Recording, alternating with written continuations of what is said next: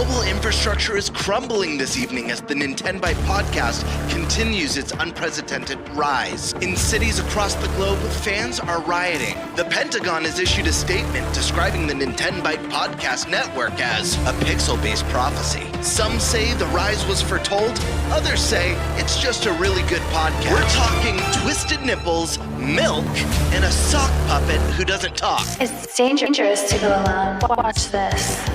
Welcome to the NintenByte Podcast, bitch. That's right, ladies and gentlemen, you're watching the greatest Nintendo podcast ever! Yeah! Is that a Joy-Con in your pants, or are you just happy to see us?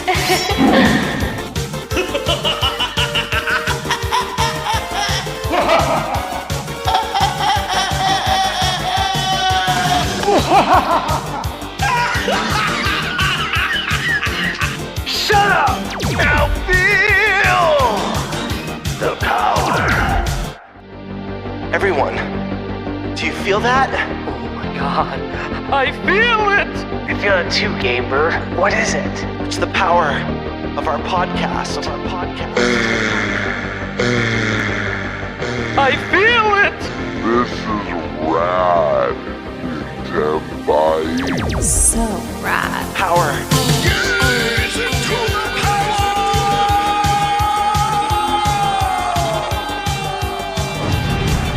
Now bask in their glory. I'm Nintendo Brian. Oh, baby.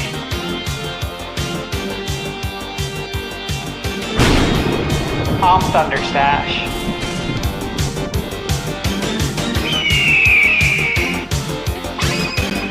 I'm Gamebird Classic.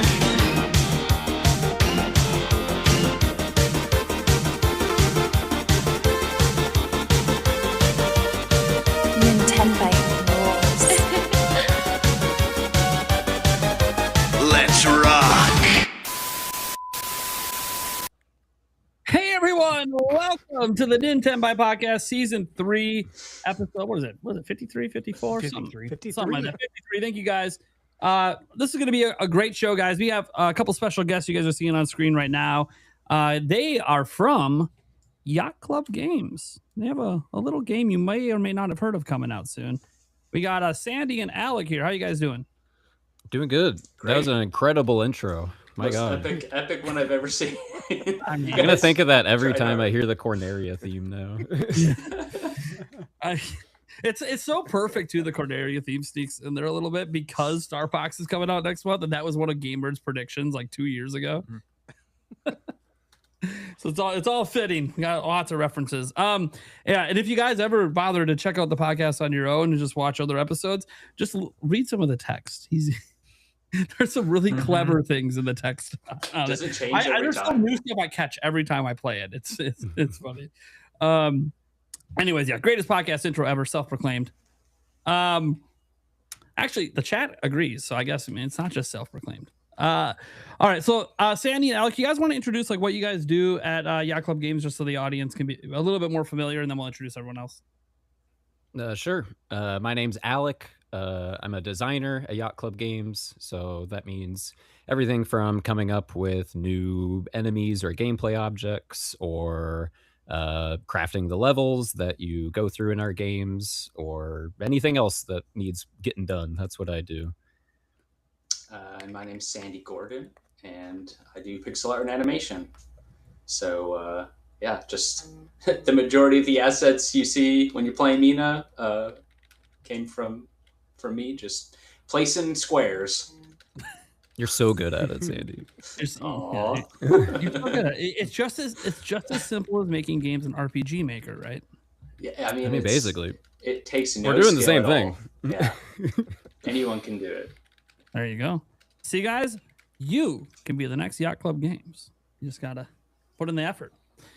Okay, guys. We'll get back to that in a moment. Let's go over to Eric. You're not a sock. I was misled. God damn that freaking gurgle at the dude. Okay, Eric, It's what's always up? good. You know, it's good to be back. I am extremely tired. It was a long weekend. I had to work over the weekend, and I think between last week Monday and Monday this week, I put in 87 hours. So yeah, with a 19-hour day on Thursday and a 19-hour day on Monday, yeah, it was great fun. So Iron good to be Man. back. Iron Man. There you go. Yeah, Real life Iron Man. Then we got the Game Bird. What's up? How we doing, people? Guys, feel like I haven't been here in months. I missed 1 week, and it feels like a lifetime. But excuse me, you'll probably hear me coughing throughout the night. Feels good to be back. So excited to talk Mina, the Hollower, game I've been very excited about for a very long time. Excited to talk some Nintendo. Guys, it's Wednesday. Best day of the week. So let's go. All right. And we got Thunderstash.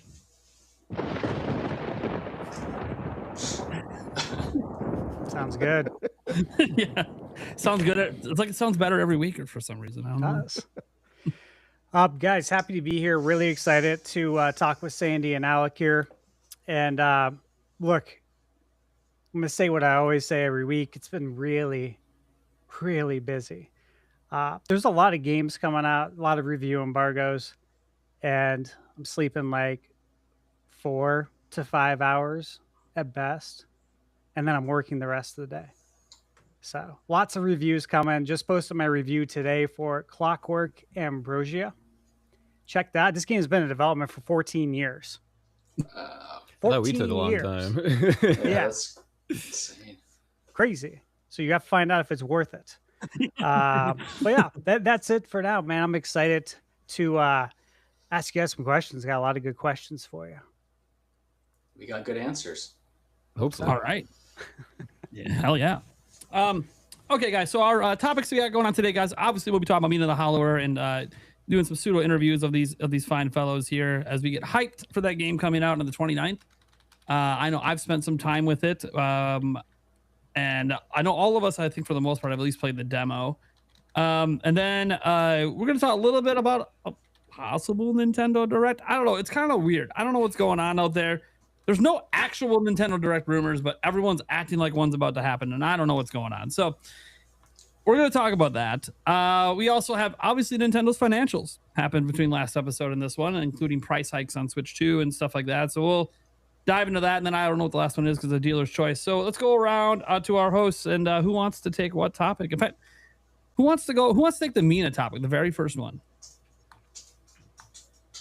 Well, I'm taking financials because I am the financials guy. So that's it's for you guys. All right. I'll take the Mina one then. It's fine. No one else seems to be jumping at it. Who wants the Nintendo Direct one? Between you and Go ahead, Gamber. You're muted. Yeah, he's muted, but I know. I was testing you guys. I just want to make fair sure enough. you're paying attention. Okay, yeah. I was gone for a week. Throw a freaking bone here, guys.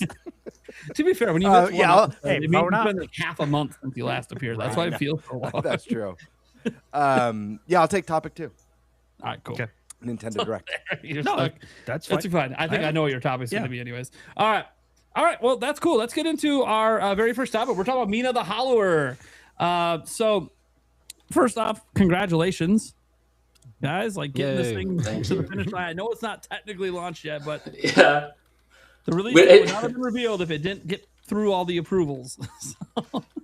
Fair. It's the fastest we've ever passed the submission process. Yeah, you guys as well. went through that quick. From when it was announced, it was like what, 3 days, 4 days later. I'm like, damn. Yep. Yeah, we were surprised too. Nintendo. The game is just Nintendo's that never the bug best. free, you know. It's that bug free.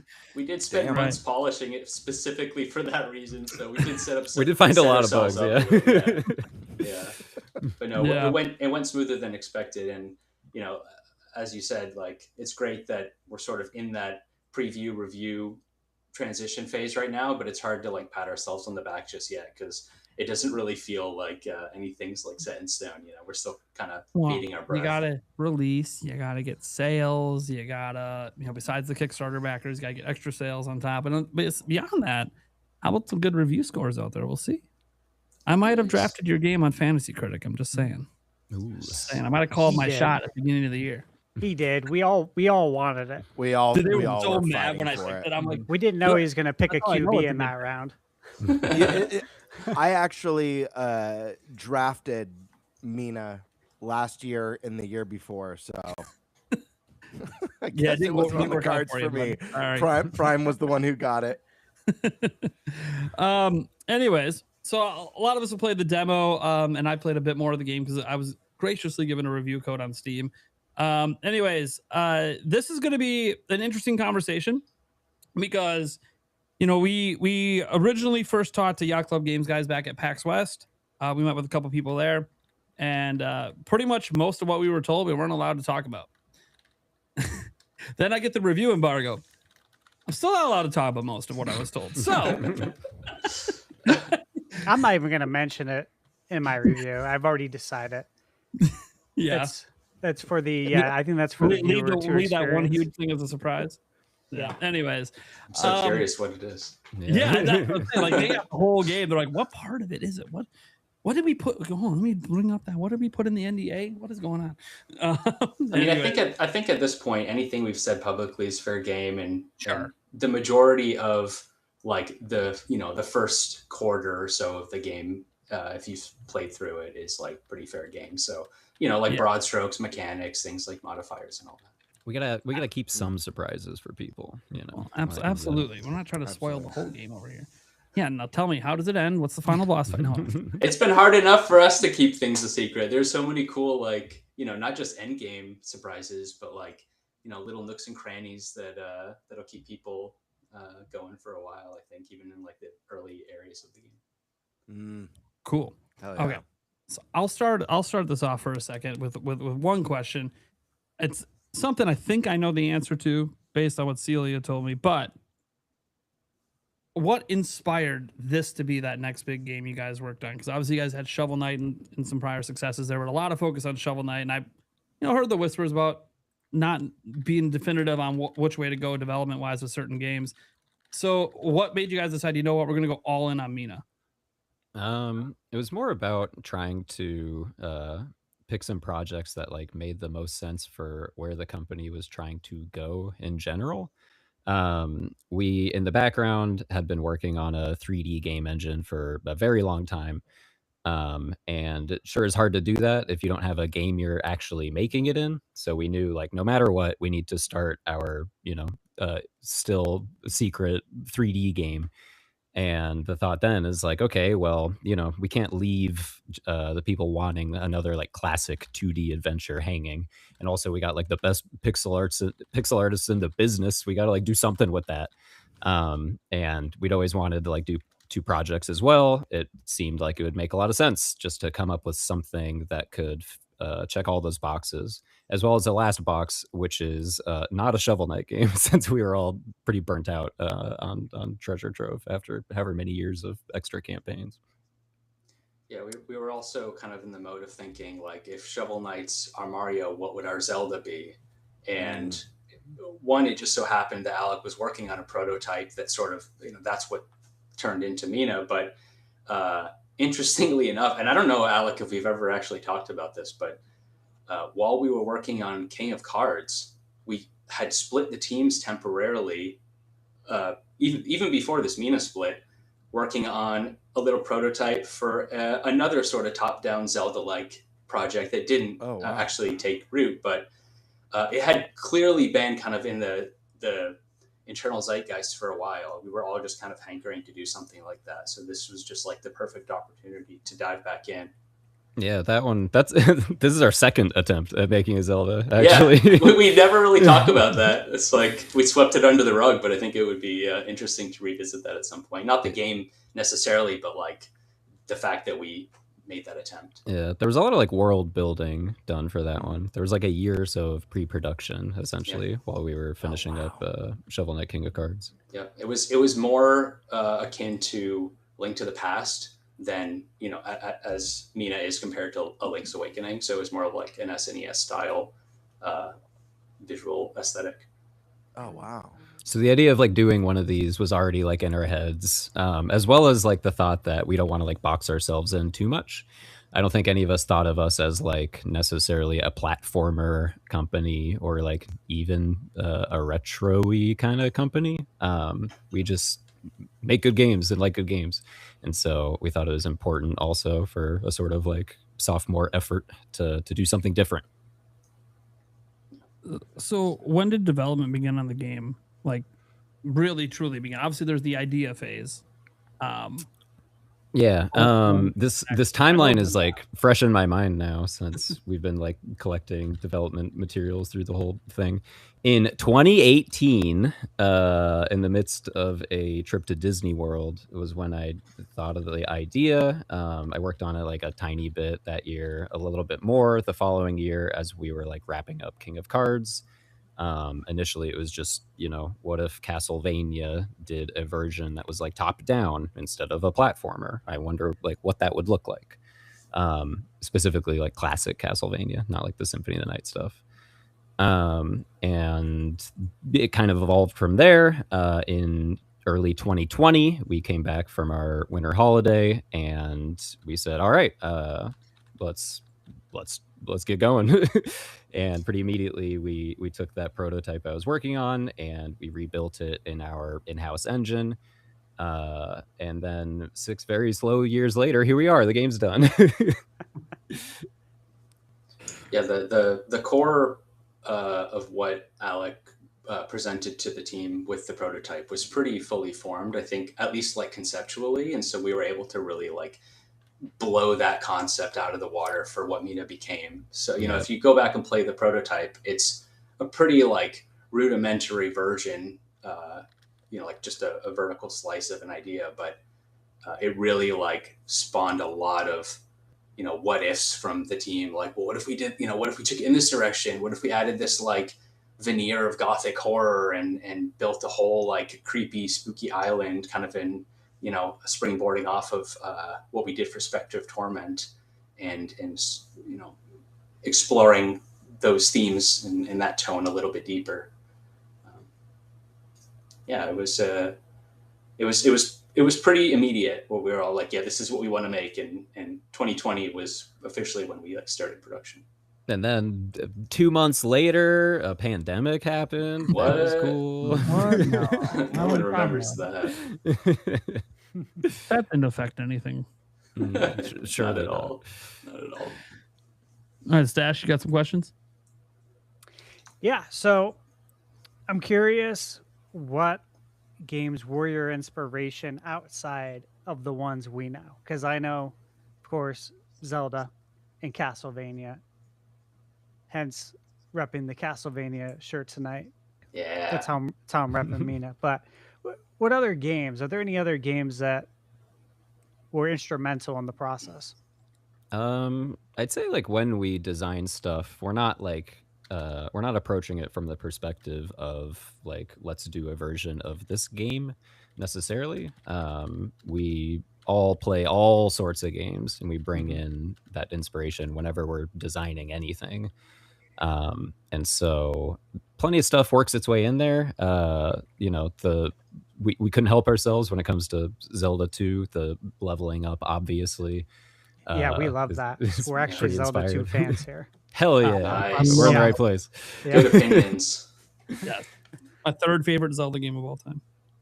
There's a lot of like Bloodborne on the brain, especially when it comes to the setting of the game and the themes and the vibes. And yeah, I don't know. At the start of the project, we played a lot of games that we thought might be appropriate to like draw inspiration from. We went down like a list of like obscure Game Boy Color games. We went down a list of like every single like top-down action-y game there is. There's not very many of those other than Zelda. And we tried to see, if there's any easy ideas we could steal, but I gotta be honest, there wasn't much. Much of this game was figured out through trial and error and fire and flames. Nice.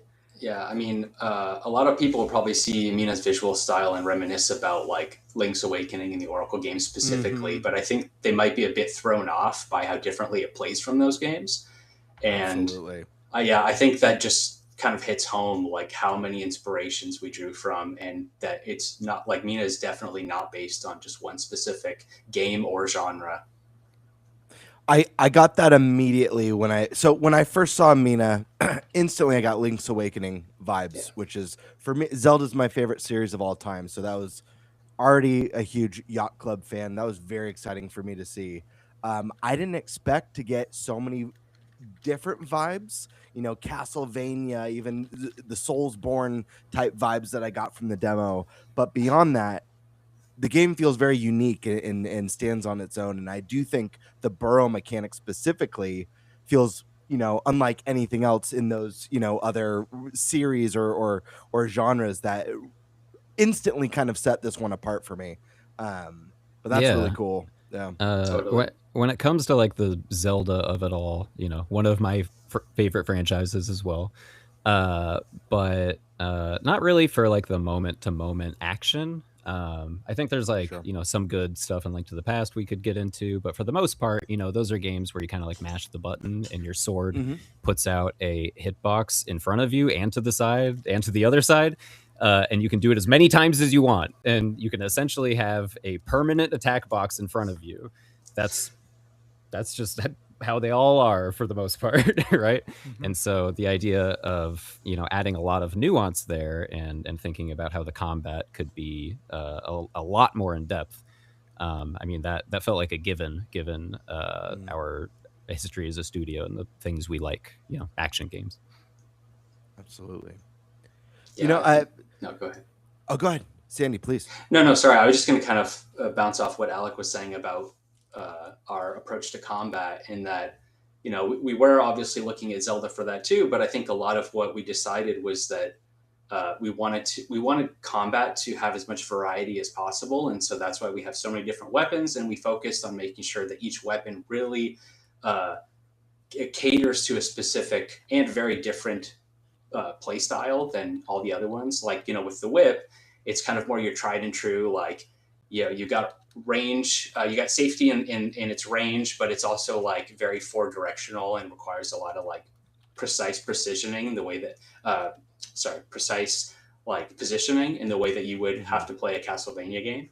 But then you also, if you pick up the hammer weapon, which I'm sure a lot of you have probably seen, it's got like a massive hitbox, and it's a lot slower. So it feels more like kind of a Bloodborne or a Monster Hunter, where your weapon really dictates like the experience you're going to come to expect. They feel pretty drastically different. I surprise myself all the time when I switch weapons, and I'm like, whoa, yeah, this enemy is suddenly really easy now, That's awesome. And since you mentioned burrowing as well, I'd say like that comparison to Zelda was also part of like what inspired that mechanic.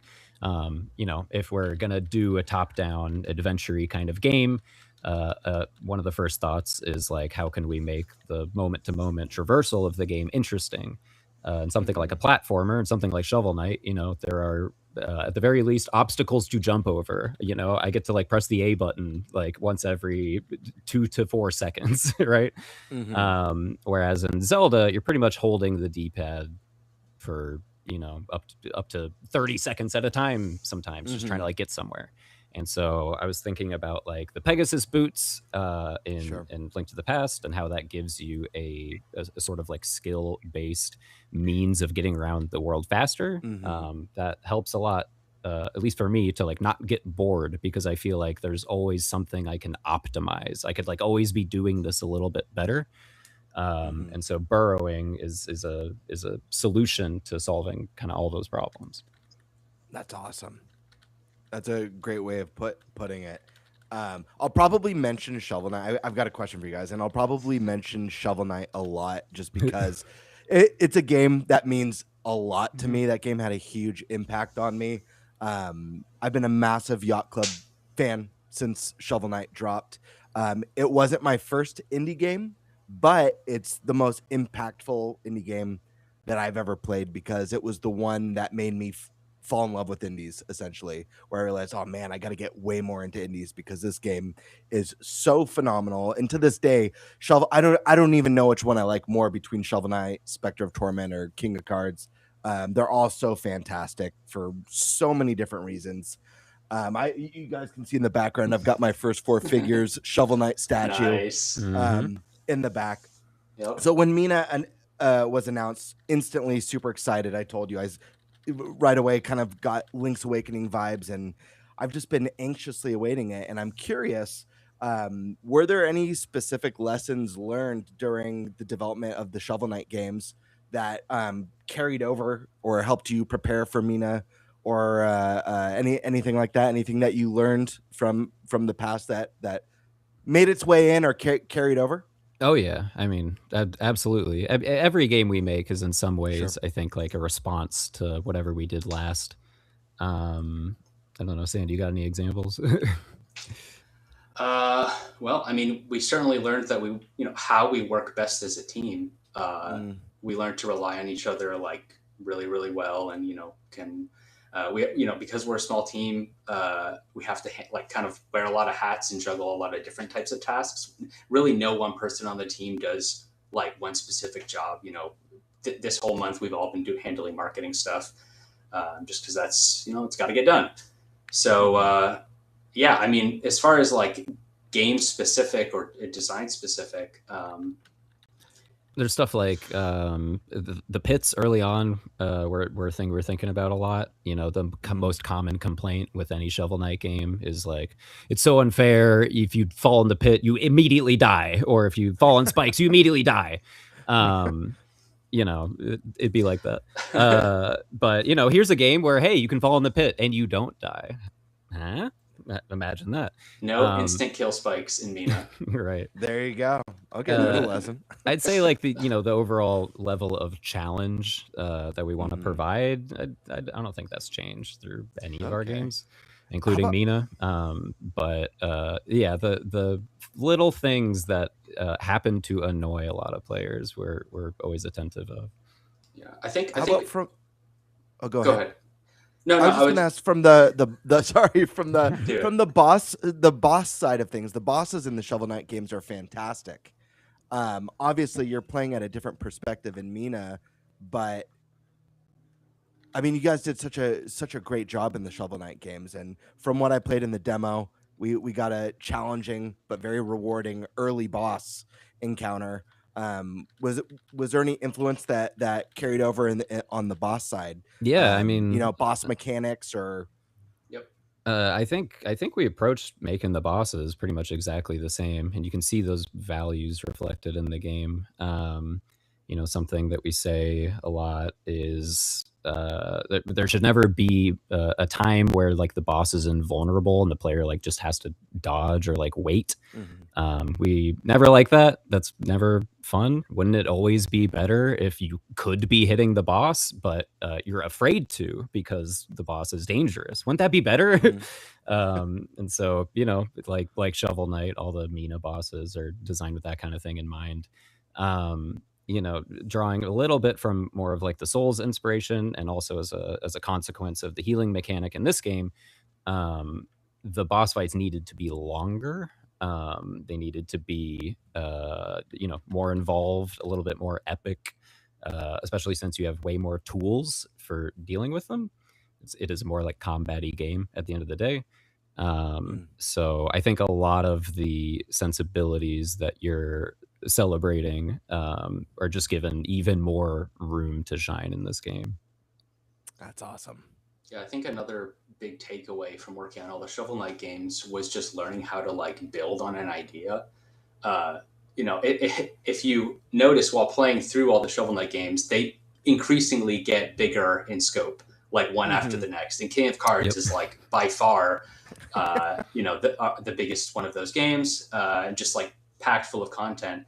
And, oddly enough, for better or worse, Mina, we've said this publicly before, but Mina has more screens of gameplay than all the Shovel Knight games combined. I think Mina is like 1,250 screens, and all the Shovel Knight games are like 1,200 or something. So we had to take everything we learned and like put all of it into Mina.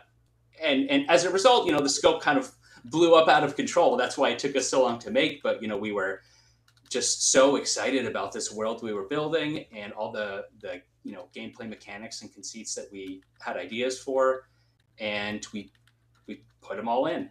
We're falling victim to like the sunk cost fallacy. Plague Knight was like, oh, that's so cool, but like not a lot of people played it. Spectre of Torment's like, okay, maybe if it had like all new levels, like people might check it out this time.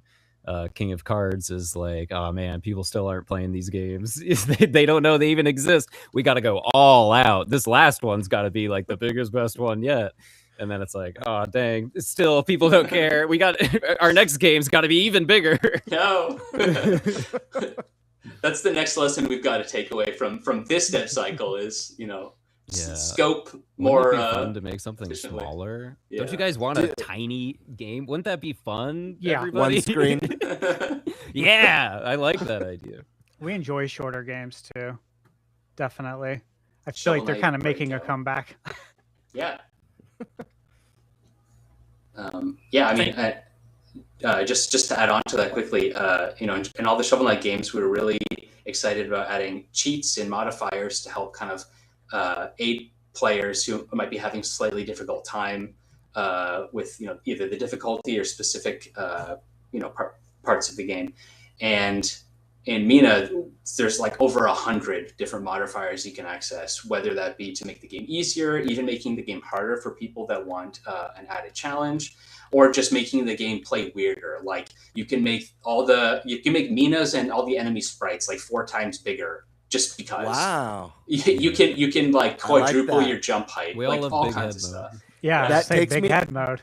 That takes me back to the Game Shark days. I love that. I miss that sort of thing in gaming. I feel like, and we've talked about it on the podcast before. I feel like so many games now, they just give you everything right out of the gate, all the characters, all the levels, and I kind of miss secrets and all the weird quirky stuff, unlockables and cheat codes and all that give fun them all stuff. now, So if you buy it, it's an add-on. We miss the days where you're playing like Revenge or No Mercy. Nice. You're going through the modes, to unlock all the wrestlers, and of course NBA Jam with the big head mode. I was playing in the play test for NBA The Run, and lifelong Jam player, and I was like, man, it would be really nice if they had like big head mode in this, something to give it some more personality. So I gave that feedback. I don't know if it will happen, but love stuff like that. I love Game Shark too, especially from the perspective of like starting to turn the gears and figure out like, oh, this is like how games work under the hood. You can like change these values and like, oh, that must mean it's like put together in this way. As like an 8-year-old, those were kind of the first times I started like looking behind the curtain, I suppose. Hell yeah. That's awesome though. I'm looking forward to playing around with some of those quirky modifiers for the game. I think that'll be a fun time. Yeah, there's a ton of them. I mean, like Shovel Knight had a bunch, but they're all like cheat codes. They're secret. Sure. You had to Google them. And so, speaking of lessons learned, right now they're all in one big menu. We highlight it a lot more, and we also build fun around it. There's like there's an achievement in the game called like beat the game with 3 modifiers enabled from the hard category, but it can be any 3, so you get to like look through all those and be like, okay, what should my run be like? Am I going to do it with like less checkpoints? Maybe if I do that, I could get like the checkpoint achievement at the same time, or no, it's going to be too hard. That's too hard. Maybe I'm going to turn on this or that. I think it's really dang awesome. Yeah, there are actually a suite of them that unlock only after you beat the game for a first time also. So it's like you have access to a bunch of them, the difficulty modifiers and stuff, and then once you beat the game, it's suddenly like boom, a bunch more unlock, and you can like really break the whole experience. Or so you guys are speaking my language. Secrets and unlockables. It's all I asked for. I miss those it. are some of my favorite things. Too many of them. Awesome. Man. What was your guys's, like, was there a moment during development that things just like clicked and made you go, yeah, this is it? We got something special here.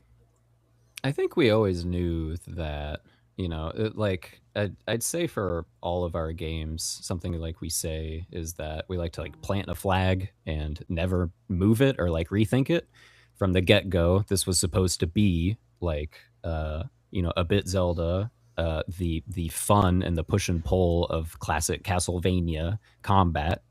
I need to whip this guy down, and I don't know how many hits it is, and so should I mash it like 3 times or 2?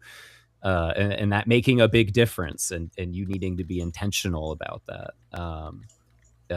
That element, and we kind of considered like maybe this like kind of turns into like a Souls game if you have like that deliberate combat, but like a large and fanciful and interesting world full of secrets like Zelda. Isn't that like kind of like a Souls game?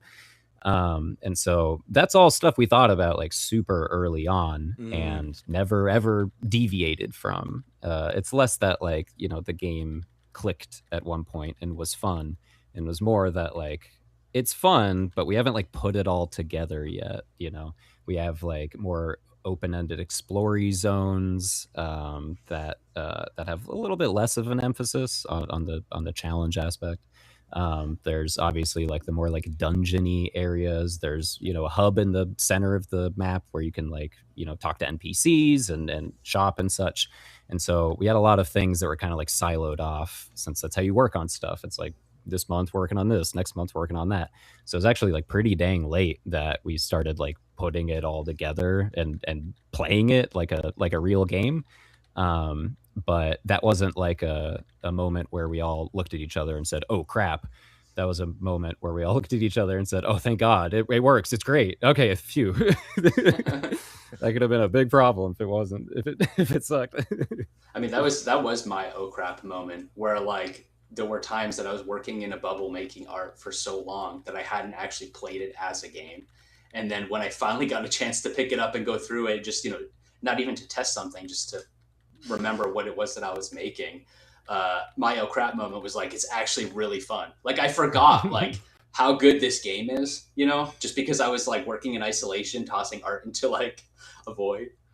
But yeah, like there were multiple times where I just got really rejuvenated and excited again for Mina, because I was like, yeah, this game is so like unique and cool, and like this hodgepodge of all of our favorite gameplay like mechanics and themes, and like just like the world building in a package that like personally I think is what I wanted for decades. Like since I was a kid, like this would be my perfect game.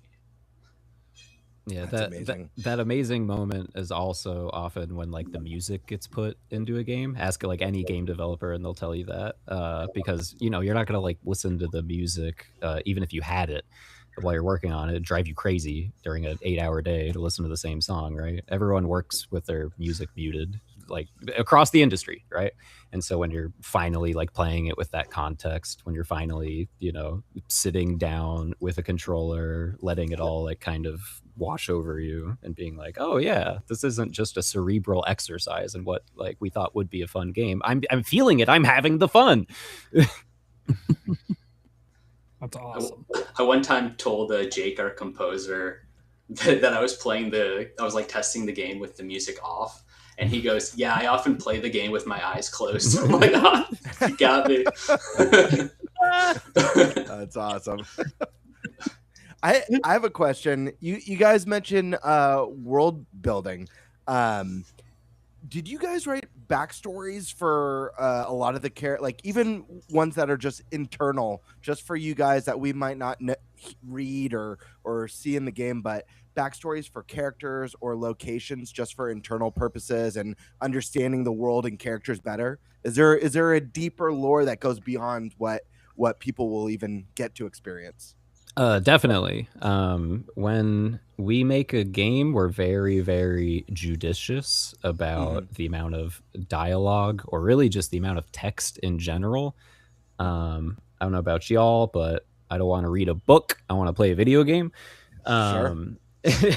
And so you need to think about those things so you know what you're making, so that there's like logic behind it. But when it comes time to actually like putting a lot of that in the game, we're very, we do so very sparingly. So I'd say there's certainly a lot of, at this point, I suppose, just headcanon about all sorts of things about that game. Yeah, I think we tried to add as many like context clues as we could too, rather than putting everything in like expository dialogue, trying to explain who everyone is. Like if you if you see a character in like the crypt, digging up some graves, you kind of get a sense for, them being maybe part of the like the lower class, like, disparity you can find within Osix, the hub city. Like we try and like be very deliberate about like where everybody's placed, and like because we have limited room for dialogue, we like try and make sure that it does like accentuate the story that we're trying to tell. Is it tough to translate some of that into squares, essentially? as the lead pixel artist, like, is it hard to, pack some of that lore into pixels? I don't know. He makes it look easy. It is probably the most fun part of my job. Like, it's challenging, That's but so cool.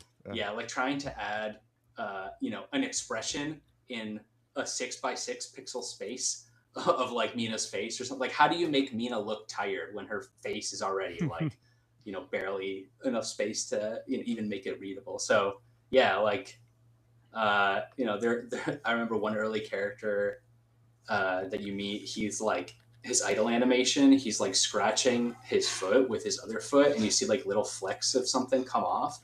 And like, to me, that's like, fleas or something, but somebody else might be like, is that skin? Like, I don't know. But like, it doesn't matter. It's gross. Right. That's the idea. It's like, he's gross.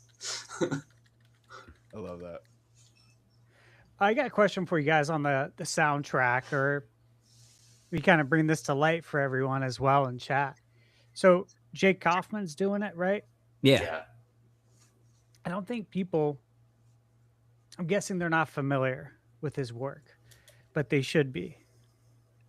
Obviously, he's done a lot of great games, Shovel Knight, but also DuckTales Remastered. I mean, DuckTales is one of my favorite NES games, but he did the remastered soundtrack, which is amazing. So that includes the Moon theme, right? A song that carries a heavy burden, certainly. Seriously. And then you guys have another composer, like a guest composer, right? From Yuzo Koshiro. Yuzo. Yeah. Yep. Right. So Streets of Rage. Yeah.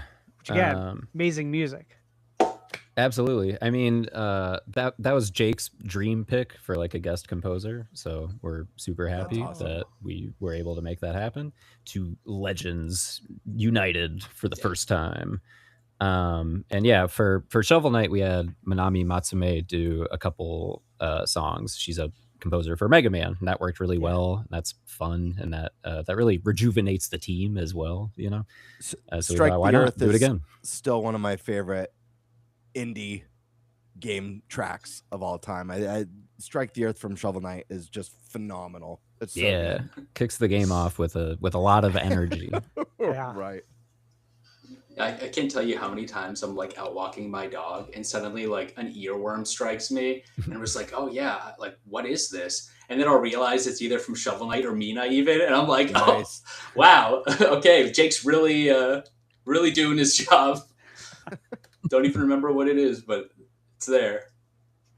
Yeah, how many tracks are it's like 82 tracks or something? There's so many. I mean, he made variable tracks too, depending on like which layer of depth you are in the game. Like when you're up top in kind of like a lush area, the sound will be kind of like brighter and have more layers, and then you go underground, suddenly it's like the low end is more present and the high end is like gone. We're a sucker for that, going underwater and Banjo-Kazooie, like dynamic soundtrack stuff. It's so cool. On Shovel Knight, we got to do that a few times, namely like in the hub areas in the villages, where you'd go into like one room and have a slightly different vibe versus another. With Mina, basically we're doing that with every track in the game, since basically anywhere, you can go down into your underlab, at which point like some of the sound channels that aren't Game Boy get dropped out, and it's like a raw, authentic like Game Boy sound. And beyond that too, there's like areas that need to transition into one another. There's areas with like multiple sub layers, and so yeah, one song for Jake quickly became at least 2 and as many as like 5. Wow, that's awesome. Like one of the things I really look forward to when I'm reviewing games is I've been playing a lot of Metroidvanias lately. There's just been a lot coming out, but it's when the game starts off and you can just tell the soundtrack is going to be really good, and then you start looking forward to finding new biomes, new regions, just so you can hear what the music's going to sound like. Yes. And I feel like from what I've played so far, that's been my experience with Mina. But I mean, hearing that there's 82 tracks, I'm just like, that's rad. Good Lord. It's Yep. a lot. It's awesome. That's what 6 years gets you. Yeah, right. I mean, we've got like 8 major biomes, and each one of them is like split into 2 or 3 zones that each have like variations on a theme, and 26 bosses, each with their own track. So yeah, it's just more or less, yeah. Well, it's an insane amount of music. Dang, that is so awesome. That's exciting, and I know Game Bird's excited as well. We love the video game music. That's really primarily what I listen to, since I really stopped listening to new music after I think the 90s, outside of video game music. Then yeah, I'm sure you've heard lots of Jake's stuff on OC Remix. Love OC Remix. Been going there, I think since it started. I really do, that long. And you can hear a lot of OC Remix in the background of like all of my reviews. It's good stuff. We had a super chat come in from Hmon for $5. He says, question for the Mina devs and the podcast crew. What's your favorite game of all time? For him, it's Half-Life 2 or Twilight Princess. Ooh. What different games? Wow. Both? Yeah. Phenomenal games, but like totally not the same. Half-Life 2 is a really good answer. I mean, does that count like the larger Source engine like world? Does this count like CS Source and like Garry's Mod and TF2 and stuff? If so, this is probably like the entity in which I've spent more hours than any other game. But for me, I gotta say Mario 64. Sorry if that's a boring answer. I think it's got Love it. I think it's got incredible level design, despite seeming like they only had like a month to do it. I think that the character mobility is like incredible for a first stab at a 3D platformer. I think it's still their best shot. And yeah, established I think just so much about like what I love about games, and that's why I got a tattoo somewhere right there. That one. That's a Womp's Fortress, the painting. The jump in. Nice. Awesome. It's a little sideways there. Respect. I gotta give it to Mario. I love Mario 64, man. We always talk about it, but if you were of the age that was playing video games then, I'm an 80s kid, so when N64 came out, to experience that transition to 3D, man, it's like it's just something that sticks with you, I think, for your whole life. It was meaningful. I didn't witness it. I was born in 1994. Oh yeah, okay. But I kind of felt that, But I mean, having a like Game Boy and an N64, right? That's dipping my toes into the world of 2D and 3D simultaneously when I was doing my early gaming. Nice. Being able to mush Mario's face around in 3D left a lasting impression on me. So I'm right there with you. Inspire any of your squares? Yes, always. Yeah, I mean, for me, just to answer that question, I would say most formative game would be Suikoden 2. That like brought me through my entire childhood. Most inspirational, probably Dark Souls 1.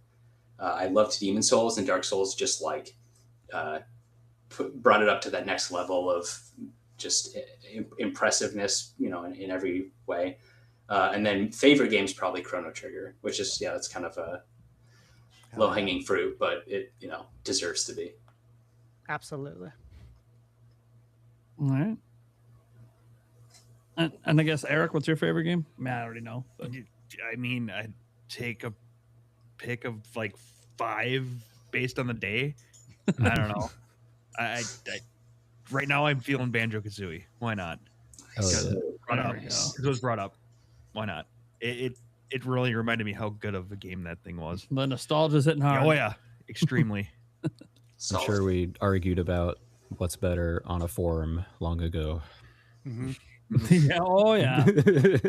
IGN boards back in the day. I really liked the Nintendo Insider forums. Does anyone remember that? They used to run their own forums, and then they stopped for some reason. And they had Camp Hyrule. Yeah. Where I always hung out was the planetgamecube.com. Oh yeah, I know. With Billy Berghammer over there. He works at Nintendo now, right? I think so. Yeah. Works for the Big N, but yeah, that was my spot for a very long time. That and the IGN boards. Okay, back in its infancy. Snowboard Kids is there. I do love Snowboard Kids. Ooh, one or two. Yeah, you do bring it up a lot. I do. I want it back. We got to get on them to bring it to NSO. You know, right? No excuse. We got some Yacht Club Games devs here after Mina. Let's get a Snowboard Kids style game. Yeah. Hey, sports would be fun. It might feel refreshing after all the years on this, you know. Change up to something totally different. What happened to sports games? I feel like there were so many in the like late 90s, early 2000s, like just like variations on snowboarding, skateboarding, like all kinds of extreme sports. They all got collapsed into like monolithic like mega games, just like everything else. Like Mario Kart. Is that what you mean? Is that what you're saying? No, I just mean like budgets get bigger and the quantity of games goes down. It's a side effect we're witnessing in all mediums right now. Yeah, we got steep. We lost SSX Tricky and we got steep. Cool. Was that Borders, any good? Anyone play 1080. Jet Moto. Yeah, Jet Moto. I mean, obviously, I absolutely love Wave Race. Mm-hmm. That's forever special. Yeah, a lot of the arcade ones kind of just, there's still some that release and they're just not good. Yeah. I think you got more mileage back then too, out of like introducing more verisimilitude or realism, as console generation leaps were like greater than they are now. Sure. I feel like Nintendo is one of the like few like first parties that tackles sports games still on occasion. Sometimes. Yeah. Well, the last one didn't do well for them, but it tried. The last couple, actually, I don't think it did well for them, but that's all right. They're still trying. That's what matters. Nintendo, don't stop trying just because people didn't buy your last Mario Tennis game. It's okay. Yeah, this is what you all get for sleeping on Dragon Drive. That's what we get for not getting I didn't sleep on it. I liked it. I reviewed it. I liked it. I was so excited for it, and I bought it, and I just have not played it yet because I've been too busy since then. Dude, stretch before. I'm not kidding. Really? That not just your arms, like the arms, stretch everything, man. Stretch like everything, man. Like you're gonna go play some hoops. Actually, that's what I did. As a Ring Fit fan, I like the sound of this. Yeah. I was gonna bring that up. Alec played a lot of Ring Fit. I was obsessed with that game. You can beat it, right? Like you roll credits, but there's like New Game Plus and like New Game Plus 2. Eventually, they kick you out. They're like, you're done. Like you have to. They give you like a little speech at the end. It's like you've come so far, Alec. We don't think you need this anymore. Like go into the real world now and start working out. Go for touch real. grass. Yeah, you're like I can't. It's still COVID. You can never get too jacked. I don't know what they're talking about. Yeah, Ring Fit was sweet. I hope we get a second one. They had some more RPG elements to it. I know. There's like a moral imperative to do that as well. Like the health of the world, to some small extent, hangs in the balance of a Ring Fit sequel being announced. They've always done it.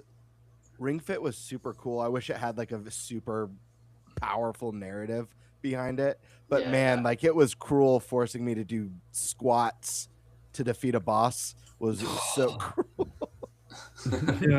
Dude, I swear there was a boss fight in that game that I did like 300 squats to beat. I'm like, this is insane. Can we any other exercise, please? Holy crap. The squats work your whole body. They're great. Just no joke. Yeah. Intense. So is that your favorite game, Gamebird? A little Ring Fit? Nah, my favorite is it my top favorite or two? Picking two. I think he said hard. favorite game of all time. Yep, says favorite game of all time. Favorite game of all time is Wind Waker. I know it's not a perfect game, but it's a special one to me, and the art style to me is just perfection and timeless. Same. That came out when I was like a 10-year-old, so that like super hit at the right time for me. Mm-hmm. And the music too. Absolutely. Looking back, yeah, I can certainly find a lot of flaws in that game, but nothing will replace the memories. Those I have forever. Yeah. Mm-hmm. Someone at school told me, you know how you get like a blue outfit when you like beat the game? Well, you can actually get like an orange outfit if you beat the game 10 times. And so I did that, and that kid was a liar. There's not, that doesn't happen at all. I've literally talked about on the show just the good memories, before everyone's super connected and there's no more secrets because everyone's talking about all the game spoilers online. Hearing stuff on the schoolyard and like doubting it, but then going home, and I remember being told that if I left Smash Melee on for like 12 hours, that Mewtwo would show up, and I was like, "Bullshit, dude." I mean, it was legit real. Yeah, Smash got a lot of people because was it EGM back in the day who said that the Sonic and the Tails deal, dude, that was brutal. A lot of people try to do it. So I miss those days, man. I remember also on the playground, somebody was like, "There's a new Smash. Samus shoots missiles now," and I was like, "No way!" But that was true. That was Melee. Did you run to the forums to say no way? No, I mean that was still like dial-up time for me, so I would have to I would have to ask for permission to do that at that point. It took 2 minutes just to get on, or 10 minutes just to get online, and then another 5 to load the page. E3 was the worst. I remember having the Nintendogs trailer download overnight over like 14 hours. I'm like, this is gonna be so worth it. I can't wait to see what this game is. I remember that. I remember that fondly, man. Making those downloads right before you go to bed and hoping that it'll be close to ready. Always with E3 though. Someone calls my grandma at 8 a.m., messes up the whole thing, phone line.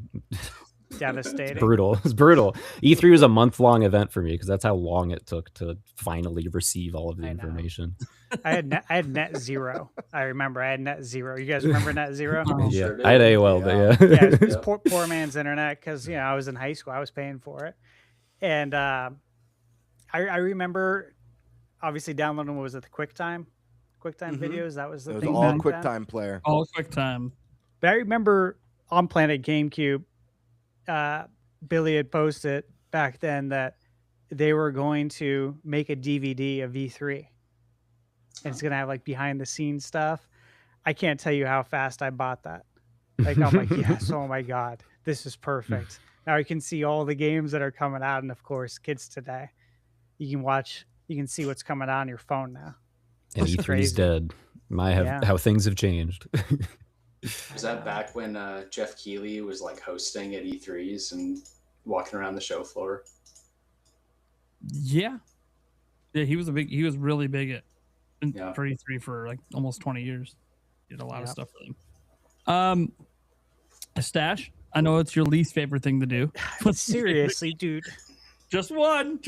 This is such a loaded question because, like, look, I just turned 41. I've been gaming since I was 3. I have not stopped like hardcore gaming. So to try and like encapsulate 38 years into one game is like, what? Come on, man. That I don't even know what I'd say. I mean, there's obviously some candidates. So Ocarina of Time. There's A Link to the Past. Super Mario Brothers 3, Mario World. Mario 64 is in there. I would say it's a modern game. I can at least give you that. I would say it's probably one of those games I mentioned. Chrono Trigger's in there. Final Fantasy VII. Absolute masterpiece for me. On some days, maybe Earthbound. It's tough. It's tough. This is why I don't do it. I don't do these lists. There's a lot of Mother 3 and Mina. That's one of my favorite games. Really? Oh yeah. Everything from like the little like hot spring in your underlab that heals you to some more subtle things. Wasn't she almost a monkey? No, never. Well, that was on the chopping block, but you get a little sprite for that early on. We're still hoping that would have been a cool unlockable. Unlock the monkey sprite. Yeah. That's never gonna come to America. Get out of here. We want to see it come to NSO. It is the 20-year anniversary. You sound like me coping 10 years ago. hey, I'm good. I got the fan translation on cart. I mean, the fan translation is pretty much like a best case scenario. Honestly, it's impeccably done. And anyone who wants to play it, they can play it. Yeah, and they worked hard on that. So yeah, very hard. It's amazing. Absolutely. My favorite game of all time, I don't know, Tears of the Kingdom. I mean, nice. Whoa, controversial. Yeah, it's funny when people say it's controversial because before Breath of the Wild came out, my favorite game of all time was Secret of Mana, which people don't find to be controversial. But then my second favorite game of all time was Zelda 2. People really don't like me. So, but yeah, no, Tears of the Kingdom is my favorite game. It's so tough because there's so many classics growing up and so many games that I even played just during the Switch era alone that are just masterpieces. But for me, Zelda's always had like that really special place for me. Because growing up, almost every difficult time in my life, a new Zelda game came out. So it's like you get excited for a new game, but you're always like, what shit's gonna happen now? It's not the game's fault, but there's some bullshit going down. I don't know what. So it helped me get through a lot of those moments. So Zelda's just really special to me, and I love Tears of the Kingdom. And it's obviously one of the reasons that I'm really excited for Mina and what I've experienced with this so far is just so much Zelda influence. Definitely I was going to mention Earthbound if you didn't bring it up, because I'm like, I think there's some Earthbound in this game. I'm getting some vibes. A few moments that happen, I'm like, ooh, I remember Earthbound. What is happening? There's a trinket in the game that adapts that game's like rolling health bar to Mina, where you can take damage, but like it takes a long time for your health bar to like actually deplete, and so you can like still be alive in like zombie mode, and as long as you still have a little bit of time before it kills you, you can get a few more hits in, heal up, and be like, no problem. That's awesome. That's awesome. I'd be remiss if I didn't mention one other game. That's Symphony of the Night. Ooh, good pick. Absolute gold, still is. Yep. Yeah. Anyone got more questions? Yeah. You guys want to get through? I mean, I'm out of this. I got the hard hitting questions that I've been saving up. Well, let's get some hard hitting. It's been like an hour. Let's get them out. Bird. Hit us hard. Well, I've got a few Mina questions, but I do have one last Shovel Knight. I said I was going to mention Shovel Knight a few times, so this one's Shovel Knight related. Can we expect any sort of Shovel Knight Easter eggs in Mina the Hollower, or can you confirm is this a shared universe? Do these universes coexist, or is it completely separate worlds, separate things? They're separate. It's not a shared universe, and there's not like an Easter egg or anything for Shovel Knight. There's a character that has a shovel. I expect everyone on the internet will be like, "Oh my god!" but that's literally a coincidence. Shared universe confirmed. Shovel. Yeah, this is where he went in retirement. Yeah, I mean, from the get-go, we thought, we want this to be its own thing. We want it to stand on its own. We don't want to like rely too much on our laurels. I mean, both characters dig, but I think that has more to do with like just yacht club brain rot, like not being able to get away from dirt. I swear that's a coincidence. Yeah. Okay, we all know when you guys are done with the workday, you're out back playing in the sandbox together. Come on. I mean, it's the best. That's where all the game ideas are born, right? None of us even like own a shovel. Most of us are renting apartments in Los Angeles. Like, why would Yeah, good point. That's awesome. Stash, I got a couple more questions, but they're more easy, fun questions. Do you want me to knock them out real quick? Yeah. Or do you want to jump in? Cool. No, knock them out. Two last questions for you guys. One, Mina, like from my experience with the demo, was a challenging game. Do you guys have any pro tips for people who are going to be jumping in for the first time? Maybe they never played Shovel Knight. Mina's their first yacht club game. Any tips? Yeah. Prepared for the world of Mina. I'd say don't mash the button. If you mash the attack button, you will die. The enemy will kill you. So don't do that. Think about when you should press the attack button and make sure you have like proper spacing and you're always able to get away if you need to. If you play the game in a very like reactive way, if you expect to be able to just, press the jump button the second you're in danger, that's not going to work. You have to be a little bit more proactive. You have to dance with the enemies. And the other thing I'd say is maybe don't bring in expectations based on your experience playing Zelda or something. A lot of a story we've heard now many times from people playing the game is like, I got to the swampy area and I just turned back because I assumed I couldn't like burrow to swim through the water. I think a lot of stuff in this game is subverting your Zelda expectations. So, treat it like a new thing because that's what it is. Yeah, I think a lot of players or like just gamers in general have been conditioned over the years to like see a game and intuit how it's supposed to play. And I think, like in Mina, a lot of people are like, well, why can't I just dodge instantly? Why do I have to like jump into my burrow? And it's like, because that's the game. Like, that's what makes Mina different. And I think that's what makes it special. And so we're taking a swing at like shifting players' expectations. And so that's like the advice I would give is temper your expectations going in, just because it might remind you like visually of Zelda, or you see Mina with a whip and you're like, it must play like Castlevania. It's like, there are so many different ways to play, and none of them are wrong. And if like something feels too hard, it's probably because at that moment it is. Go somewhere else, level up, explore, find new like trinkets and upgrades, and go back. And I think you'll have an amazing time. Yeah, I've already played every Zelda game. Like, why would we make one that's exactly like that? No, it's got to be completely different in every way.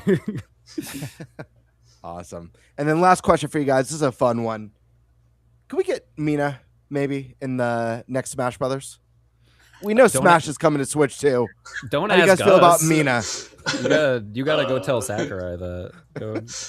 Yeah, I'm pretty sure if Sakurai ever was in their inbox, it's an immediate yes. I don't think that hasn't happened yet. Okay, to expand on it, your ideal final Smash attack for Mina in a Smash Brothers game. Given she's got a wild arsenal. Blast Strike Maul, final upgrade, Smash. Okay, I mean, here's some things let's brainstorm this together. Here's some things I don't want it to be. This is like Alex's perfect question. I don't want it to be 1,000 characters all jump in for 1 second. I think they've done that a few too many times recently. I don't want it to be it does a gigantic explosion or it a command grabs an enemy right in front of you. A lot of them have been like kind of condensed into that, but I think it's more fun when you can consider a final smash like a part of your kit, like anything else. I thought it was neat that like Jigglypuff only like pushes enemies during it, and that it has like more or less utility based on the stage that you're on and how big it is. So I'd say it has to like also do something unique. It could be like maybe like a timing thing, she like burrows down to the ground and you're like, is that it? Is the final smash over? And it's like, no. She's going to pop out like 10 seconds from now, which is about as long as it's going to take for you to forget that she's there. And then boom, big old explosion or something. How about that? Sakurai, if you're listening, we just did the work for you. It's one move down. You only got 30 more. Awesome. Thank you, guys. Oh, it's funny. I thought you were almost going to ask my question. Bird, with that last one. Like, you better not ask it. Thankfully, he didn't, but it kind of leans into it, of course. Shovel Knight. Got an amiibo, right? Yeah, I knew that's where this is going. I knew you do. I was hoping someone better bring it up because I was going to mention it at the very end if no one did. Yeah, I mean, there's a precedence for it now. I presume Mina's going to do really well on Nintendo. Just curious if that's been tossed around yet. Yeah, I mean, we've thought about it. It would certainly be cool to do that. Not in the works at the moment. You know, we're just trying to finish the game. But I mean, that would absolutely be awesome. I mean, if it were only up to us, it would be a no-brainer. But it's like, you know, there are a lot of other parties to. Amiibos are like $30 now, and they're like complicated. Like, can I like remove her like from her burrow mound really now? nice, Is she like They're plus huge size now. or something? Like, So I went to Best Buy yesterday to pick up Indie on Switch 2. And, you know, obviously it was pre-ordered, but I got to go peruse the video game section, of course. And it just keeps getting smaller and smaller. And I also wanted to check if Yoshi was maybe playable. They don't even have a demo up. They don't even have a TV up. Nothing. I'm like, oh, jeez. Yeah, but I saw the Galaxy amiibos for the first They're time, like huge. in person. I'm just like, God, these are nice. Like the $34.99 price tag. Look, nobody wants to spend that much on an amiibo. However, it is very high quality. So I think if you guys released one at that price, probably do pretty well. Yeah. Guys, in the audience, if you haven't seen these amiibo, man, there's a bunch of comparison videos of them compared to the old Smash Mario amiibo. Dude, It's night and like day. they're Yeah, charging huge more, now. but like the quality is so much better. They're like mini statues. I don't even know. Yeah, it's weird. It's more collect because they're not really doing much with the Toys to Life stuff these days. Yeah, it's more Nothing too collectible exciting now. at least. So it is more like little mini statues. Speaking of statues, I'll also take a Mina first four figures to get next to Shovel Knight. I'd be very happy with that. Oh, jeez. Of course. Maybe I wish I had room to own one of those. I think at best for now, we'll have to get a first four figures like that Shovel Knight behind Bird to make a big resin Mina for us. We can just slap the Shovel Knight amiibo tag underneath it and just call it a day. That's true. They haven't done that yet. There was like the Mega Yarn Yoshi, but there hasn't been like a $300 50-pound amiibo. Yeah, Something we gotta go to think bigger. about Nintendo. Gotta go bigger. Yeah. You know, obviously, guys, now that the game's gone gold, what's the team's mood like right now? You know, is it relief? Is it excitement? Not yet. Exhaustion? Is it all of it? Yeah, I'd say nervous, excited, tired, a little depressed. You know, it's been a long development, and it's not done yet. You know, we're all actively marketing the game. You know, I'm on the clock right now. Yep. But when it's out, hopefully we'll feel a little bit different. Usually that's the case. Yeah, I mean, needless to say, we're all incredibly excited. Like this morning, you know, we all woke up to see, you know, the previews that were dropping, and so it's a little bit like a mini Christmas. They're so positive. morning. Everyone likes the game so much. I think we did a good job. I think it's a good game. Yeah, but you know, there's also like an element of, like Alex said, we're still working. We're all excited, but we're also anxious to really, you know, get it out there and into people's hands and hope that everyone loves it as much as we do and hope they do. And also, you know, it's been 6 years of our lives just kind of working in isolation on this. It's a long time to be focused on anything, you know, this hard and intently. And so I think the relief will come like on May 29th once it's officially released. How do you guys feel like after games released? I'm curious if it's similar to like when you watch a really good TV series and then it's finally over, you get this kind of weird feeling, like this emptiness. You're like, what am I going to do next? Almost like when you finish a really good game and you kind of feel that way after. You're like, I don't know if I should start something next. I'm still processing this, but I need to because this is what I do for a living. How do you guys feel about that? It's a little like that. Only you actually did accomplish something. You like made a Yeah. game. Right. Yeah. But yeah, I don't know. It's also one of those things where it's like if I did my job correctly, then like everyone loves the game. And so that's not like a fun surprise. That's just okay, great. Like I didn't mess up. Yeah, I think too, like I'm not a parent, but I would liken it more to like raising a child maybe, where you're just like investing so much time and energy and thought, just like life force into this thing that's like starts not fully formed, and you're sort of seeing the seeds of it. Like where will it develop, right? Like it could go in this direction, but it might go in this direction depending on like who's working on the team or pushes it where, like which parent's going to say no to adding this feature. And once it's finally like 18 or whatever, leaves the house, you're like, you shed a little tear, but you're also like, thank God I have my life back, and I don't have to I can go watch TV now, right? I've got time. The having a kid comparison comes up a lot, I think, when like you ask game developers this question. But I don't think it's like a normal pregnancy. I think it's like a surrogate pregnancy, right? Yeah. Where like we are incubating this thing for other people to enjoy. We don't get to enjoy it. We know everything about it. We made the dang thing, and if we did our jobs right, then at the end of it, we get to give it away to people who are really happy to receive it, and then they pay us money.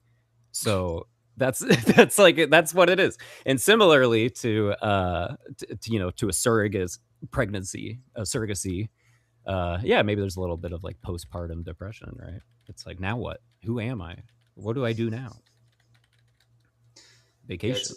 It's been a lot of fun too. Like we've got a Yacht Club Games Discord channel, and there's a Mina server there, and for months to years we've had some really dedicated fans, like bless their hearts, just speculating, like taking every little morsel of information that like we might tweet about, or like that might be in an interview from PAX, and just like extrapolating so much from it, asking things like, oh well, based on this, what would Mina's favorite tea be? Or like, does she like soup? I feel like she'd be a soup person because her underlabs, like she's in hot water, and it's just like all these questions that like on the surface might seem ridiculous, but like are so heartwarming to see, because it means people really care. And the game's not even out. It's like you care this much about something that we've created, that like your enthusiasm proves that we're on the right track, right? So, at this point, we're just like hoping that our fans and soon to be fans love it as much as we enjoyed creating it. And it's like, it's just a handoff now, it's like, here, it's for you guys. We're done. Right. In my head, the game's been done for like months. It's awesome. Is there anything Nintendo specific players can look forward to? On Switch 2, there's a few features. 120 FPS mode, obviously. I'm a big fan of that. I love me a high frame rate in a game. You guys right now are on a 360 frames per second monitor that I have. So super happy we got to do that. A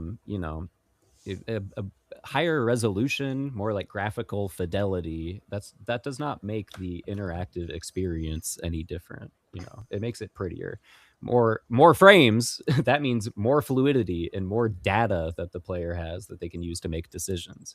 It's the one objective thing we have for increasing the playability of anything, pretty much.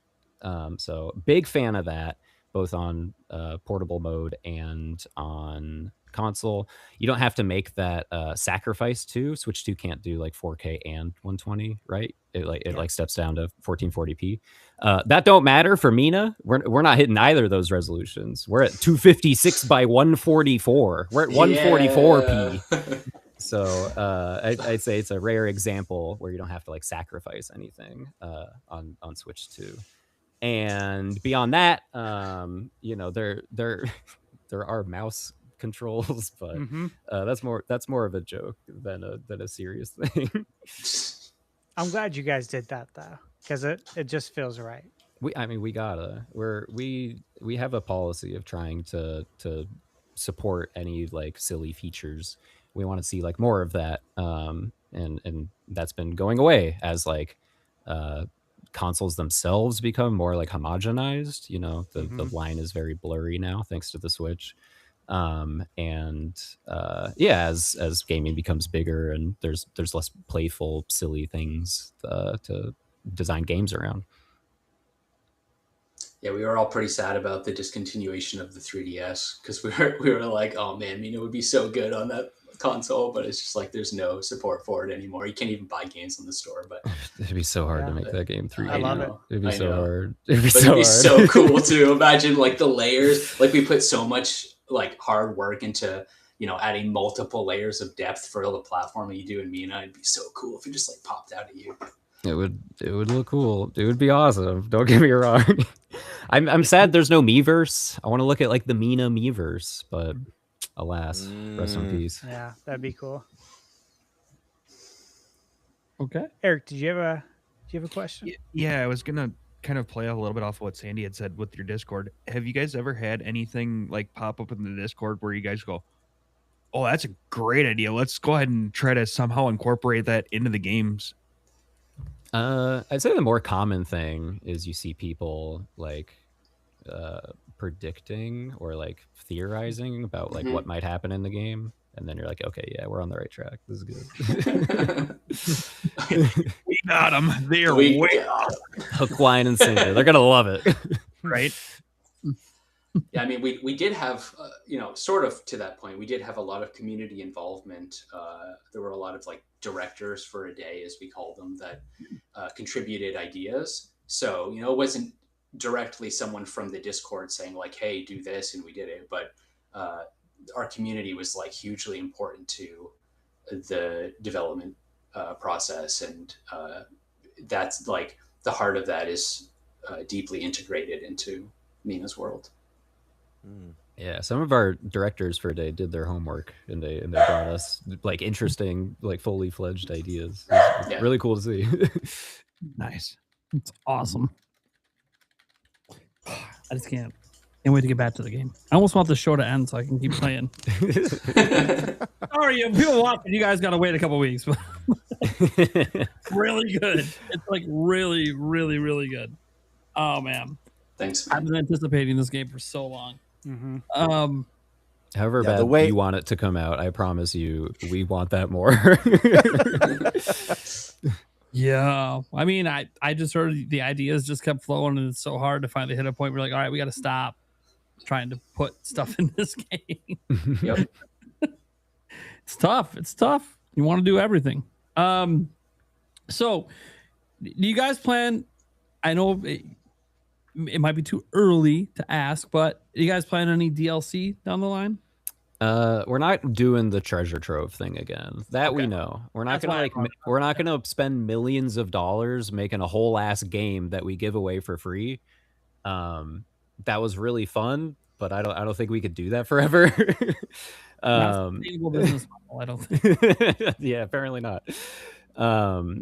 Having said that, there's plenty of ideas for things we would want to do with the world of Mina the Hollower. I think first things first, we need a break. Yeah, that's why I said, you guys probably are right now really worrying about it, but yeah, it's going to come up after the game launches. Yeah, I mean, I think that has more to do with like what makes sense for us at any given time. At the very least, I'm sure we'll have to do like a 1.1 update. Adding a thing or two, fixing a bug or two, right? So as long as you're doing that, you might like slip a couple more things in there. But as far as like a big chunky thing that we're like devoting our time to, I could only see that happening, I guess, if like the game was so big that we just had to, right? Well, that's the thing too. Like, there's not a whole lot we could even do for DLC. We put everything. Like, we put all of our ideas into this. Yeah, game. not a lot got cut. No, this is Mina base plus all the DLCs that we could have possibly done. Right. Like the new game plus features alone probably encapsulates a lot of what we would have done as a DLC. Like, there's an item shuffler in one of the new game plus levels. Like, there's a whole Symphony of the Night like map flip that just completely cool. like resets your brain as to like how you remember. It's a Twilight Princess map flip. No, okay, sure, yeah, it's more like not quite as drastic. It's not upside down, but yeah, there's so much stuff. Like every room, every screen in the game is like jam packed with something to explore, collect, fight. Like there's no wasted space.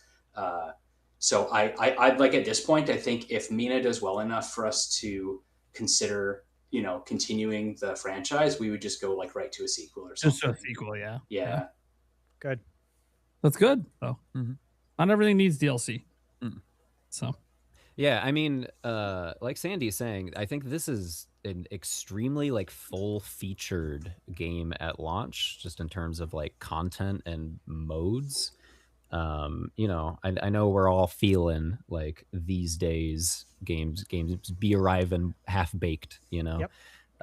Or it's a game that like requires you to do some of the work. You need to bring your friends, or like you need to invest in a lot of time into it before you start, like before the fun actually starts. So I'm hoping people are really hungry for and excited to celebrate a game that is a complete package, has a beginning, a middle, and an end, has a whole bunch of stuff and a whole bunch of modes you can continue to play once you're done with the game. There are some things in the game that I hesitate to say this, but that like people will probably be talking about for years to come. Let me just whoa, what are you? I'm wondering like what you're talking about. One thing in particular, there's I'm enough. aware of. Yeah, there's a lot. Yeah. There's a lot of meat there when that happens. Yeah.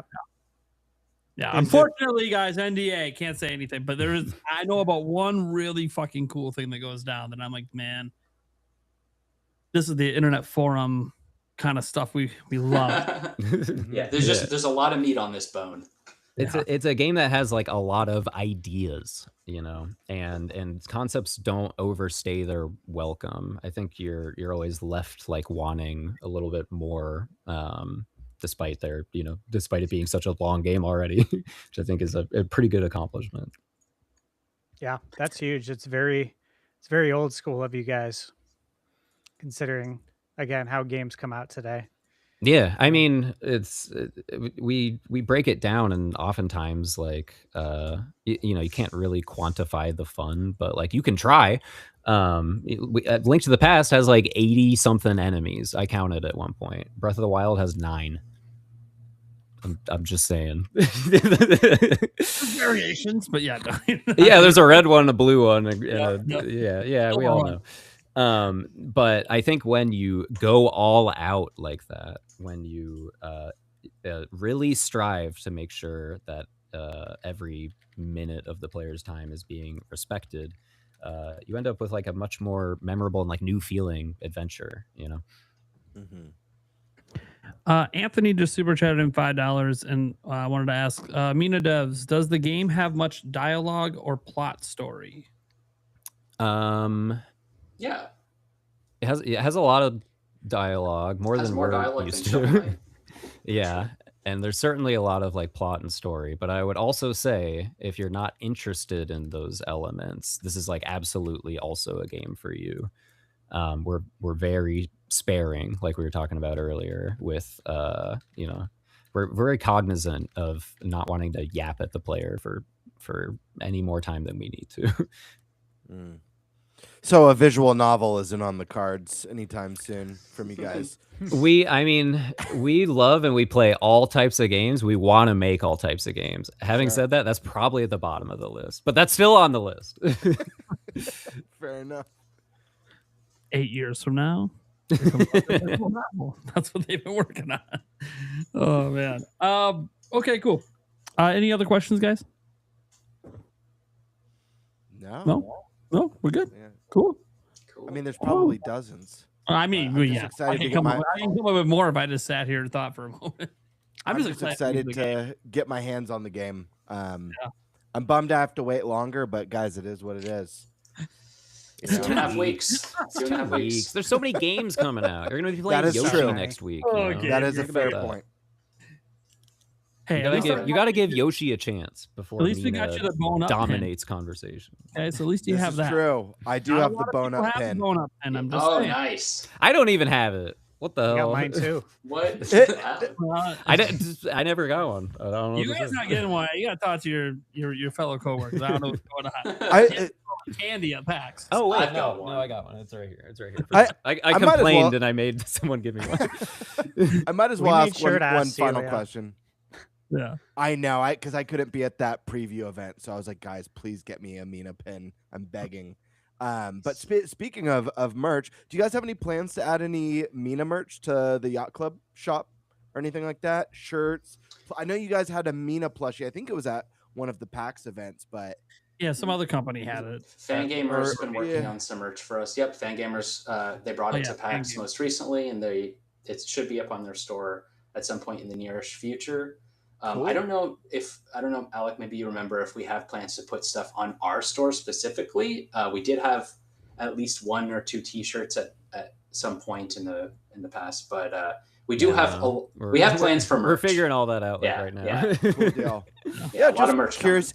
You guys make awesome characters. Shovel Knight, Spectre Knight, King Knight, all fantastic. Mina fits right in with just another memorable, awesome character. So I just one of those things where I think it's cool, whether it's a plush, pin, T-shirt, just to represent and and I show think, some love for. I think for the Yacht Club. Mina's character design feels like very classic because Mhm. it's very simple. It feels like a character you could make back in the 80s or 90s before there were like a billion game characters and you needed to stand out with something wacky and crazy. Right. It feels like confident to me, that Sure. that it's like such a simple design. Yeah, I mean, as far as merch goes too, what I'm really excited for is once the game comes out, I want to see who like the fans want merch of. I want to see like who people are drawing fan art of. Like, I guarantee it's going to be somebody that like we did not expect, or some NPC or character or boss that's like, oh, this is everyone's favorite. And we're like, what? That one? Okay, well, I guess we got to make a T-shirt or a plush or something. I think It's Propeller Rat was like kind of like that. Yeah. It's gonna be the guy with the flakes coming off his feet. Yeah. I already feel it. He's my hero. I love it. Hey, we had one question come in, a super chat. This is an interesting question, and he really wants me to ask you guys, Inspector Void here in chat. And this actually has to do with Nintendo's Q&A that they just had. Specifically, Furukawa. They asked, what is your approach to software development over the medium to long term? And that due to the increase in development time, I would imagine it would be difficult to release major titles for Switch 2 at the same pace that you've released software in the past. And Furukawa had said, while it would be ideal to release many titles at regular intervals, it's true that software development time has increased compared to before. Even so, we are taking various measures to adjust our development framework and process so that there will be numerous titles for consumers to play.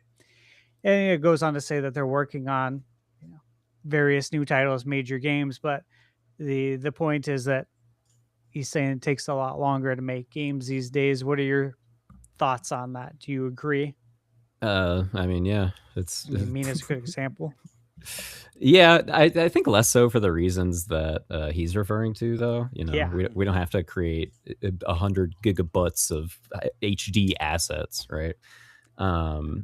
But games get more complicated and expectations from players grow over time. And so if you want to make something that's as full featured as people expect, yet as innovative or interesting as a studio like Yacht Club or Nintendo strives to make, then yeah, it's gonna take longer.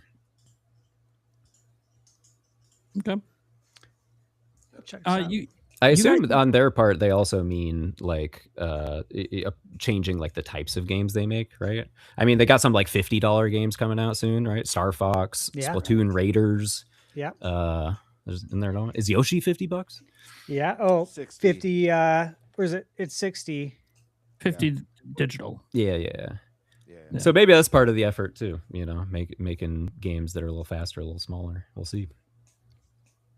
It would be nice to see Nintendo has a faster lot of and games smaller. like that. Nintendo has a lot of those smaller games. You kind of always have. You think about the Kirby's and the Metroids. Like none of these are like super long games. I want to see a bit of a return of like 3DS eShop era, like $20 like games. You Some know, Pushmo? yeah. Why aren't they putting out a Pushmo? You So know, good. Box Boy. Yeah, that kind of thing. It seems like went away. Yeah, absolutely. I love the bartering.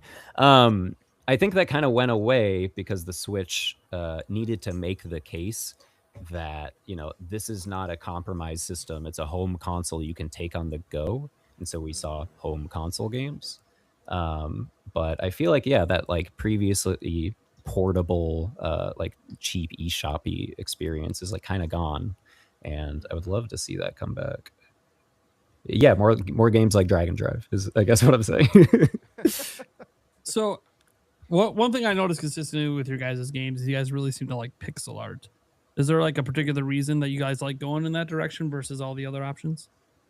I like that it's so specialized. I like that it's like a smaller field. I like that you can stand out in it. But most importantly, I like the clarity that it demands. You know, you don't have space to mess around. Every single thing needs to be immediately readable, and you don't have a lot of pixels to work with, right? And so it forces you to be a better designer, I'd say. Yeah, I mean, being very deliberate with all your artistic choices is like a huge part of what I think about every day when working with pixel art. But I think like as a studio, the decision to like stick with pixel art as a medium for so long also comes down to just being faster to iterate on. Like one artist could just, you know, throw together an animation that we just want to like toss into the game to see if it works in like a handful of minutes. But if this were 3D, we'd have to like get the person, you know, making the rig and concept art, model, rig, so many steps. animate, and then Textures. You can program it, and then you can see what it looks like. Yeah. 5 freaking steps. Whereas, there's something very freeing about being able to draw something and put it in the game in 5 seconds. I have to imagine, and I know you guys can speak on this. I obviously have no experience in game development at all, but I imagine it. Well, one, I love pixel art because I feel it's, you know, it's beautiful. I feel like it's timeless. You know, Sandy, you mentioned when asked about favorite game, you mentioned Chrono Trigger. It's a game that I think is like just looks perfect still to this day. Looks so gorgeous. Yeah. Mina's gorgeous. Shovel Knight's gorgeous. But I also feel like maybe it would, you know, like in the film industry, when a movie has a much lower budget, you're forced to be a little bit more purposeful and a little bit more creative on how you do things, how you execute. And I imagine choosing pixel art in some ways is kind of similar to that, because there are limitations of what you can do within the pixels and the like the era of gaming that you guys are trying to resonate with, that makes the way you're creating and designing much more purposeful and probably yields some really cool or maybe even unexpected results at times. There's a surprisingly a lot of freedom and constraints, especially when it comes to game design. Like I'm sure you guys have seen, but a lot of modern indie games actually spawned from game jam prototypes, where like, you know, they're given a few devs are given a theme, and from that theme, like an idea is born that they never would have thought of on their own, you know, because they're forced in a direction, and it's all the more creative and interesting because of that. So yeah, like, you know, for us working with a restricted color palette is, you know, it is a challenge, because it's like, well, hey, you know, this ramp of colors is like pretty high contrast or might look kind of weird. Like it's not what we would do if we were like had total freedom to just color pick willy-nilly. But because of that, it like gives an area like a very distinctive color palette. Like Pridemore in Shovel Knight, it's like got this like yellow and green like color combination that's just like so iconic, right? And it's because the NES palette like dictates or necessitates the need to like choose colors in a weird and interesting way sometimes, but it works. It sucks. It sucks so bad. But I'm glad we yet- stuck to it. You know, right. it has like 100 greens and blues. It's crazy. There's like one red anyway. Well, I mean, we had similar issues with our palette. Like when Mina's development started, Alec and I put together a palette just like color picking from sprites on games that we liked. Like we went through like Zeldas and Dragon Quests and like all kinds of Game Boy Color games that we thought were cool. Color picked a bunch of stuff and started working with it and didn't realize until like we were a little bit into the process, hey, we need some more colors, right? Like it's not in an ideal place. And so we actually had like a turning point where we were like, okay, we're going to add more colors to the palette, but then we're going to call it. And we did. And it's still, you know, at some point we're like, oh man, wouldn't it be nice if, but it's like, no, this is what we're working with and we have to get creative with it. And, you know, I think it allowed Mina to like look, you know, as interesting as it does and kind of unique as it does. I would say it doesn't look anything like a Link's Awakening type game from like a color perspective specifically, Right. you know. So Yeah, even though the palette for Mina, we already like if we do another one, we got to make some changes. But even that is the fact I think is like still a good thing. It forces us to like get creative sometimes, and yeah, I think it has like a super unique look and feel as a result. There's so one element of the pixel 2D kind of process that is like a lot harder though than 3D. Like in 3D, if you want to like swap out a weapon, you know, then you parent the new weapon to the same bone as the old one. Just easy, right? If you want to swap out a weapon in a pixel art game, you gotta redraw the whole dang thing. So you know, like 1,000 times in every direction. In one sense, it's actually a lot more time consuming. Thankfully, we would never make anything that would require Sandy to do that. Surely not 5 distinct weapons in a top-down game. Yeah, even just like, you know, I want to make the character wear a hat. It's like, too bad, dude. You gotta you're gonna redraw like 800 animations. Like, hell no. We did make Sandy do this for one thing in the game, but he was so down for it. He loved it. It was worth it. There you go. That's awesome. All right, we could probably move on to our next topic. You guys are planning to stick around? I think Sandy's got to go. I gotta go. Yeah. Yeah, but hey, thanks so much, guys. I really appreciate your enthusiasm and inviting us on, and it was amazing to talk to you all. And yeah, I mean, 2.5 weeks away, we're all so excited, and we'd love to talk to you again, you know, some point after release and get more impressions when you're not like hindered by embargoes and all that kind of fun stuff. So absolutely, yeah, we'll be in touch for sure. Sweet. All right. Thanks, Sandy. Appreciate Thanks, you, man. Sandy. Guys, take it easy. Let's hear Go it on. for Sandy.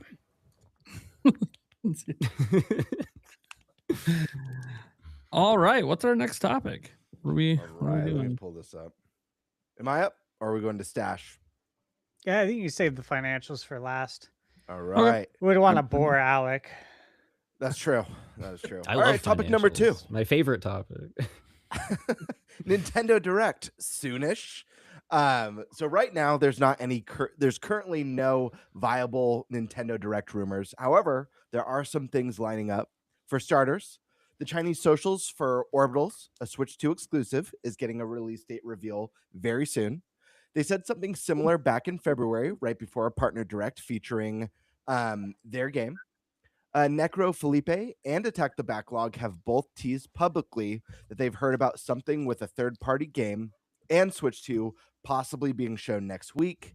Setting aside that, Furukawa, during the financials, stated they have a robust lineup for the second part of the fiscal year that runs through March. And now, Elden Ring is being listed with a July 10th release date in Canada. Of course, it's possible none of this has to do with a direct, but what are your guys' thoughts? Boy, we're really reading the tea leaves here. Yeah. It's weird because, okay, this time of year is usually when we start to get rumors for like a June Direct or whatever, and it hasn't happened. Nintendo's been very weird. Like no general direct earlier this year, a bunch of smaller directs plus the partner showcase. It's interesting only in so much that they're usually something around the corner, and this is a very different Nintendo now. We don't really know what they're doing. they've been messing around lately. They've been releasing stuff randomly. Star Fox Direct happened like Shadow 5 drop. minutes later. Crap randomly gets announced on like the Nintendo Today app, right? Perhaps they're trying to condition all of y'all to stop theorizing about a direct, because anything could happen at any point in time. If I was Nintendo, I would probably want to train my customers to think that. Well, yeah, I always say surprise and delight. I always say there's no rules with Nintendo, and they're the first to throw a curveball where it's like, oh, Nintendo industry pattern, maybe not so much this time, you know. So I don't know. Expect the unexpected with them. I feel like you can never really get too comfortable with how they're announcing things or timing things, but has been a little bit of a drought when you exclude these kind of like shadow drops. Are you guys feeling something's coming soon? Do you think we're gonna wait till September? Could it be another one of those where we wait till September and it just blows out Zelda anniversary? Because Zelda had its big 40th this year, and we're still kind of waiting for Nintendo to acknowledge and kind of make those announcements. You can go, Stash. Yeah. Yeah, I don't think we'll be waiting that long at all. I really believe we're gonna have one very soon here. I don't want one. I don't want any attention on anything that's not Mina. Yes, I don't want them doing anything for at least a month. When Summer Game Fest happens, it better just be a Mina showcase. I mean, that's part of the reason for our release date, right? It's like, you know, hit before all that big summer news. Yeah, I mean, you know, once we're past submission, it's like, oh my god, great. When are we releasing it? We don't want to like hold on to it forever, right? But it's like, oh damn, like there's Yoshi that week, and then there's like 007 right after, and then yeah, Summer Games Fest I'm sure is gonna have like a bunch of crap like shadow dropping and everything. For sure. So like right in between there, I guess that's like really our only window. I hope 007 sucks and no one wants to. Lego Batman too. Lego Batman. True. Be a big one. I think so as well. I was hearing from somebody that they went all out on that one. I mean, Yeah, looks look, if you guys are that confident in your game, I hear November 19th is a great date. What, I don't know. I'm not plugged in. Oh, was that GTA?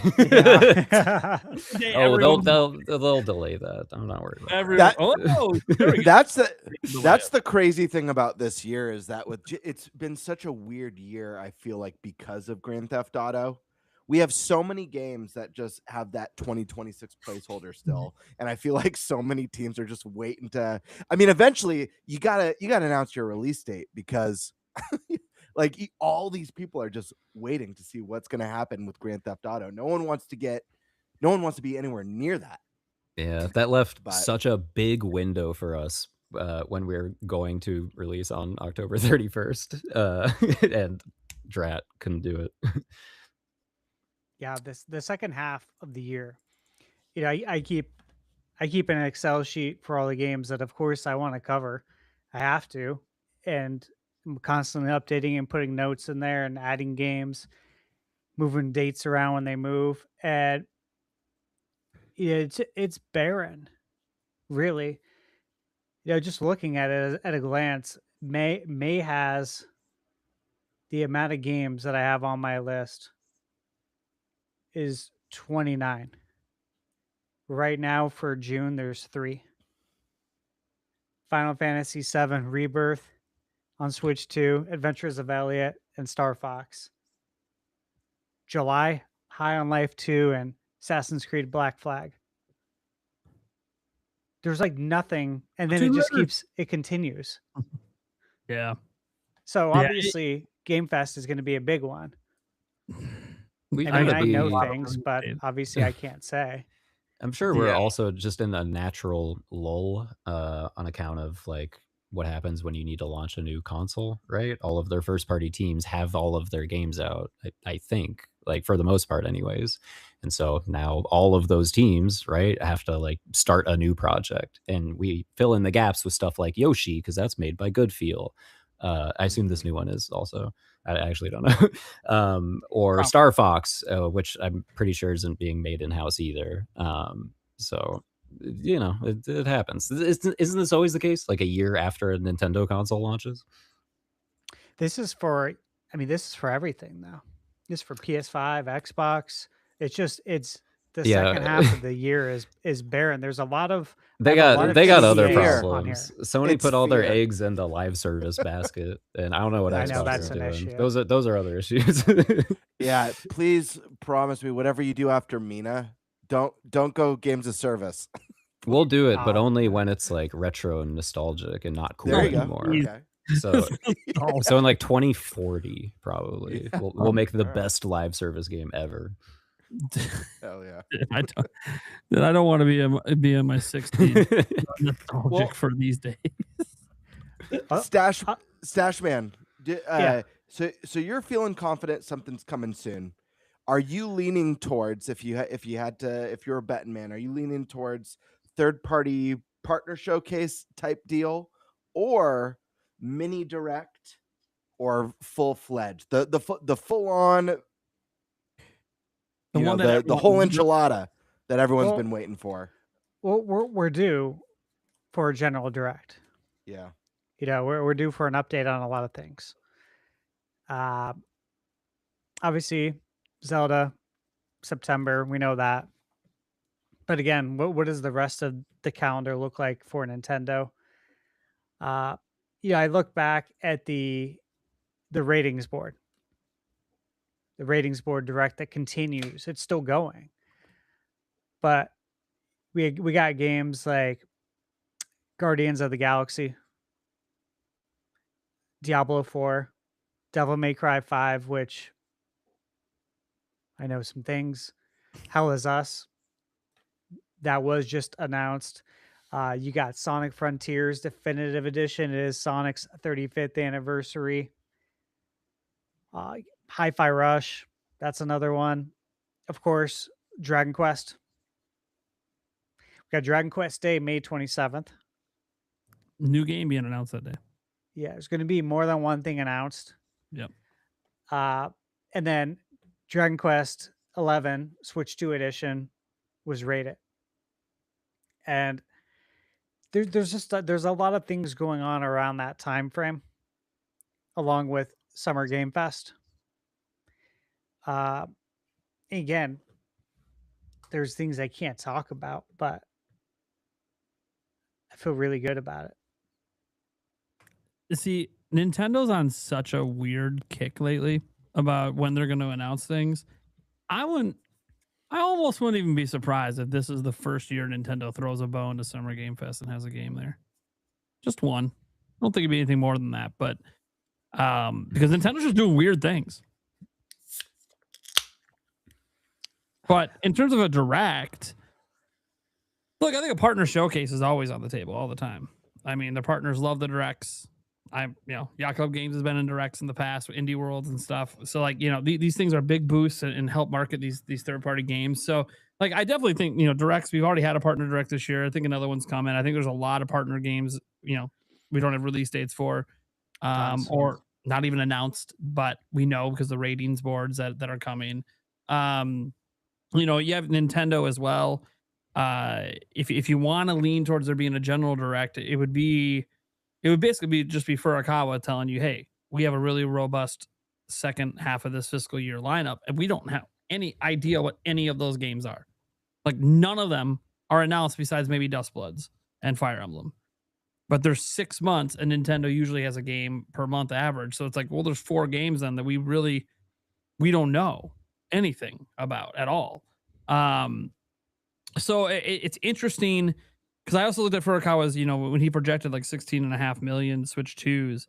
I know that's down from what they did in the first year, but the launch hype and the overstocking at launch and all of that. So I think you're only getting the 16 million plus if you have, especially when you're raising the price, if you have a really killer lineup, at least 2 bangers out of those in those 6 months that everyone's just, I need to buy a Switch 2 to play this. I need to.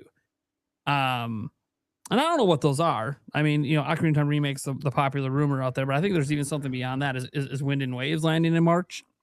Is it 3D Mario that Nate the Hate said is next year? Is it, a lot? Nintendo has a lot of their IPs. Like I know Alec earlier was saying how, a lot of their first parties kind of went. It's interesting because outside of, we haven't, I don't think we've had a first party internally developed game published by Nintendo for Switch 2 as an exclusive since Dragon Drive. It was Kirby Air Riders and which was third party, and Age of Imprisonment, which was third party. Those were exclusive. Mario Tennis Fever, that was made by Camelot, third party. Yeah. Yoshi is probably made by Good Feel. And then you got obviously Pokopia, that was made by a third party. So like they've been very reliant on their partners this gen, which is really weird for Nintendo. Like to Alex's point, Nintendo usually comes out the gate firing. They usually have a really strong, their first parties are going hardcore the first couple of years, and we haven't really seen them do that. So that to me tells me that they have a lot, and they're just planning out what they think is the best strategy to release it. Just like Alec was talking about with Mina, like trying to find the right slot to release things. Nintendo thinks about that stuff too. All these companies do, try to find the right time to put things out. The only company that probably doesn't care at all is, well, probably Rockstar, because they just don't give a crap. Whenever they drop their game, it's going to sell. But even they have it technically slated right now to be there right heading into Black Friday weekend. So even they think, hey, we want to take advantage of the holidays if we're going to, assuming there's no more delays. It's the best time slot. I mean, it is. Yeah. You're right when people are going to be spending the most money. I mean, yeah, you want to be there. Consoles get discounted, get that, pick up GTA. Yeah, it's it's a great time to release it. So, but yeah, I think that Nintendo has thought carefully about this lineup. I would argue Nintendo usually averages about 2 system sellers a year, and they pulled that off in the first year of Switch 2 already. We had Mario Kart and Pokopia. You can argue Donkey Kong Bonanza if you want. Doesn't seem to have the same legs, but hey, there's at least Pokopia and Mario Kart that are legitimate system sellers, and we don't know any of this. That's the thing that's weird is we're heading into year 2, and we don't know any of the system selling games yet. We know about a lot of what should be good games like Fortune's Wii, even Splatoon Raiders, but nothing that's their Fire main Emblem. core huge selling franchise. Even Fire Emblem, like okay, yeah, well, Not a Fire system Emblem seller, but it's not but it's gonna be a great game. But it will be a great game. Yeah, should be to be for sure. Just like Xenoblade. Should be. Yeah, just like Great anything games. should be great. Yeah. So So be a system seller. Oh, Fire Emblem Awakening was. That was a big boost for the 3DS. Yeah. Awakening was That was. a special time because it's not often Nintendo comes out and says, hey, if this game doesn't sell well, we're not making it anymore. It's a pretty big motivator for anyone who's ever liked Fire Emblem to pick up Awakening. We don't care if you like it, just pick it up if you want the series to continue. The old Maybe that's holding the it new hostage strategy. Yeah, maybe that's the new strategy. Yeah, they drop. They should start doing that with Metroid. Look, you guys we're don't buy this canceling game, the we're next just Zelda never game. making Metroid again. We're canceling the next 3D Zelda game if you don't buy Ocarina of Time Remake. It is what it is. I think oftentimes fans read into that too literally. That's the case with every game. If it doesn't sell, you're not going to make more of them. That like is this a grand they're revelation? stating the obvious. Right. Yeah, it was so wild back then with the Awakening. Nintendo literally just comes out right before the game launches. By the way, it's out next week. You don't buy it, we're not making it anymore. Like what? Wait, what? Fire Emblem's been around a while. What do you mean you're done? I mean, it did work. I remember that game. I remember that game was sold out. Did 3DS even have an eShop yet at that point? Yeah. Oh, It did. okay. At the time it did, yeah. Well, screw that. I was getting it physical, but they're all sold out. I had to buy it on Craigslist from a guy in Watts. That's scary. For those not familiar with LA geography, I got on my bike and rode like 15 miles to go buy this game from some dude on his porch. Brutal. It's like the creepy merchant from Resident Evil 4 with the trench coat. What you buying? He was like, "Why are you so sweaty?" And I'm like, "I biked here. I don't have a car."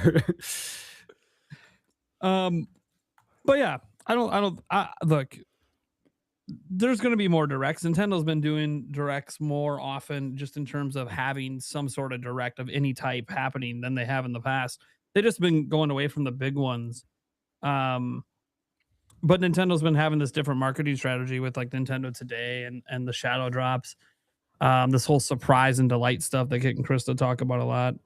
I mean, I think it was Kit and Krista today. Was it today that it was a clip, or yesterday there was a clip where they came out and they said that they feel Nintendo is so pissed over Star Fox that they legitimately might just never do a general direct again.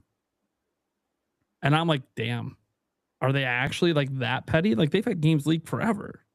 I feel like I feel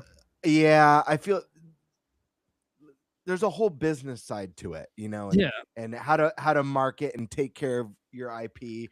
I can't imagine a company like Nintendo being so flustered over a game leak that they're just like, we're never doing directs again. Screw it. Stuff gets leaks all the time. They don't make emotional responses. Yeah. Yeah. I think it's probably just going to make them a much more secretive company, if anything, or reevaluate, how things operate behind the scenes, to ensure this sort of stuff. I don't know. I mean, Alec, you're on a small team, but nonetheless, even with Yacht Club, you don't like embargoes exist for a reason. You want to keep that element of surprise and delighting gamers. Yeah, I'd say how's it for Yacht Club trying to keep secrets and make sure things aren't getting leaked? I'm terrible at it. I tell all my friends everything. First of all, no, I'm just kidding. I'm just kidding. Of course, I would never do that. Yeah, I don't know. It can be hard to like work in isolation without like people knowing your game, without being able to talk about it. That was like one of the reasons why Mina was like announced. I would say too early at this point. It's I think both that and like how you would respond to a leak have more to do with like team morale than like anything else, right? It's a bummer when your big moment is stripped away from you. You don't get to make the debut that you imagined.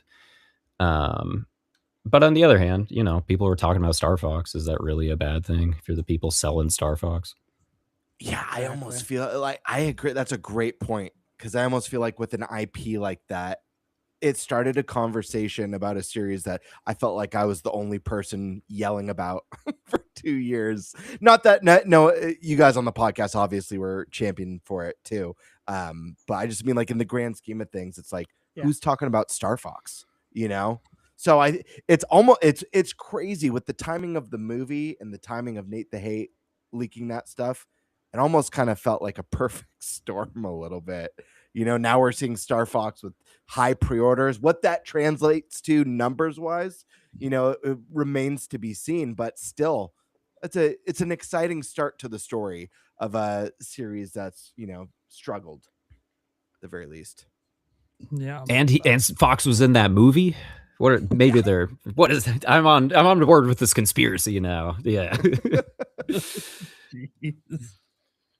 Oh. What do we all think of that new Star Fox, by the way? I'm curious. The game? Oh yeah. Eric and I, we didn't even get to give our thoughts. Sure. Yeah, Eric and Gamer, it's a good time. You guys were missed last week. What are you guys' thoughts on that Star Fox? Eric, take the stage, my man. Yeah. I'm probably gonna leave after this just because I'm barely staying awake. We understand. So I apologize, 90 guys. hours in 7 days will do that. So no, I think it looks phenomenal. I really liked how they kind of tied the movie look into the game. Kind of sucks that it's a remake, but at the same point in time, it's good to have it back. It's good to have Star Fox back. Hopefully they can build on this and make it even better. Birdman. Hell yeah. So just to take you guys to where I was that day. Oh yeah, Eric. Cheers, brother. Get Enjoy some your rest. sleep. Last I want week to was thank Alec for being on for sure. And Sandy. It's been fun. Yeah. Get some sleep. Last week was a wild ride. You guys, Stash and Nate, you guys know I got super sick. I woke up that morning, 4 a.m., It was difficulty breathing, chest burning sensation, and pain. Bird I flu, thought I right? had, yeah, bird flu. Yeah. I thought I had pneumonia. I ended up having a respiratory infection, but I was sick as F. So already super bummed that I was going to miss the podcast. Finally, I'm at the hospital for God knows how long. They're doing all the tests. You know how it is. It takes forever. I finally get home. I crawl into bed. I go to check Twitter to see what's going on with Nintendo, what's going on with the news, get ready for the podcast. And I see the notification that a Star Fox Direct dropped. I'm like, you got to be effing kidding me. Go figure. I've been predicting Star Fox on Switch 2 for over a year now. And of course it drops the day I'm going to miss the podcast. But guys, I was so I know. You want to get sick more often. Yeah, right. I was unbelievably thrilled. Booting it up right away. The first thing that came to my head was, like, holy shit, Star Fox. There was a brief moment where I thought the characters were a little bit jarring. Not actually the characters. Actually, I take that back. Star Fox. I think everyone looked amazing immediately. It was Star Fox that was a little bit Fox McCloud that was a little bit jarring because it looked like he had a double chin to me for some reason. Because he has one. His neck is gigantic. Yeah, that was huge. He's an emote in our company chat now, so I look at it. There you go. That's awesome. My second thought was, holy shit, Stash is gonna love the water in this game. That legit right? was. I vocalized it out loud. I was like, dude, Stash is gonna love the water in this game. Whoops. It's the first thing, man. This is the first thing. The action's up here in the trailer. I'm looking down here, looking at that water. Like, damn, that looks good. This has been an obsession of ours. Mine, I think all of ours, though, is to see how water graphics improve over the decades, right? Yeah. And it's just been fun to witness, right?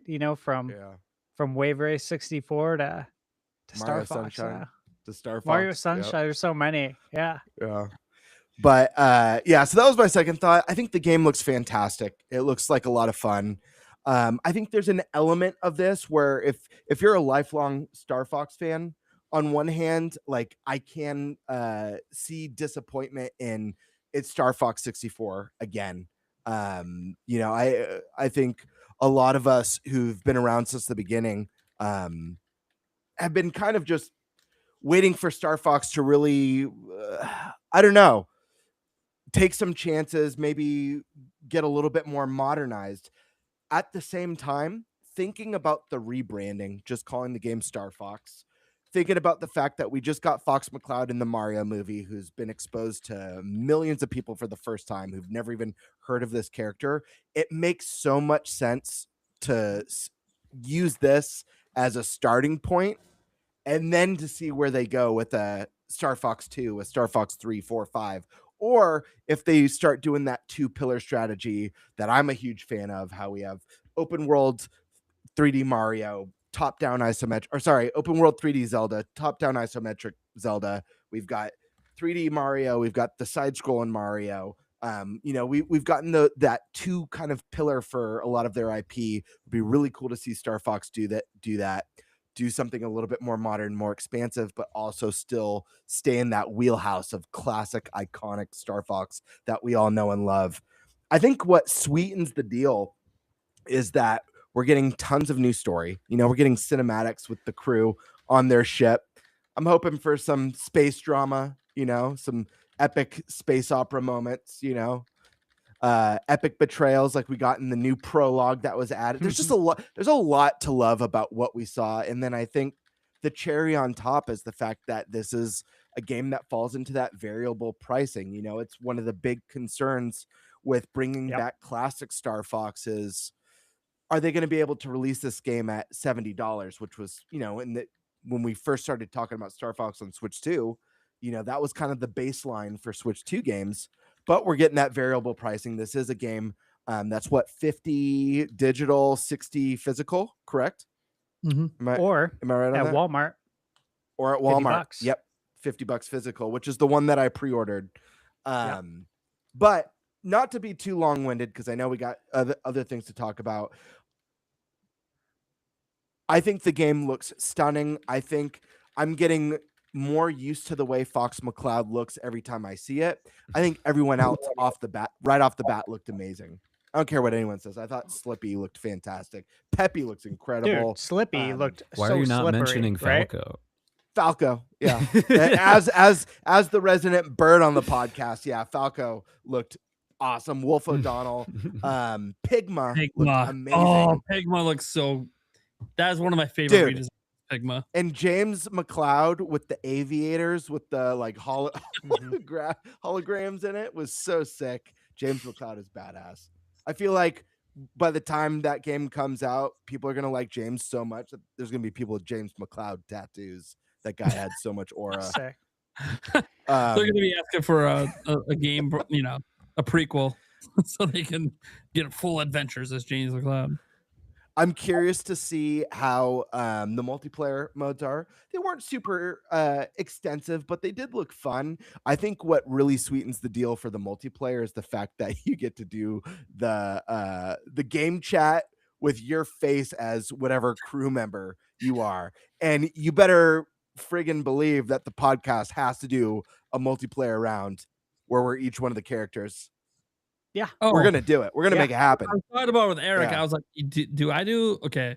I don't know. Alec, feel free to join in on that if you're going to be playing as Star a Fox. podcast episode. I don't know, but as a launch stream where we want to be goofy, yes. Yeah, I only say that because I was thinking about the logistics of trying to live stream that as a podcast would be very difficult. Where there's a will, there's a way. I didn't even know the VTuber thing was like an option. I got some questions for Nintendo. I didn't know there was a silly feature like that we could support. Yeah, that is a VTuber it is, thing. and it's well done because they match your eyebrow movements, your mouth movements, all that stuff. It was it was pretty goofy. It was awesome. Bird, what were your thoughts on the fully orchestrated soundtrack? Because that made me very happy. Amazing. Amazing. Do you guys think this game will be longer, or do you think it's gonna be No. I feel like no. I mean, they're gonna be adding in some cinematics, so at least there's gonna be stuff kind of padding it out. But I was curious if we might see some added paths, secret paths or anything. But I mean, I think that's why it's $50. We're just it's Star Fox again, right? Fair enough. They mentioned they're gonna have more paths. Oh, there you go. They are. Yeah, there's. Oh, yeah. It's not a complete 1-to-1. There'll be some more content in that sense, but not much was divulged. So cool. Yeah, I mean, I'll end on this note. I'm unbelievably excited. I'm a big, I'm one of the few Star Fox fans out there. Star Fox, the original, Star Fox 64, Adventures, all of them. Love them so much. Star Fox 64 though has an especially special place in my heart. I got the version that came with the Rumble Pack. Yeah, so that was like super exciting. I still have it on the shelf. That was super exciting for me, and it's a game of a different time. It's a more bite-sized arcadey experience, but man, was it a damn good experience back then. And for anyone out there who's Star Fox curious, you've never played a Star Fox game, you weren't a gamer maybe in the N64 age, I encourage you to, especially at the lower price point, give this one a shot, because the game was fantastic and the characters are fantastic and the music's fantastic. And if they're going to build on the story and make it more of this like epic space drama with twists and turns, I think you guys are going to be in for a wild ride. And I can't wait. June can't come soon enough. But right now, I'm just waiting for Mina the Hollower, which comes out in just a couple weeks. So make sure you guys get that on your wish list. Bird, do you think there's going to be a direct? I do believe there's going to be a direct. I'm just not sure if it's going to be. I think the timing of the direct is going to. if the direct is going to be, because when's Summer Games Fest? Was that June 6th? June 7th? 5th through the 8th, or June 5th, that Friday is the show, and then the play days is June 6th through the 8th. Okay. So then I think we're going to get a direct the final 2 weeks of June. And I think it will be a mainline because I think Summer Games Fest will have passed.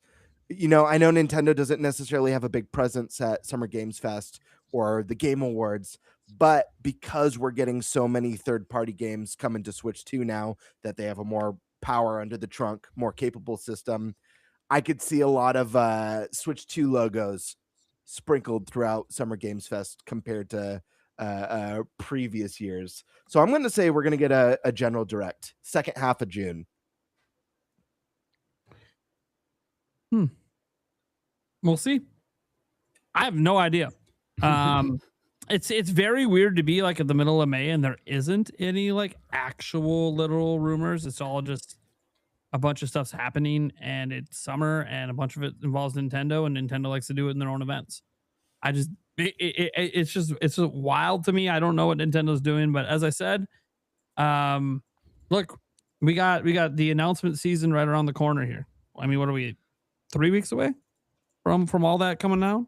We got Summer Game Fest. There'll be a new State of Play always. There'll be an Xbox Direct like there always is.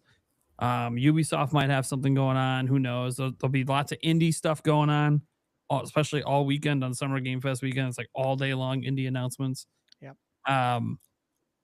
It's kind of crazy. Even though like E3 is gone and Nintendo can announce stuff whenever they want, I imagine there's still a lot of value in like picking a yearly thing, rallying all of your teams, having a deadline, working towards throwing a big party afterwards. Those are still things that you would want to do, I would think, even if, there's no direct equivalent anymore. Yeah. And Nintendo, when they do directs in June, just like back at E3, they always like to go last. They don't want to go before everyone else. They want everyone else to do their thing. And then, hey, we're going to cap it all off with the announcements or whatever we got. Because they want whatever big game reveal they have to be the final thing people are thinking about when they're in the month of June. So yeah, I mean, in the second half makes some sense if they do it at all. I think they'll, even if there's not a direct, like it feels weird talking about this, but this is the world we live in. I think Nintendo's announcing a game next month, even if it's not a direct, whether it's at Summer Game Fest, whether it's Nintendo Today, like every month they seem to just be announcing games. So yeah, why wouldn't they announce something and it's going to end up being for August or whatever? Maybe it's just the Fire Emblem Fortunes Weave, a new trailer with a date or something, like they're going to do something next month. Like, I just don't see them skipping out on. The whole industry is blowing their load and we're just not going to play. You're going to bring something. I just don't know what. I don't know where they're going to do it. Like we assume directs because that's what they have always done, but it's like, well, okay, this isn't the same Nintendo, Well, it will never be Summer Game Fest because they don't, ever since Reggie retired, they don't really work with Jeff Keighley. I'm like, okay. And now we get Devin Pritchard in charge. We don't know what her relationship's like in the US, because that's a relationship that would matter with Jeff. So, I have no idea. What I do know is I'm really excited for the Star Fox. I'm really excited for Mina, and I'm really excited for announcement season because I don't know about all of you guys out there, but E3 or no E3, every June still kind of feels a little bit like Christmas. Just a little bit. Announcements. Some years better than others. E3 years way better. But we're not in those years anymore. But every now and then, whether it's Summer Game Fest or one of the indie showcases or maybe the Sony State of Play, one of them always slaps every year, every June. And it's like, hell yeah, dude. This is why I'm a gamer, man. I love this stuff. Look at all, dude. Remember Choo Choo Charles taking over the internet for like a day off of Summer Game Fest? Like, that was awesome. I love stuff like that. You only get that in game announcement season. It's great. All right. It's also a rare opportunity to like bring together developers. That's my favorite part of formerly E3 and now Summer Games Fest. People are still like making this trek out here. You get to like say hi to friends that you only see once a year. Are you going? I'll probably. It's not far from here. I can drive there. Well, I'd be there if I could drive. I definitely would be there. Stash, if you go next year, I'm gonna go because I've always been like, should I go to Summer Games Fest? And I never go. Yeah. I always do the Game Awards, but I'm had I excited. known, I would have planned for I'm it. going. God, I've I've always wanted to go. So whatever. It was funny, Vincent, from PAX Yeah. that we met at the Mix event. Yep. Yeah. I was just talking to him in an email yesterday. Yeah. He had asked me like maybe a month ago if I was going to go to Summer Game Fest, if I was planning on going. I'm like, no plans at all. It's, I'm already booked for PAX. Everything's done there. But no. And then like 2-3 weeks later, I got an email with an invite to Summer Game Fest. I'm like, oh shit. So I didn't have it planned at all. Otherwise, I would have told you I was planning on going. As I say, yeah, you go. Yeah, because I know you live there. Because I know the days of play is still invite only. Yeah, but I'm not even allowed to say where it's at. It literally says, "Do not say where it's at." I know enough people, including Vincent, that if I wanted to get it, I could have one. But I just. So where is it? Trying to make it so you never get to back. What do you know? What every single game being revealed? What's happening? I got some stuff on the calendar for sure. I got some stuff scheduled. I'm excited. Real shame if that calendar got leaked. When he does this. See, it's bad enough when he does it privately and he does it publicly. It's like, yeah, he knows about things we can't talk. We know. It's exciting. Happens to me sometimes, but it happens to Stash a lot more often because he's reviewing games. So he gets pretty tight with these groups to get his review codes and stuff. Yeah. Okay. So we'll move on to the next topic. It'll be the second to last. This is going to be a shorter one, because this is going to be what Eric was going to bring up. The Zelda movie. So not much to really talk about with it, but we did have a smidge of news today. Nintendo announced right before our show began that they're actually releasing the movie sooner. They're going a week earlier. So no longer on Thunderstash's birthday, but close enough. So that's like an official announcement. Like that's real. That's legit. That came directly from Nintendo's account. Miyamoto supposedly tweeted it out. So that's one piece of legit news. He definitely tweeted that. I'm sure the reason they all start like that is because he logged in on his phone to the Nintendo account. No one can take it away from him. Yeah. The thing is, some people are like, well, he probably has somebody. I'm like, yeah, he probably could have somebody. But you know what? The way those tweets always read, it really reads like this is an old man who doesn't use social media very often, having to announce himself every time he wants to talk. Like it's very something like my grandparents would do, when they're talking to people they don't know. They got to say who they are. That this is Grandma Jance here. I also really understand the appeal of not having your own social media account and instead just hopping on somebody else's whenever you got to say something. I think he's on. I think he's on to something actually. What's he got to say that you're Miyamoto and I'll just hop on some random Nintendo account? What are they going to do? Miyamoto wants people going in his DMs and raging at him all the time. Hell no. What, he doesn't want the Sakurai treatment because the harassment that guy got still gets. Every time there's is that true? Dang. Smash. Oh, dude, he gets harassed big time. He does? Yeah, he just ignores it. He talked about it in his YouTube video series. But what does he get harassed about? Just people making demands on characters and getting mad about him not putting certain characters in the game, as if he gets the only say on it. That's a lot of his approvals above his head. That is crazy. He's the reason that we even got Sora in the game. Literally, they talked to him at the Game Awards, and that's what led to Sora getting into Smash. I'm guessing it's just Americans, right? Probably. I mean, we are chronic complainers. I'd bet money on that. It's probably just Americans complaining. About so everything. Disrespectful. Anyways, to be fair, a lot of people get it all the time. My favorite developer that gets shit on by people is that guy that used to work at Platinum that made Bayonetta and Hideki Kamiya. Oh my God, I think he likes that people attack him on social media. Dude, he quotes them, shit talks them, and blocks them like nonstop. It's like all day. It's like a hobby. That sounds like Mortal Kombat.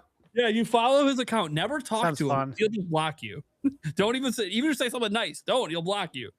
I just want to be a fly on the wall and That's what I get am. a good I'm laugh just a in fly here on and the there. wall watching, dude, every day watching him and he'll speak in Japanese, he'll speak in English. He don't give a fuck. Whoever you are, if you are shit talking him, he's gonna rip you a new asshole and then he's gonna dip the fuck out. And it's I like that.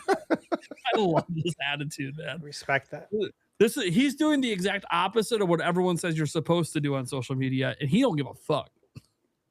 Yeah, He's like he'll be shit talking and cussing someone out and blocking them, and 2 minutes later posted a photo of him having dinner with Sakurai, and you're like, Yeah. you know, you're talking about these comments with Sakurai, and he's just laughing, and you're just motherfucker. Fuck you. Wow. The hell? In the middle of dinner. That's a brave man, far braver than I. Yeah, the exact opposite of what you're supposed to do. Normally doing stuff like that would sink things, but hasn't synced his career yet. In fact, I think people just follow him now just to see the explosions that happen with his. He crashes out so much. It's so great. Maybe it's his way of letting out. You know what? Maybe he does it on Twitter so then he's nicer in person. I mean, that's what it is. You get it all out. So then I'm not being a dick. Nah, he's probably a dick in person too. Especially if you're mean to him. Some people are just natural posters. Yeah, happens. I got nothing but respect for it, man. If people are talking shit, do your thing, man. Talk your shit, block them, move on. I'm fine with it. All right. So obviously the Zelda stuff. There was 3 other things that kind of happened today. People discovered a dog is looks like it's part of the movie. Okay. Holy shit! Really? That's news. A dog in Zelda. I'm serious. They're- We shared like thousands. Well, of dogs are canon to the Zelda universe. There's dogs in Hyrule. multiple Zelda. You raised games. them. Yeah. Hyrule Town. Yeah. Yeah. Ocarina of Time, as well as all Yeah. those I forget what those dogs are called that you see everywhere in Breath of the Wild. People are Yeah. upset that you couldn't pet them. Yeah, that's the one that it looks like a very similar one to the ones that were in Breath of the Wild. That's such a wild breaking news. I know, Dogs dude. in It Zelda. blew up today. I didn't even put it in my video. That's when you know people are just even had, desperate for look, any I'm sort of covering- morsel. I covered a couple new actors or whatever that were discovered to be in it, but I'm like, do I cover the dog? Yes, you put that on the did- thumbnail. I did not put it in my video, and there's a lot of comments on people mad at me for not talking about the dog, and I'm like, all right, well, my bad. Sorry. Next time I'll just do just the dog, and we won't talk about the actual humans making the movie. My bad. That was your mistake, man. You should have put the dog in the thumbnail with a holy shit and yeah, giant you're right. font. That probably would have did well. That probably would have did People well. like animals, man. Like that was one of the biggest gripes with Breath of the Wild was that you couldn't pet dogs. Okay. And I remember seeing in one of the interview things saying they were laughed about it and said they didn't realize that this would be a point that would bother people. And now they thought that was funny. Mm-hmm. Do you think there will be chickens? Dude, they do need someone. Movie gets dude, better by the minute. If someone gets come on, if someone gets brutally assaulted by chickens in the movie, I'll be very happy. Same. Fun gag. I can see that. It would be. Yeah. It'd be really cool. Some shitty farmer in Kakariko Village kicks a chicken. Yeah, and he just kicks a gets chicken and the whole flock brutally attacks him. assaulted. This would be so At the good. very least, in a complicated action or chase scene, you can have him grab one and glide down to safety. Yeah. Dude, that would be so ridiculous. That would be so fun. It would be such a dumb but amazing Easter egg to have someone glide holding a chicken in the movie. Or he just eats it and crashes into the ground because it's live action now. Yeah. This ain't your daddy's Zelda. Link's got that. He's got that moment where he's got to think fast at the edge Both of of his cliff and legs just are grabs it. broken for the rest of the movie. He's in crutches. Do you think Kapora Gabora will be in it? The owl? Mm. Yeah, I love that owl. I mean, if I do. Sonic the movie told us anything, you gotta start it with a creepy animated talking owl. Yeah. I think Owls there's are a cool, strong man. chance. Owls in movies, Harry Potter, Labyrinth. Labyrinth opens Yeah. with the owl. It's badass. Yeah. Owls they're in so movies are crazy. badass. They could do this good. I think people would appreciate it. Someone's Yeah, I got would. to I mean, set Link off on his adventure. I assume it's going to be like the Deku Tree, right? You'd think it's so, possible. because that Lego set too. Well, the other two things that quote unquote leaked were just a couple one actor and one actress, mostly ones that people don't know about. But the cool thing was that one of them was a Goron, which no surprise, there's gonna be Gorons in the movie. But when you go look up this guy, to be honest, he kind of looks like a Goron a little bit. I'm just being honest. I don't even think it's a bad thing. He just legitimately What's the guy's name? like you know, like the certain Gorons that, especially in like Breath of the Wild, Tears of the Kingdom, that are kind of jovial and joyous and like I've seen some handsome Gorons. Yeah, so like he I kind of mean, even Darunia. Come on, guys. Darunia. Come on now. God dang, if I was ever to swing the other way. Actually, it's a rock. It's a different race entirely. I don't even know what that is. Dude, when I was at Islands Restaurant, you're in LA, Alec. I managed Islands Restaurant for 10 years here in AZ and in Cali. Okay. And we had a cook. He was our lead prep. I'm spacing his name. Forgive me. It's probably been 15 years. But he looked like a Goron. And there was other people on the staff that really loved The Legend of Zelda. And they totally saw it too. And so like we would always talk about it, and he'd prep the soup. And so we'd always call it like Goron soup. And we'd be like, hey man, you got that Goron soup coming, instead of calling it what it actually is, which is the chicken tortilla soup. And I don't know if he ever understood that we were calling him a Goron, but it was out of love and respect. I thought you were We're going to just say like, dude, it's crazy. It looked like one so Watch much. the whole time. He feels like my team hates me. They've just been insulting me with this insult for years. I thought you were going to say y'all put rocks in his soup to prank him. Never.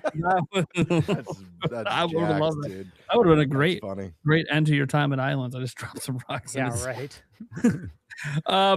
The other one was a young child, a female that is supposedly looks like they're playing a Kokiri kid. That's what it looks like, anyways.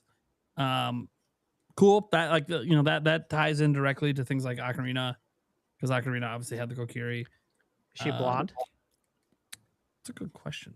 We're just missing our Zora now. Sorry, all right. I don't. What? I'll look her up here in a second. I think they confirmed who it was. I'm almost positive there's a name for who. I don't think it was Saria. No, I don't think it was Sorry. Do you guys think this I don't want to movie's know gonna? those details.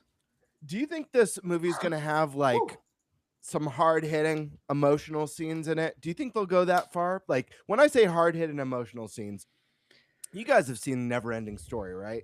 You know when a tree's horse is sinking in the mud, and it's like horrifying when you're like 6 I don't think they're gonna go it. that hard. I don't think they're going that hard either. Only the 80s could go that hard. Prove me wrong, but yeah. I don't think they go that hard. That's my kind of movie.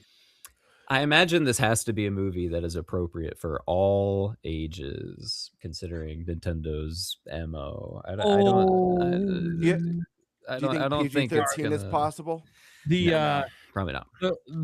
The girl who's doing the Kokiri, it's been removed from her page. Ooh, That's good. Someone's agent got mad. Yeah, someone got mad because they put it up before they were supposed to. I wonder if that happened to the Goron guy too. I'll go look it up. It's a different agency. Who do you want to cast? Who do you want to cast for Ganondorf? I gotta ask. Her hair is definitely brunette. So, one of the people that I thought about, this might sound like a weird pick, but Oscar Isaac. Ooh, okay. I think would make I think he's got a great look for it, but I also think he's a high caliber actor. I'll tell you what I don't want is I don't want Dwayne Johnson, which is like, like it's too goofy in a way that like I'd like to I don't know. I'd like he would be perfect as a Goron. So totally, absolutely, yes. I like when I see like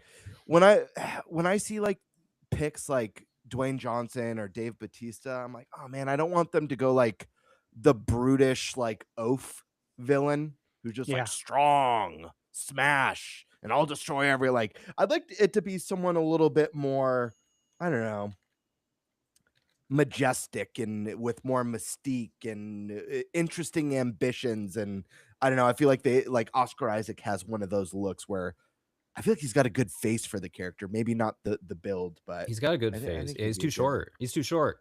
Yeah. I think Keith David. I'm trying to manifest this. Keith David would be a perfect Ganondorf. He has a deep, gravelly voice, but it's simultaneously so like royal. There's like an elegance to it. He has a strong, imposing presence like on screen. The face like works so well for it. It would be so perfect. He's an awesome actor too. Yeah, I he think is. that would be fun. Yeah. Yeah. Do you think they're gonna go with someone older or younger? It's gotta be old. I mean, like part of the Zelda story is about like being a child. I assume a lot of this is going to be like based on Ocarina of Time. It's very much a game about like being a kid, and it's very much a game with a villain that represents like adulthood. It needs to be somebody like tall, imposing. Yeah, I would say it's probably someone who's at least trying to get portrayed as if they're in their 40s. Because it still has to be, also I would feel like anyways, especially with how young the actors are for Zelda and Link, that it's going to have to be, whenever they meet Ganondorf, he's going to have to be like in his prime, like ready to go. I'm the king shit. But I'm obviously clearly older, but I'm not, I'm out of my prime. I'm not over the hill sort of, where you're not going to get my best. Really quick, I want to mention this pick from chat because I think this is another great one. Phenomenal actor who I think would bring a unique charm and elegance to the character. Hmon in the chat says Javier Bardem for Ganondorf. I think that's a fun pick. Yeah, this is who Hmon and we talked about this guy when the Zelda movie got. It was probably last year. Hmon, I know you remember, but we were talking about Javier. Yeah. That was one of my picks. I know who I'd love for the King of Hyrule. Yeah. I've been set on this one. It would just be so badass. Kurt Russell to me for the King of Hyrule would be the most badass thing ever. Dude, look at how great he was in the Christmas Chronicles, right? Yeah. I mean, he's got the look. He's got the whole gray beard. Everything's got the hair is perfect for it. Miyamoto seems to like famous actors and actresses, which is totally fine. I swear to Christ, if Ganondorf is someone like Matt Damon, I'm so Matt Damon. No, that would be insane. So like, dude, there's so many better choices. No offense, Matt. I like some of the stuff you're in, but he was great in Team America. Oh yeah.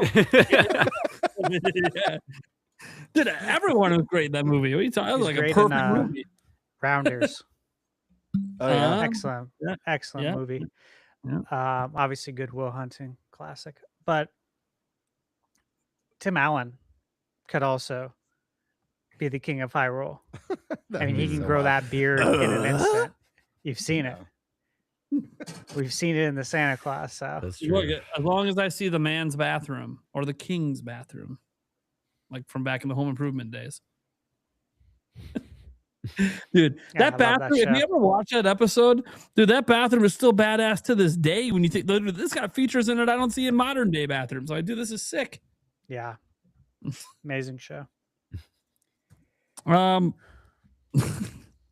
I was just thinking, man, how would I improve the bathroom? What do you put up a cold keg coming right into the bathtub so you can just take your hot bath and throw back a cold one at the same time? And I'm relaxing. It's my nightcap. All right, guys. Well, I knew that was gonna be Eric's topic. I don't know what the hell he was gonna do with it, but I'm like, whatever. Just one quick thought. What do you guys think about the movie being moved up? Do you think this matters or means anything? I don't think that matters or means anything. Studios do that all the time. Yeah. Yep. It just means that I get to celebrate my birthday a week early, which I'm, obviously completely on board for. Anytime a movie or video game you're looking forward to gets moved up, it's a W for everyone, right? So I did find it interesting though that it's releasing on a Friday, and Nintendo's been releasing their movies on Wednesday.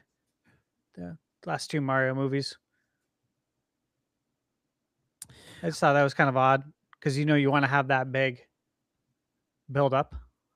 I mean, it's with such a massive like project like that. I have to assume it's someone's job to like look at a massive amount of data based on like people's movie going habits, like the meteorological report for like that week, maybe like all sorts of things probably go into this calculation.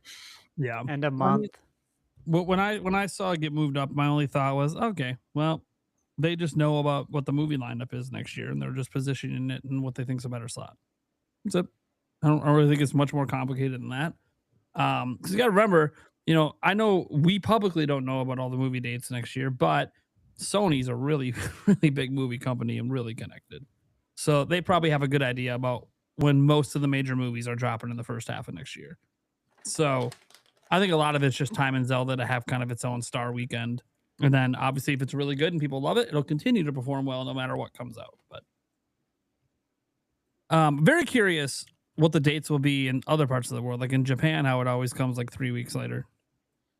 I'm always curious about some of those dates because it's not always a simultaneous worldwide release, unfortunately. I know they have reasons for it. I think someone explained it to me that there's something with the Japanese government or something. American films have to be delayed. They can't release the same day. I'm not sure why. They don't have the same, like in China, I understand the delay is because China requires specific edits to movies. Certain things you can't mention or talk about. So a lot of movies have to edit stuff out. But that's not the case in Japan. So I can't remember. I think it was just to prioritize local Japanese films or something. But listen to this. You just made me think of something. So in 2027, Japan's Golden Week runs from Thursday, April 29th to Wednesday, May 5th, creating a 5-day holiday stretch with a gap on Friday, April 30th. Bingo. That's the day to go see the movie in Japan. All right. There you go. There you go. Cool. Well, we'll probably get to the last topic, Stash. Your favorite topic every 3 months. Nintendo financials. Yep. Let's see here. Make sure you don't trip over all those numbers or anything.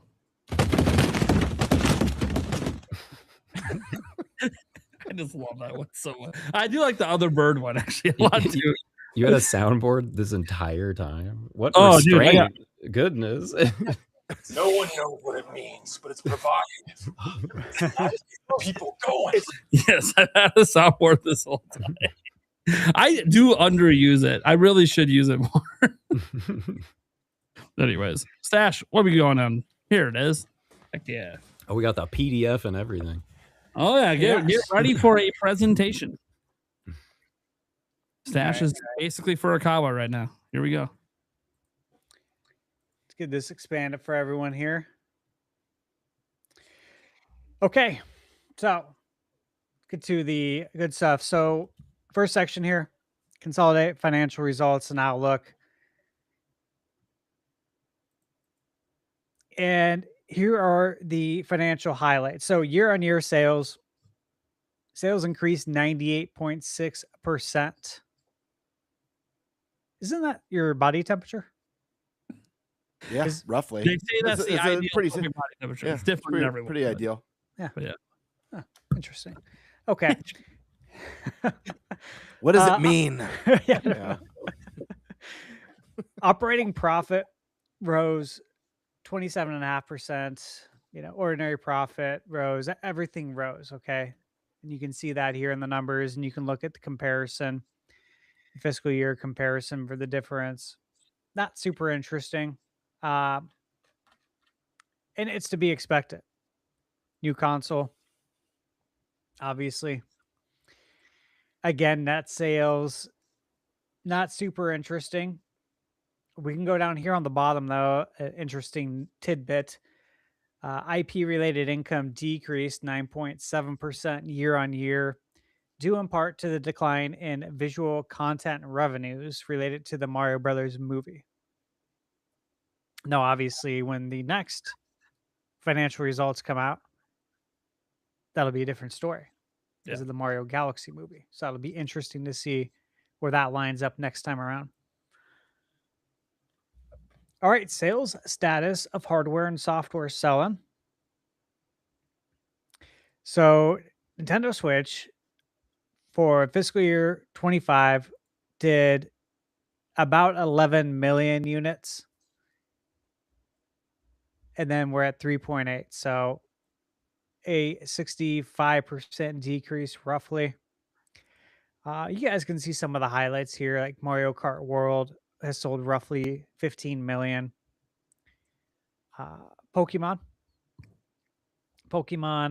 Legends AZ, as I like to call it, from my hometown. We're looking at about what 13. 13 If you include the Switch 12 and a half, 2, 13 million. Yeah. And then DK Bonanza 4.5 solid. And then you can see some notes down here. Hardware sales, Switch 2 sales totaled 19.86 million units. And if I recall, Nintendo forecast at 19 million. Yeah. So Which they had raised from, it was like 15. 16 initially, or 15. Yeah, and they bumped it up 4 million. And it outdid that. That number right there is pretty remarkable. Yeah, that was my thought too. That was good to see. Especially considering that, a lot of people complained that we don't have the big 3D Mario, we don't have the big next Zelda game. We didn't get an exclusive mainline Pokemon or Animal Crossing, Smash Brothers. Any of those juggernaut titles were absent. So it's a very impressive number. Yeah, and we got DK back in 3D after a 26 year wait from DK64. Again, Pokemon Pocopia received an added boost, of course, huge highlight. I'm sure it's going to continue to be, and I'll be interested to see where Pocopia is as far as sales next year. 12 months from now, I'd be interested to see how that's looking, because we already know it's off to a great start. And then software, Switch 2 software sales, almost 49 million units. And then Switch software sales declined 12% year on year to 137 million, roughly, units there. So some big numbers. And then one that I was personally interested in was to see how the Mario Galaxy game was going to look. But again, I'm really more interested in seeing what the sales are going to be following quarter now that the movie's out. Okay, because of course, kids see the movie, they want to play the game. The game's new to them. They didn't have a Wii back in 2007 and 2010 when these games came out. So this is all new to them. I'm curious to see where these numbers are. So right now, you're a little over 5. I imagine the Switch 2 install base leans older at the moment, though. I mean, yeah, shit's expensive, right? Mm-hmm. No, absolutely. And it's a Switch 1 game, but true, right? It is 4K on Switch 2. They did give a free Switch 2 upgrade, so that's nice. It's not super noticeable, but it's still something, and it was for free, so that's always cool. That's what. You're fine. I just love it's like a backhanded compliment. It's like, that's nice. Not really noticeable, but it's good it's there. I mean, it's anytime you get something for free, right?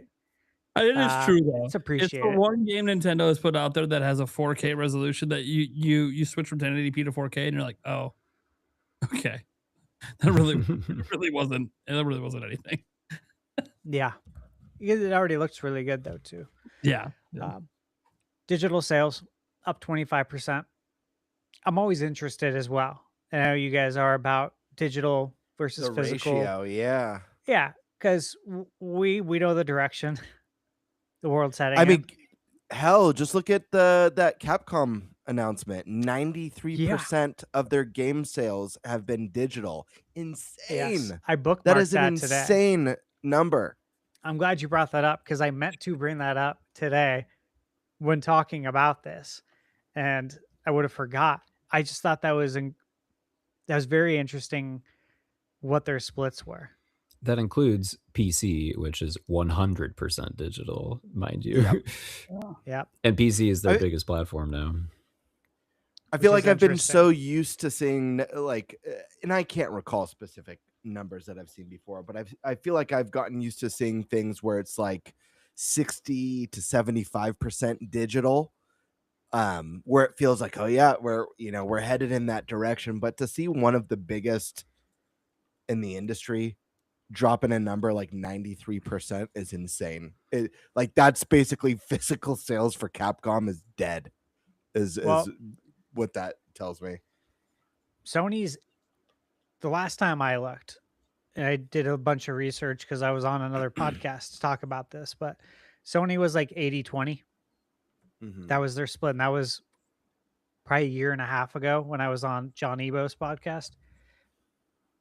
And Xbox was 90 something. I think 92% digital. So it's just Nintendo that's holding it down. That's why I always say that, hey, if they want to go all digital, it'd be wise to not follow suit, to let them do it and then own retail. Because now you own that retail space. Own all the shelf space. Yeah. I mean, they already kind of are. I know you were just at Best Buy stash to pick up Indiana Jones, but like anytime you go into like a Target or Best Buy, I don't have a Walmart close to me, so I'm rarely in Walmart. But you look at the size, regardless of obviously, Sony's doing it extremely well, but they sell so many digital because of that. It's like there's always a huge aisle for Nintendo, or sometimes 2 aisles for Nintendo stuff, so they could fit their amiibos and all their physical stuff and accessories. And I feel like Sony now and Xbox doesn't even have like a quarter of an aisle anymore. Sony barely has a half an aisle. Xbox trained all their customers to wait until something is on Game Pass, right? So that makes a lot of sense. Sure did. For like Nintendo at retail, I have to think a lot of the value of that like comes from the holiday season, and not so much just people buying things in higher quantities, but also like people buying gifts for children. People still do that. They want to put a present under the tree. I think that's like the biggest reason still to like keep physical games and retail around. And yeah, Nintendo's going to benefit more from that than someone like Sony on account of having more family friendly games. Yep. 100%. So yeah, the takeaway again, digital sales increased year on year. Nintendo saying due mainly to increased sales of the downloadable versions of packaged software, add-on content, and download-only software. Anecdotally, it seems like, and from my view too, people are like using this generation as an excuse to make the swap and go digital. For me, for like Switch 2 games, that thing came out and I saw, the onboard memory is like faster than a Switch 1 cart. These games would run better if I had bought them digitally. I messed up was the thought that went through my head. And so, yeah, now I'm digital only. Also, my house isn't big enough to have a bunch of games lying around. It's fair. And that was interesting. We touched on that when that news came out. And we've talked so much about physical versus digital. But yeah, that was one of the takeaways too, is that, well, it actually performs better. And I think, Nate, we had talked to, what was it, the developer Ubisoft for Star Wars Outlaws at PAX. He's talking about that as well. All right. Gross profit Look, guys, everything's up. Okay, everything's looking good right now, as it should, because this is a new console year. This is Nintendo's first full year with the Switch 2, full calendar year. And again, this is only capturing a portion of it. We're not, well, this one's research and development expenses is interesting. I was going to say, I'm not going to go over, not going to do a P&L breakdown with you guys, but the research and development expenses has went up about 24%. So what do we attribute to that? We got something cooking. We got a The Switch world Lite. economy. I mean, I see that wholly as like a consequence of everything getting more expensive. You need to pay people more, and the space that you have gets more expensive, and everything you have to buy is more expensive now. Yeah, I mean, all that stuff's going to go up. That's for sure. But how much does R&D usually go up? I mean, I assume this means just like paying staff mostly, right? Unless there's a section for like their actual like internal like day-to-day There is. expenses. Oh, okay. I didn't download the profit and loss either. That's when it drills down on everything and Then what the hell is breaks this? it all out. Research This is- and development expenses? This is, yeah. R&D is literally their research for the next console or for the next iteration. That's why this 24% actually caught a lot of people off guard. Like, huh, what are you guys working on? I mean, Switch 2's out, and Nintendo has always said that they're always developing the next console, and we know that. However, the numbers are never like this for R&D. I believe something's cooking. I think it's just a matter of what is it? You know, is it Switch Lite, OLED Switch? Is it a second screen add-on? I feel like the they've top got USB port. I feel like they've got a lot of stuff cooking, you know, behind the scenes. Obviously, you know, I've been a big champion for the dual screen regarding Switch 2. It was one of my predictions before Switch 2 got revealed, would be that it had, you know, some sort of a clamshell or dual screen tech, just because when thinking about NSO and how to keep it growing and how to keep expanding it, the thought of leaving behind DS and 3DS and you know, even people who want the ports of Wind Waker and Twilight Princess. I know I've said this a million times, but the best version's always going to be stuck on the Wii U, because without the dual screen, you're losing that incredible functionality of having your map in your inventory at the palm of your hands.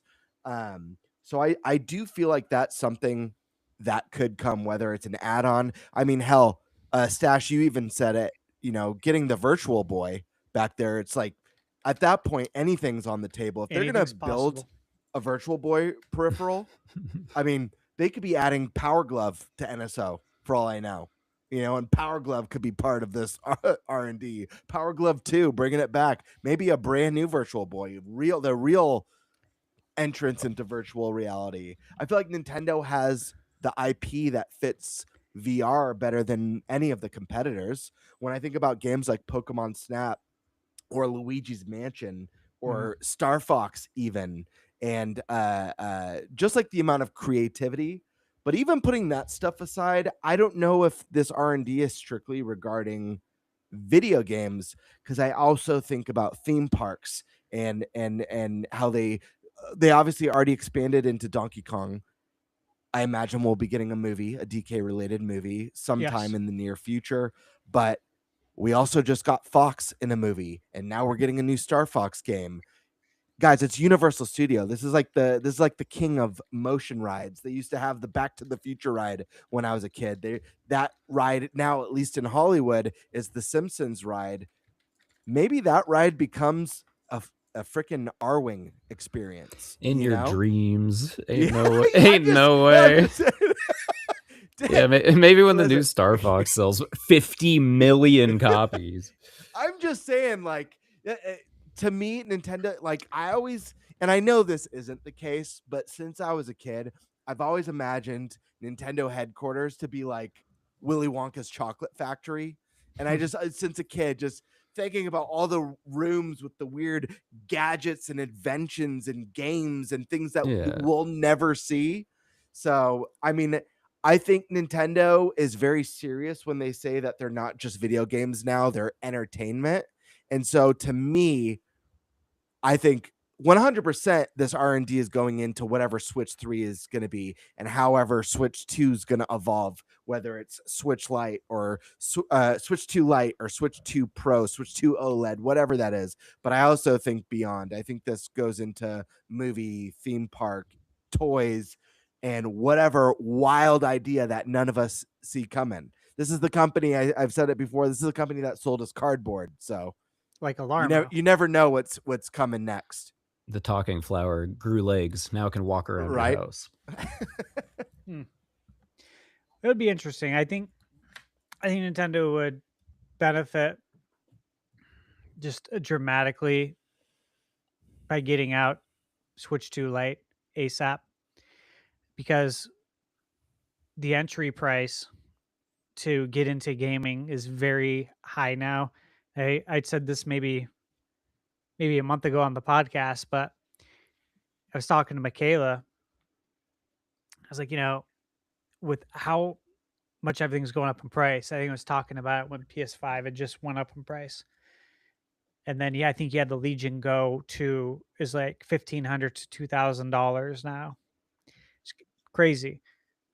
And I was saying, it might become a spectator sport because people can't even get a ticket to get in. But if you get the Switch 2 Lite out there, that'll help ease it, and that'll give people a an in, a cheaper way to get into video games. Otherwise, you're going to be able to afford anything. I don't think that's out of their hands, though. I don't think there's a way to make an affordable Switch Lite like in current year. Like the global economy would need to change. No, for absolutely. Sure. But I think one's coming for Pokemon Wind and Waves. I think that's when it will launch. That would make the most sense. Like it's the most logical for sure. You pair it and you do a themed Switch 2 Lite with it. A Wind and Waves themed Switch 2 Lite. Kids don't need the dock. They don't use it. They don't play on the TV. The way kids game now has changed. They grew up with an iPad in their hands. They're used to the handhelds. We stick to, for me, I play on TV mostly. It's nice to have the handheld, but is this one gonna have a real D-pad this time? I mean, mine's got a real D-pad. Oh, I did one of those. It would be nice though. It would be nice to get a real D-pad instead of having to build one. That was not fun. That was high stress, man. That was high stress right there. Messing with that. It was like real life operation. I know what you mean. I used to like mod like game consoles for people before I had a real job. Oh, nice. Which era were you modding in? I mean, there's like Wii. I was doing like GBA screen replacements with like the backlight. Or at that point, I think only like front light ones. That's awesome. Flashing Xbox 360 disc drives for people. Nice. What was it? We do what we can. Was it Wiki back then? Was that the? No, I mean at that point it was just like cracked way the hell open with like the Twilight Princess exploit. Wii was, anyways. Yeah, I remember when that soft mod came out. The modding scene's always been interesting. I think I was first really interested with the PS1 and then Dreamcast with the Bleem. Was it Bleemcast? I think it was called. Yeah.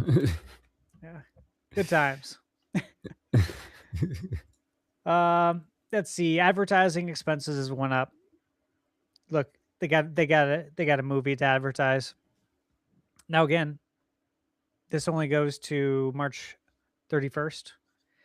And the movie came out April 1st. So this has much of the lead up in there. Again, ordinary profit, net profit.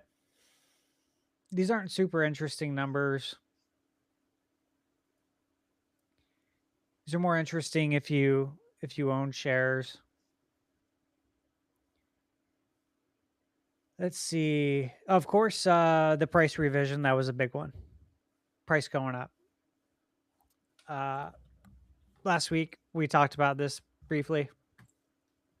And I had said that I think the price goes up, but they're going to give you a game with it.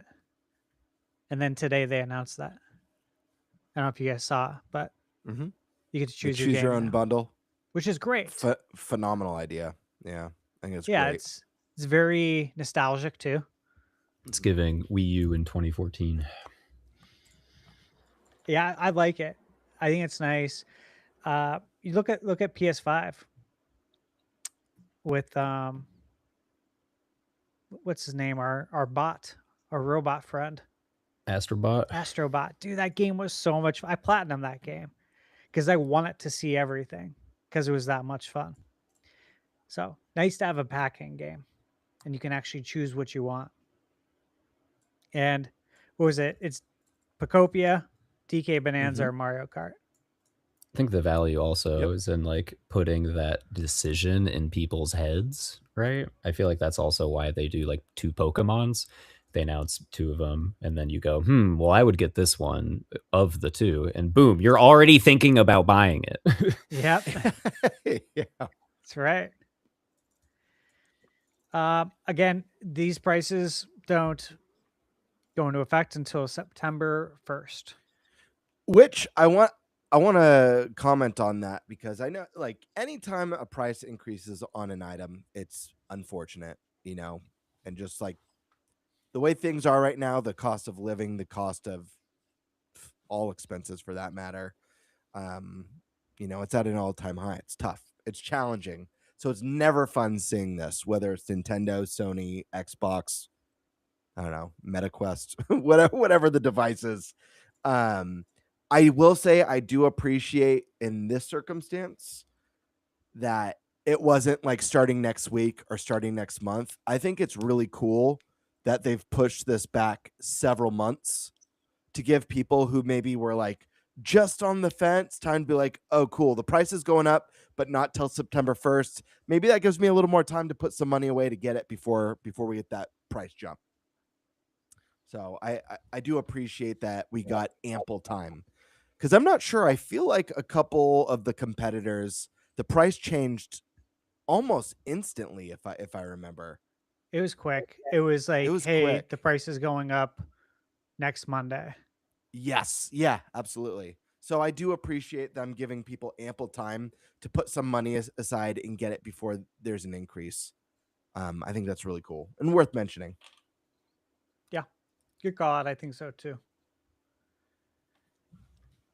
Again, more number stuff that's not super interesting. Forecast, though. This part is forecasting 16.5 million, so lower number. Obviously, with the price increase, probably to be expected, and that they're going to sell 60 million units. So we're going to get a big increase. And then for Nintendo Switch hardware, for fiscal 26, they did 3.8, and then they're expecting to sell 2 million units this year. And I was actually interested in this number just because, as the date moves forward, you keep creeping closer to PlayStation 2. And I'm actually wondering how close we are. I don't know if it says it anywhere in here, how close we are. No, they don't bring up PS2. But I think PS2, the maximum sales it can even possibly have is like 160.32 or whatever. Yeah. So, I mean, what's the total of Nintendo Switches? So it's on their website. Hold on here. I'll pull it up. Again, All they right. mention context regarding Switch 2 hardware sales forecast. Hardware systems to date, sale units have generally tended to be higher in the second fiscal year after launch, which again, that's what you would expect because it's the first full calendar year. However, launched at a time when many consumers were continuing to enjoy Switch 1. And then against the backdrop and other factors, which what they mean by that is, of course, the economy as well, without getting into details. I'm wondering how they even like calculate some of these numbers. Like I bought Mario Galaxy. I like played it on a Switch Lite and a Switch 2. What category? Like where do you put that? Yeah. They anything with the Switch 1 game, they just counted as Switch 1. That Okay. said, Switch sales are 155.92 million. The notable thing here is after this financial update, it is officially the number one selling hardware in Nintendo history. It passed DS with this latest update. Okay. And they're expecting to sell 2 million more. Yep. Get us to around 158. And depending on what's going on in the world, maybe one day they can actually drop the price and then get it over the hump. Because for a while, we're like, they have that in their back pocket. And then everything happened in the world. And Yeah. it's like, no, everything costs more now, actually. We can't do that. We could have maybe a year or two ago or right before would Switch say 2, maybe. If it passes PS2 in the next 2 years with these increased prices, that's kind of impressive. Oh, plus, it's not a DVD player. It was the True. cheapest That- DVD player on the market. Yeah, I was about to say an affordable That's one. the thing. Yeah. Like if you try to buy a 4K Blu-ray player, I don't know if you guys have. They're really expensive still. They're very expensive. And it's like you're better off buying a PlayStation 5. You really are. I mean, not now. But when it came out, you're probably better off at 500 because I think they were charging Jesus $399 or $450 for a 4K Blu-ray player. Yeah. It's like spend But the $50 more. It's crazy, and the PS5 doesn't even have all the bells and whistles for 4K film as a 4K player. Still, even at the updated price, because PlayStation doesn't have Dolby Vision, I don't believe, which is like premium feature for 4K film.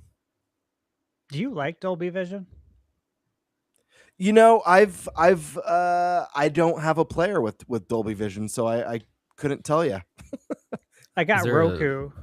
Is there a genuine difference between this and like the HDR10 standard? Like, I don't think so, right? Or am I missing something? I'll tell you what. So I have it on. I got the 85-inch TV in there, and then I got it on the gaming projector, and I don't like it. I feel like there's a lot of hype there. It's almost like when you watch a movie, maybe 10, 15 years ago, when flat screens first came out and you turn it on cinema mode and like everything kind of looks yellow. Oh, yeah. It's like Dolby Vision kind of just makes everything look darker and just not as appealing to me. Yeah, so I turn it off. Like I don't want this.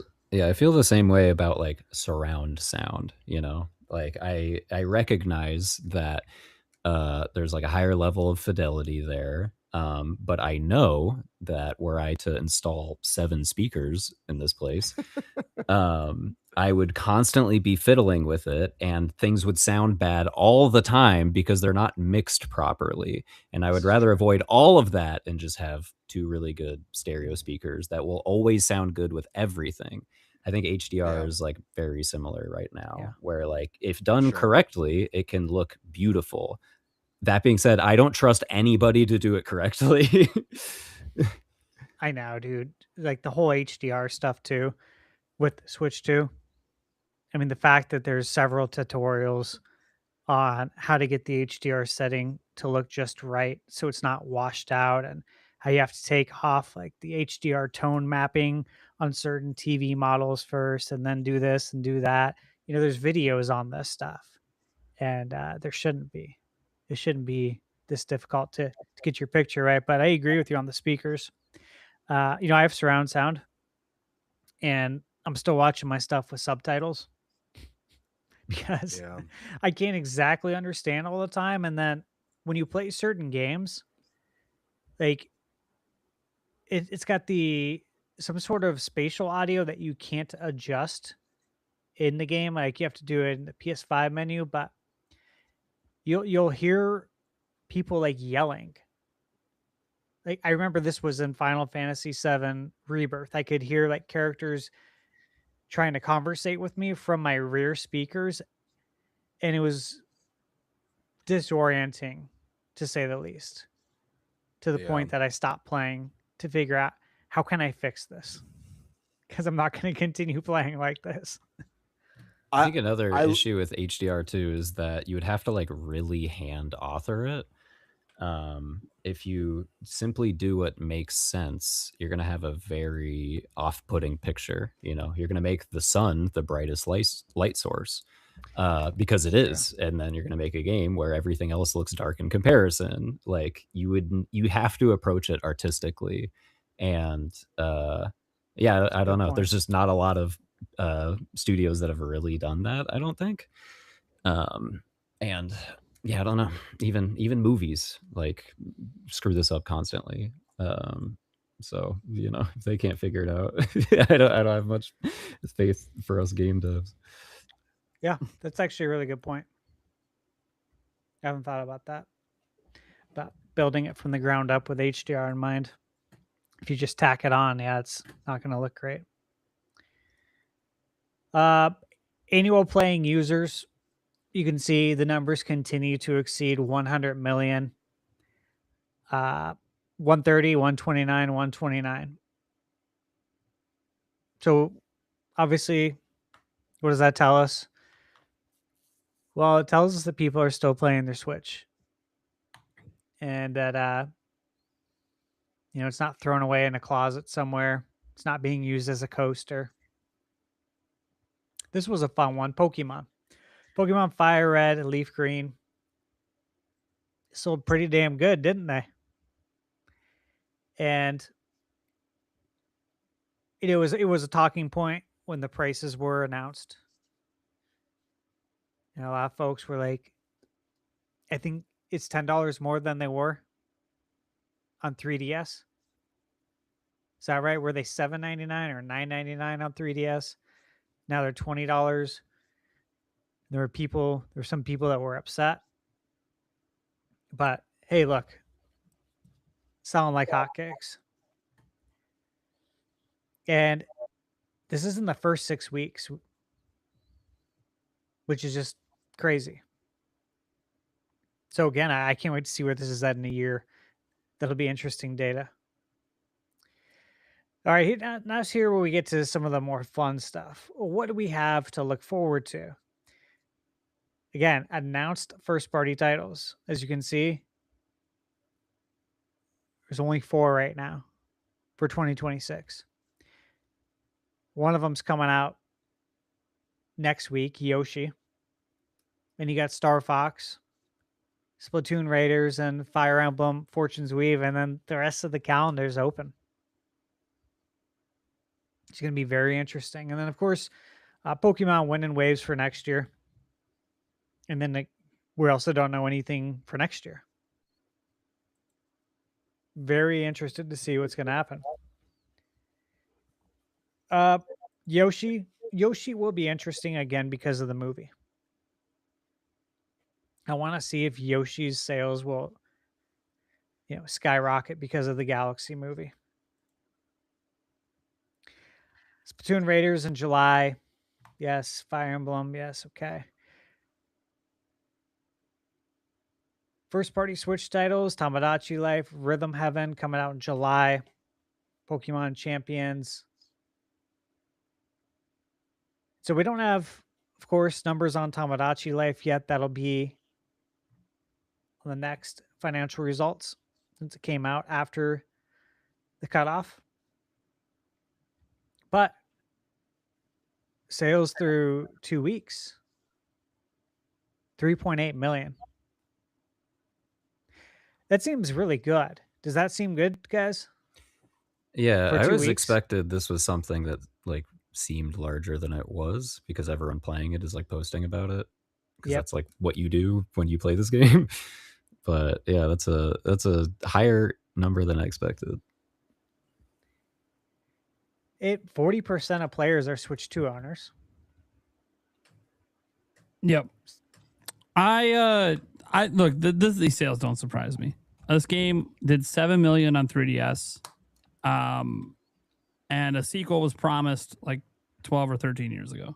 And it just, for whatever reason, took this long to get here. And they gave all the features that they promised they were going to give it a sequel. So, yeah, I think, this is one of those cozy life sim sort of games. And these things are really popular.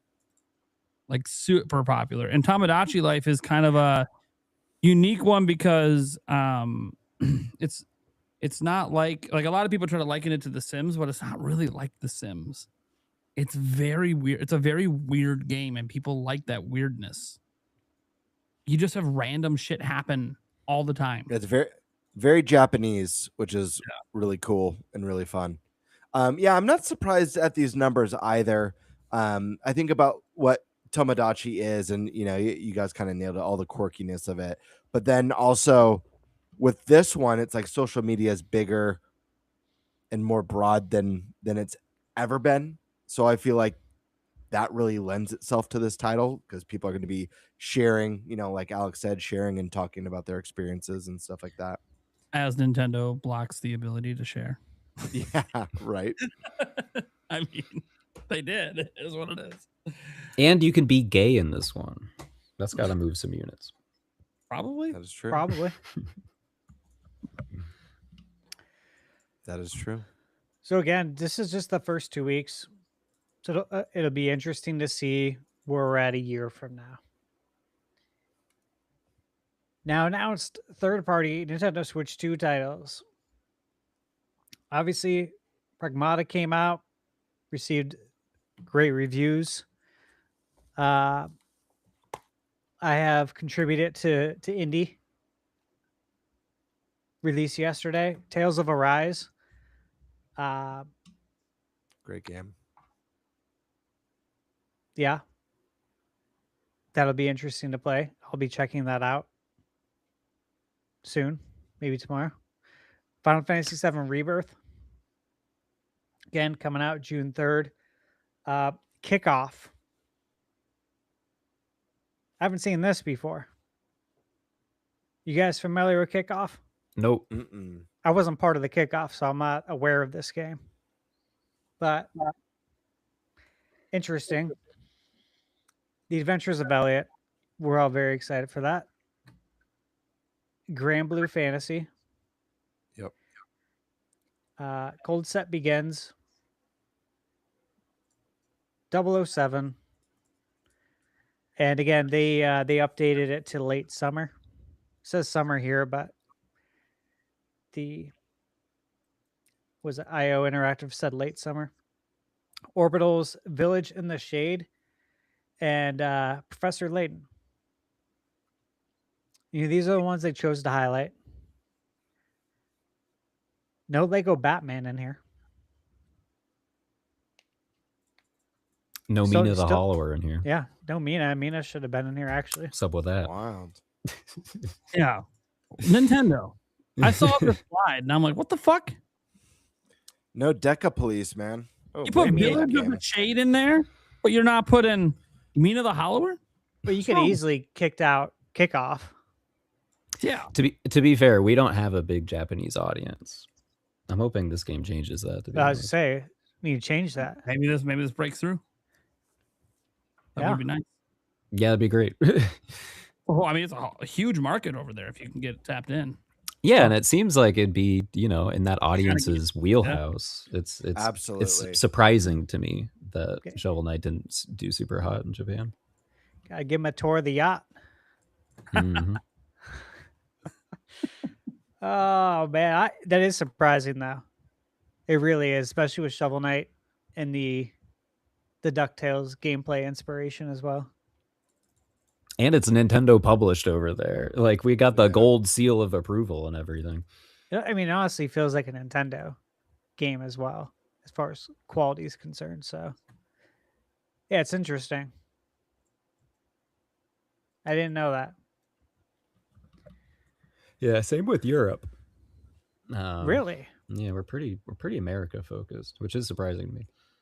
That's so weird. Shovel Knight should have hit in Europe. They had Commodore 64s over there, not NESs. Maybe it's the shovel part. Maybe they just hate shovels. Yeah. You know. Well, then Mina's doomed. In Europe. Shovel guy. Dig it.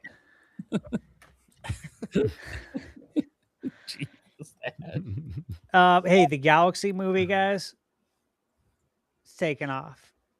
It's pretty much out of this world as far as sales are concerned.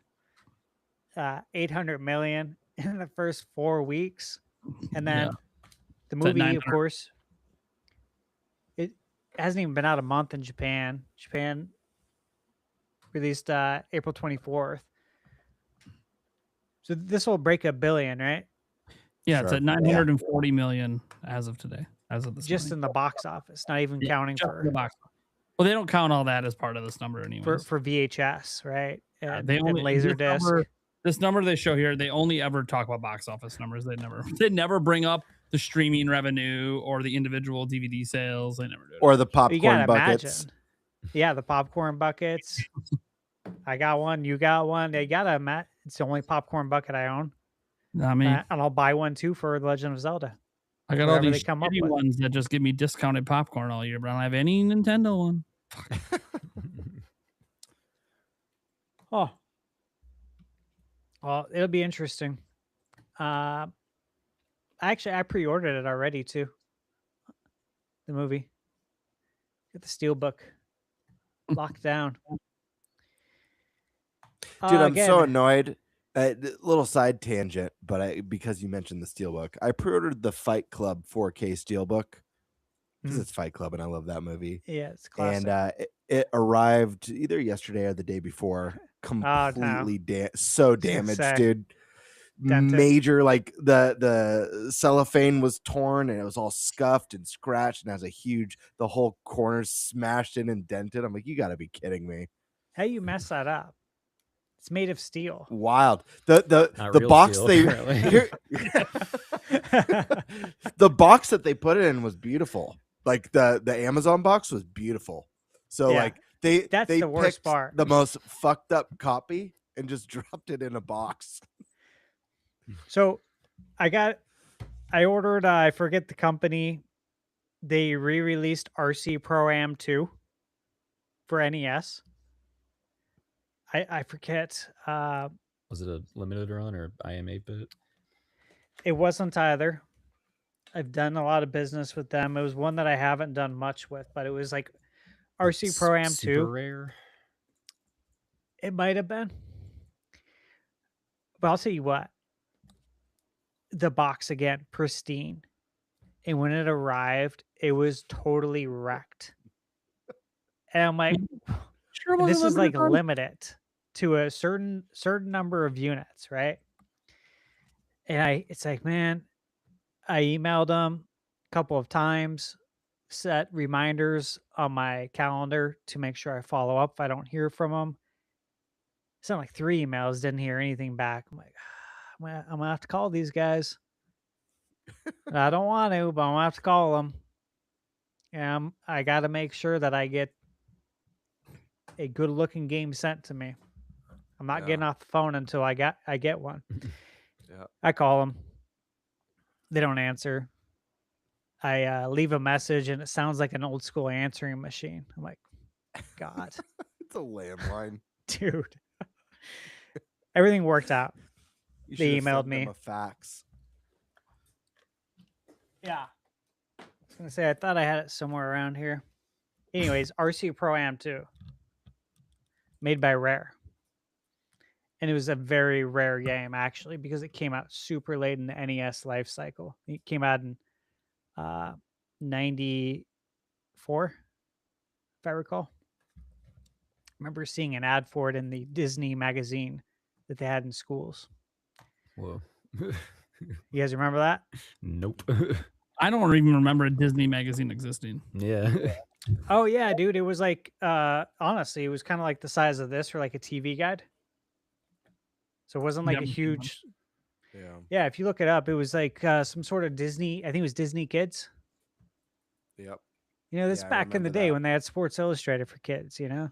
That's not what I had. All the I kids were had, reading Rainbow. Reading is fundamental, man. Besides the video game magazines, I had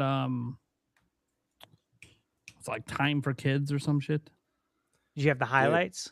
Yeah, I had highlights too. Yeah, I was rocking Nintendo Power for a little bit. Yep. Had that too. Yeah. Nickelodeon magazine, Mm. and I don't know what it was, but it was some sort of a Star Wars magazine that would come, and then I'd get sent like Star Wars trading cards when I was a kid. Interesting. Wild stuff, but You kept those yeah, trading cards. Nintendo Man, Power. you might be sitting on a fortune. You said, Alec, you had Nintendo Power? Yeah, I only had Nintendo I'm Power. guessing those trading cards are no longer mint. I think I had Game Informer at one point after GameStop like shook me down to order it. Right. Yeah. I had of course Nintendo Power. I had EGM for several years. In fact, my pre-order or my Kickstarter should be here very soon. The EGM compendium, finally. So that'll be exciting to take a trip down memory lane in that. Yeah, I had that, man. I had Tips and Tricks for a while. yeah. Tips and Dreamcast Tricks is the magazine. one that I would go rush towards in the grocery store while my mom Same. shopped. Same, write down PlayStation those magazine. codes for NBA Jam and Mortal Kombat. I'd always get PC Gamer because demo discs every month, Yeah, baby. the demo disc. They did them in PlayStation magazine as well, I think. They did. Official Xbox magazine too. My brother got some of those. Yep. Those were the Yeah, it good was the old best. days, man. Share buyback. Yeah, we're not going to talk about that. It's super boring. Reference materials. Again, yeah. Feel like I'm almost looking at a P&L again. Yeah, too many numbers, man. I do like this, though. The million seller first party titles. This one's always interesting. See what they sold and I guess what the global versus Japan breakdown is. Is Kirby Air Riders first party? It's Sakurai and Bandai Namco. That's interesting that they consider that. Yeah. Yeah, that is weird. Hmm. Same with Pocopia. Yeah, I suppose so. Kawi Tecmo. So some of these broke some big numbers, like Odyssey broke 30 million. Dang. Animal Crossing is about to cross Yeah, into it's 50. insane. Good Lord. Dude, look at that. Look at that one. Mario Kart. That is Well, sickening, dude. Insane. Even sicker when you consider it's a fucking Wii U game. Amazing Wii U game. But yeah. This thing came out originally, I think, when I very first started to date my fiance, and it's been 15. It's like, Jesus Christ. Yeah, it's wild. Mario Wonder. And again, it's got to switch to physical now. That's going to sell great with the movie. Not long before that's crossed into 20. And then, yeah, Breath of the Wild, almost 34 million. Jamboree, getting up there, almost at the 10. It'll be interesting again. It's always just cool to see how these continue to sell. It's interesting that so many of these games are like so old. It seems like, I mean, their strategy, seemingly anyways, has been to like create a large library of like undeniable classics so that year over year they all keep selling as like new babies are born and get into gaming. Yeah. Yep. Exactly. And it just compounds. And that's why it's just so interesting to see how these numbers grow. Because it's like, when these games come out, I get them when they come out. And you hear about their sales shortly after they release. And then it goes pretty quiet until these reports come out. And again, there's no Metroid on here, which sucks. R.I.P. That means neither one broke 1 million. However, from what we know, combined, it's over 1 million. But one of them had to hit 1 million to make it onto this report. Of course, it hasn't. I'm a little sad about the Star Fox announcement because I've had this idea for a little while. Can I pitch it? Please. You take all of the Nintendo franchises that people say they always want more entries in, right? Star Fox, F-Zero, Metroid.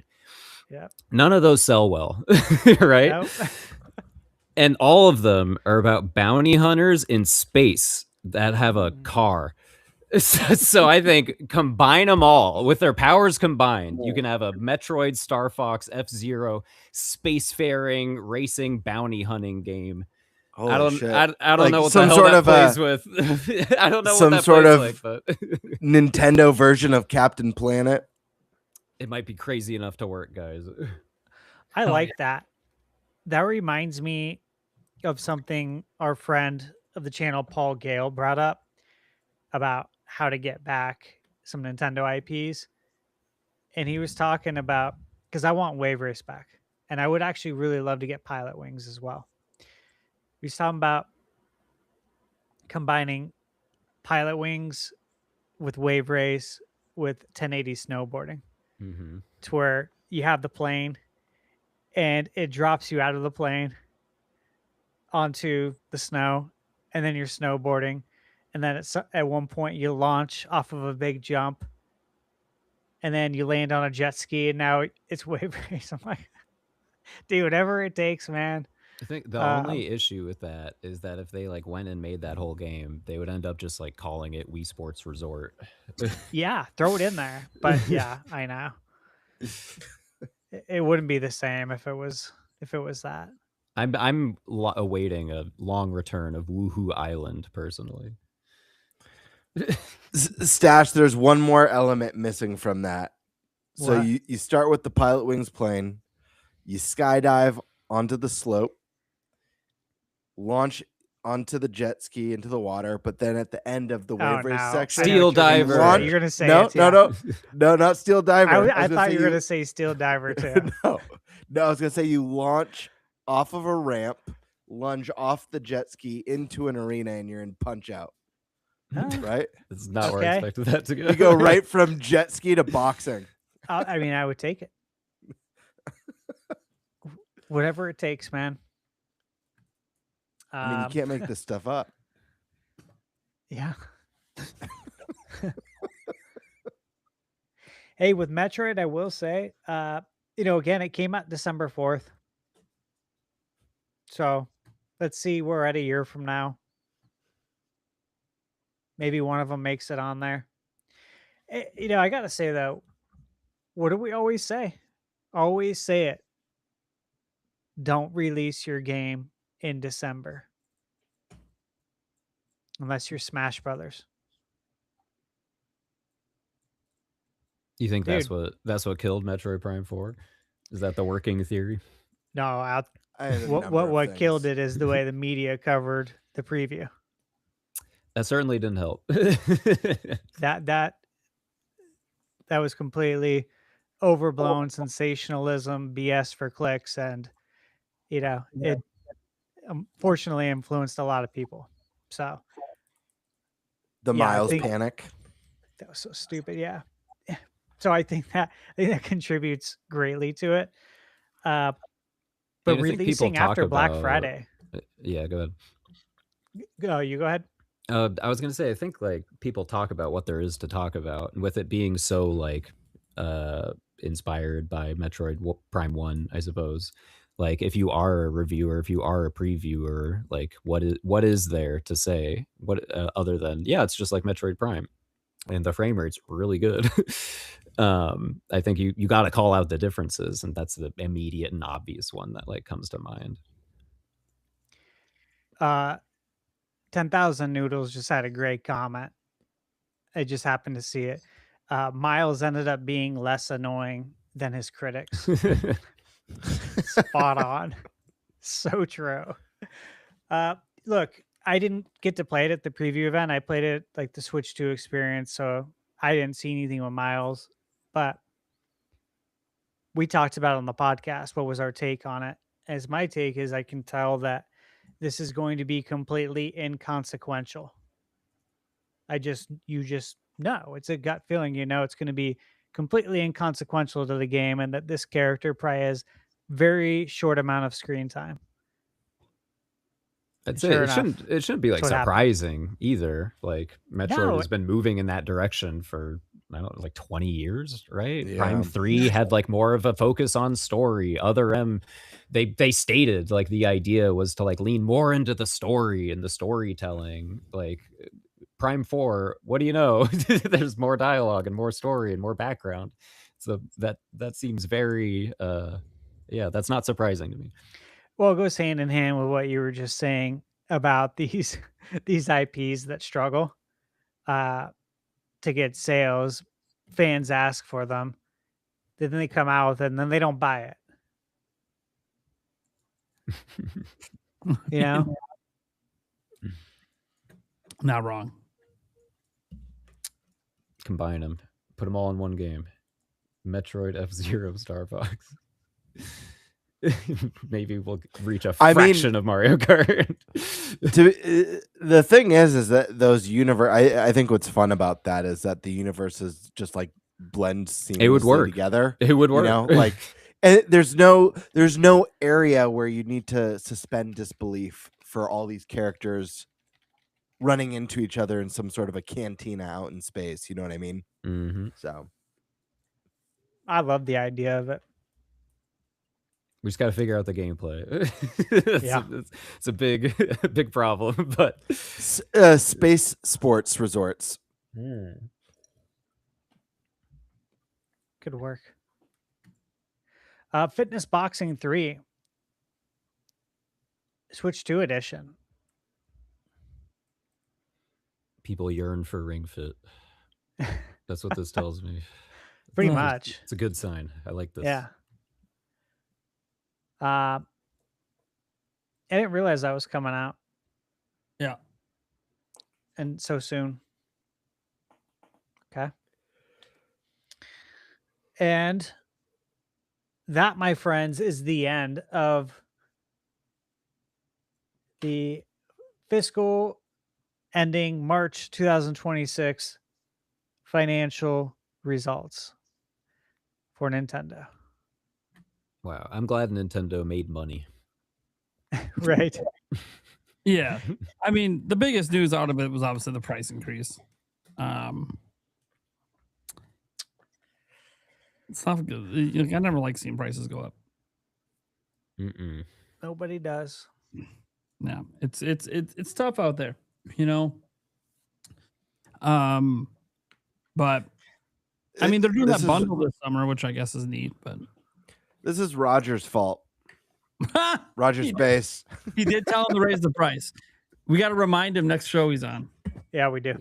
We got to really rag on him because he demanded this. He did demand it. He demanded $90 games, if you guys remember. He says, I hope they charge $90 for Zelda or whatever he said. Yeah. He's probably, I got to ask how disappointed he is that Star Fox is 50 and 60 because he wanted it 90. I mean, they've said that like they're in an experimental phase when it comes to pricing. Who knows? Yeah. Maybe we'll see more $80 games also.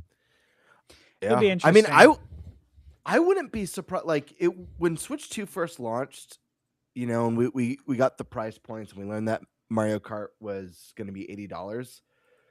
Back then, I would have thought, no doubt, like, yeah, absolutely, Zelda and Mario, 3D Mario is going to be $80. Now I'm not so sure. I mean, I just think with the current climate, I think the fact that they had to do a price increase, I think the fact that they're experimenting with the variable pricing, and now we're starting to see games like Yoshi and Star Fox and Splatoon Raiders at more budget-friendly prices, makes me wonder if Zelda and Mario are going to be $70 titles, and that Mario Kart is going to end up being an anomaly, that had the benefit of being bundled, Yeah, I think Mario Kart's going to be the anomaly just because, not counting all the Switch 2 editions, of course, but just as a standard game at 80. I think it's an anomaly just because we saw this last fiscal quarter.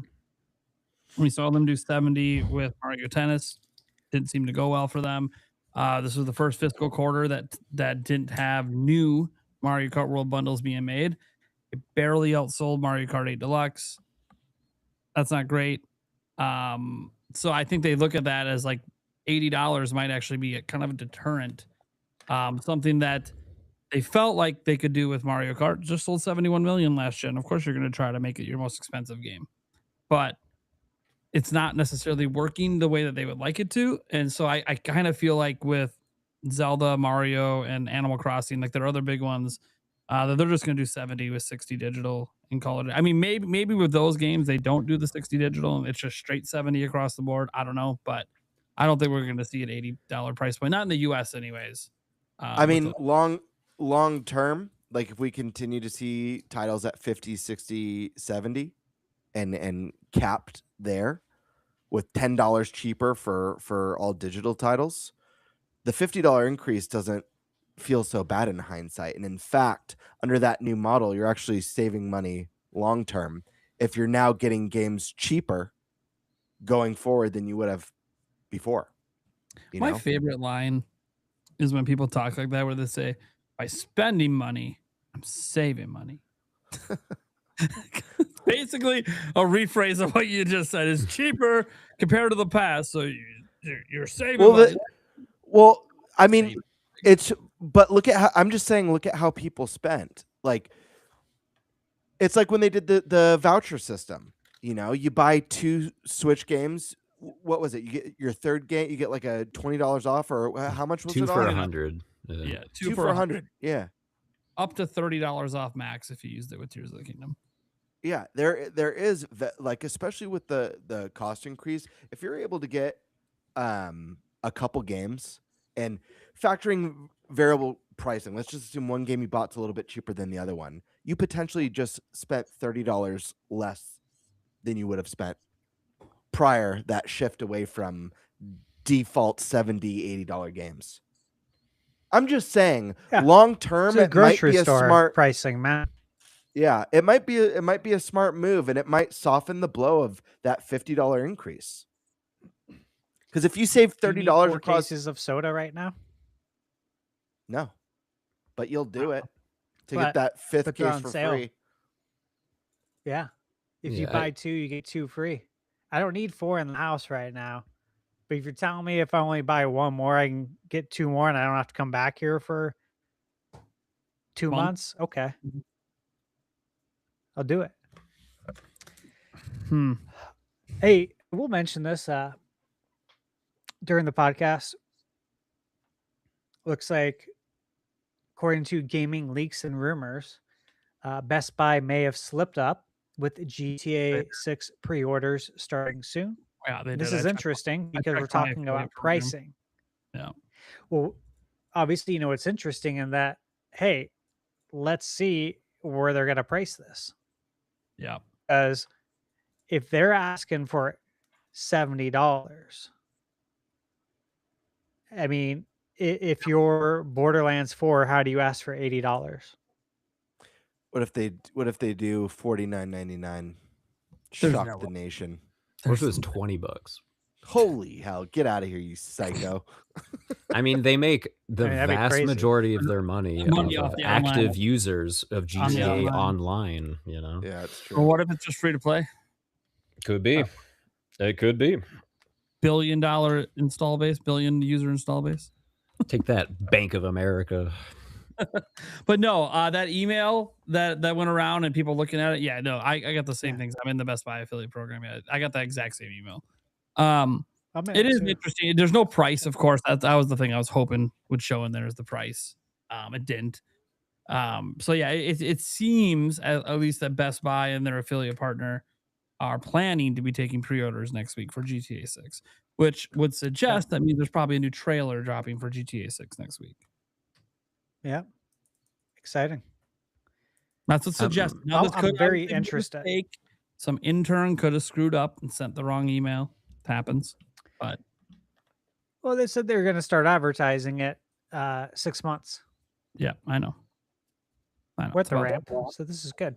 Yeah, I just want to know that price. Yeah, I'm of two minds about that because on the one hand, you know that $60 price point hasn't changed in 20 years, right? And you know my rent has changed in that time. Yes. And yeah, I mean, especially with like Nintendo's strategy in general, like training your audience to like value your games, I think is a noble goal as someone who sells games. On the other hand, I can also like read the room, you know, and like no one can afford anything. And what are you gonna do if you still want people to buy and play your game? I don't know. I don't know.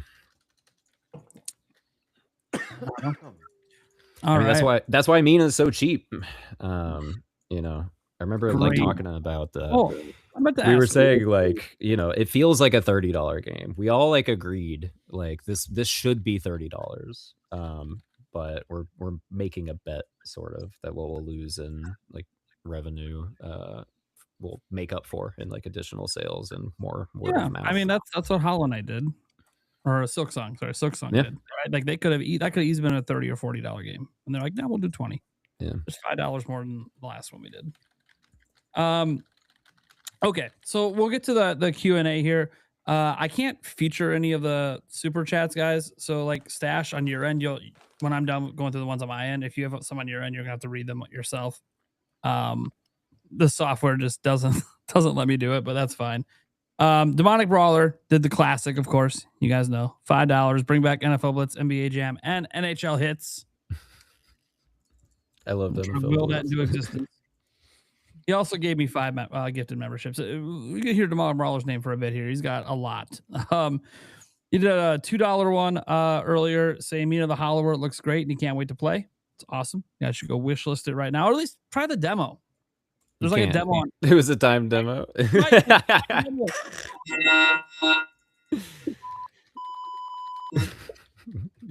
I accidentally turned on one of my voice changers, and I was like, "God damn, which one is?" just wait. It's 2 weeks away. Just wait. I totally forgot that the demo was a time thing because it's still on my system and still works. It's also a DRM free demo. So you know, maybe go. To he's not promoting piracy. You want to find it, it's probably out there. Anyways, yeah, so we got go ahead and wishlist that, or at least watch trailers. If you don't like it, you don't like it, but I have played it and it's really fucking good. Phenomenal. Okay. And then we got let me see, Anthony asked if today was a good day to reach the 1,000 on the streak. That has to do with my channel. I would say no, the next live stream would be the best time to do it, not during a podcast. Demar Roller says he's a sucker for replayability, so he was loving when he was hearing about Mina and all that replayability. It's crazy replayable, which is good because I had to play it 500 times in a row when we were testing it. I knew that from the demo, just with the sheer amount of item variety alone. Yeah, it gets really good around like New Game Plus 5. Demar Roller then says, "Hey, Gamebird, happy, joy, buddy." Hell yeah, I mean, who doesn't like the old Ren and Stimpy? Demonic Brawler says that he can dig it for $2. Then he said, so don't spam. Oh my gosh. Demonic Brawler. What? Thanks for all the super chats. Some of these are a little wild. Like who let the dogs out? He just had to get that out there for $2. Who let the dogs out? Apparently Majora's Mask did. Let's see here. Then we had Demar Brawler did a member chat saying it's going to be the NPC with the shovel who's not Shovel Knight. Yeah, that you talking about the fan art. The fan art's going to all be of that guy. Okay, he did $5 as well. It says if I was a betting man, I put my money on the second or third week of June. Talking about a direct, and it would be like an hour-long direct. We'll see. Anthony said, "Can you ask Alec?" So Alec, have you played Tunic? No, I haven't. A lot of people at the office obviously had to pick it up, and I, observed the discourse, but I didn't have time to check it out myself. Okay, that's a good question. Fisherman Mike said, at this point, it wouldn't surprise me if Nintendo drops a direct when we least expect it. Wake up someone random morning and Nintendo Shadow drops it. You mean like Nintendo today? 10-minute warning. Get ready. You're about to see Star Fox for the first time in 15 years. What the fuck? What are you talking about? Wink Demand. Going forward, maybe directs could be Nintendo Today exclusive. Whoa. Well, I don't know about that. That's a little much. You got to put it on platform where people can watch off of their phones. Yeah, I would be pretty pissed to have my game debut on a freaking smartphone screen. Like literally, you guys know, like Nintendo Today, you can't use it off your phone. Like it's not usable on desktop. Like that would suck. Well, no YouTube videos, no nothing. You just gotta. You want to see the latest direct? You better turn on Nintendo Today. Yeah, I'm airplaying it, so all that my will friends be can watch me. it. Nintendo deletes that app today because that's how mad I would be about it. Yeah, you don't want to alienate people from your games. Yeah, there's a reason, guys. Like they do the announcement on Nintendo Today, but then they still post everything publicly on all their socials. There's a reason for that. They're trying to get you to go to Nintendo Today for news first, but they're going to put it on everything. They're not that daft. They know where most of their consumers are, and it's not on Nintendo Today. Not yet. Yeah, not yet. They're trying. I guess you make directs exclusive. I guess maybe you gain some millions. I don't know. Anthony says he has a second question for Alec. Is there a lot of... I can answer this one, but that's fine. It's your guys' game. Does Mina have a lot of exploration? Yeah. We hadn't talked about that much, I suppose, throughout development. And when people played that demo, I think it created an expectation that the whole experience would be similar to like the opening of the game when we're like teaching you everything you need to know, you need to know. But the second that demo ends, you know this now, you arrive in the middle of town and we say, all right, go wild. And that's it. You can go in any direction after that. And there's a lot of, we ease you into it around the town. There will be more like overworldy areas that start to like creep into content that feels a little bit more difficult, a little bit more dangerous. It feels like you're getting, further from civilization a little bit. And eventually you'll feel like, okay, now I'm like clearing out this area. But a lot of the game revolves around, completing those areas, going back and exploring and thinking about what can I do now?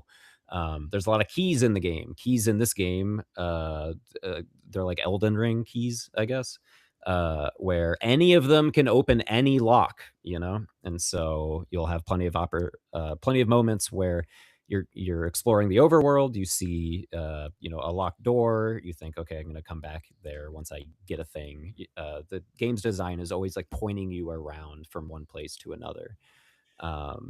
And putting ideas in your head that you can look forward to and then later try to unlock through a whole bunch of means. There's the keys, there's just the character mobility and the platforming of it all. You can only go 2 tiles, but there's jumps in the game that are 3 tiles or 4 or 5 or 6 or 8.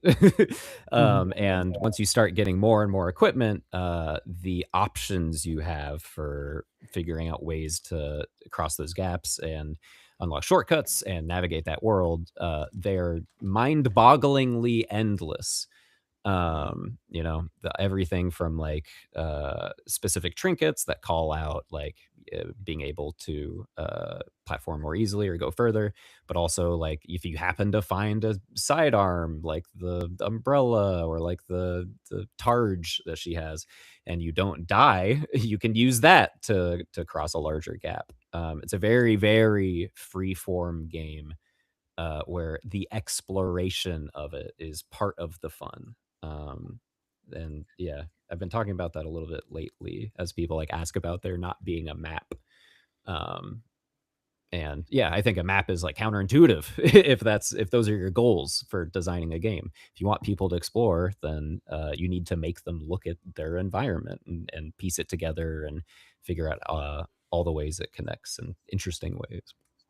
This game made me do something due to exploration that I haven't had to do probably since I was a kid.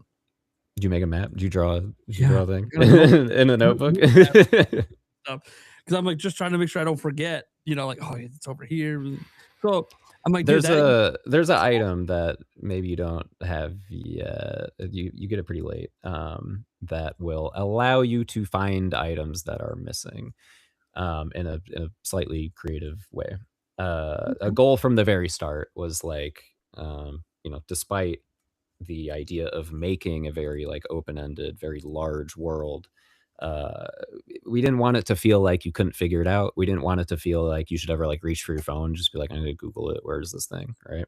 It should be a game that any player should be able to 100% without the internet helping you.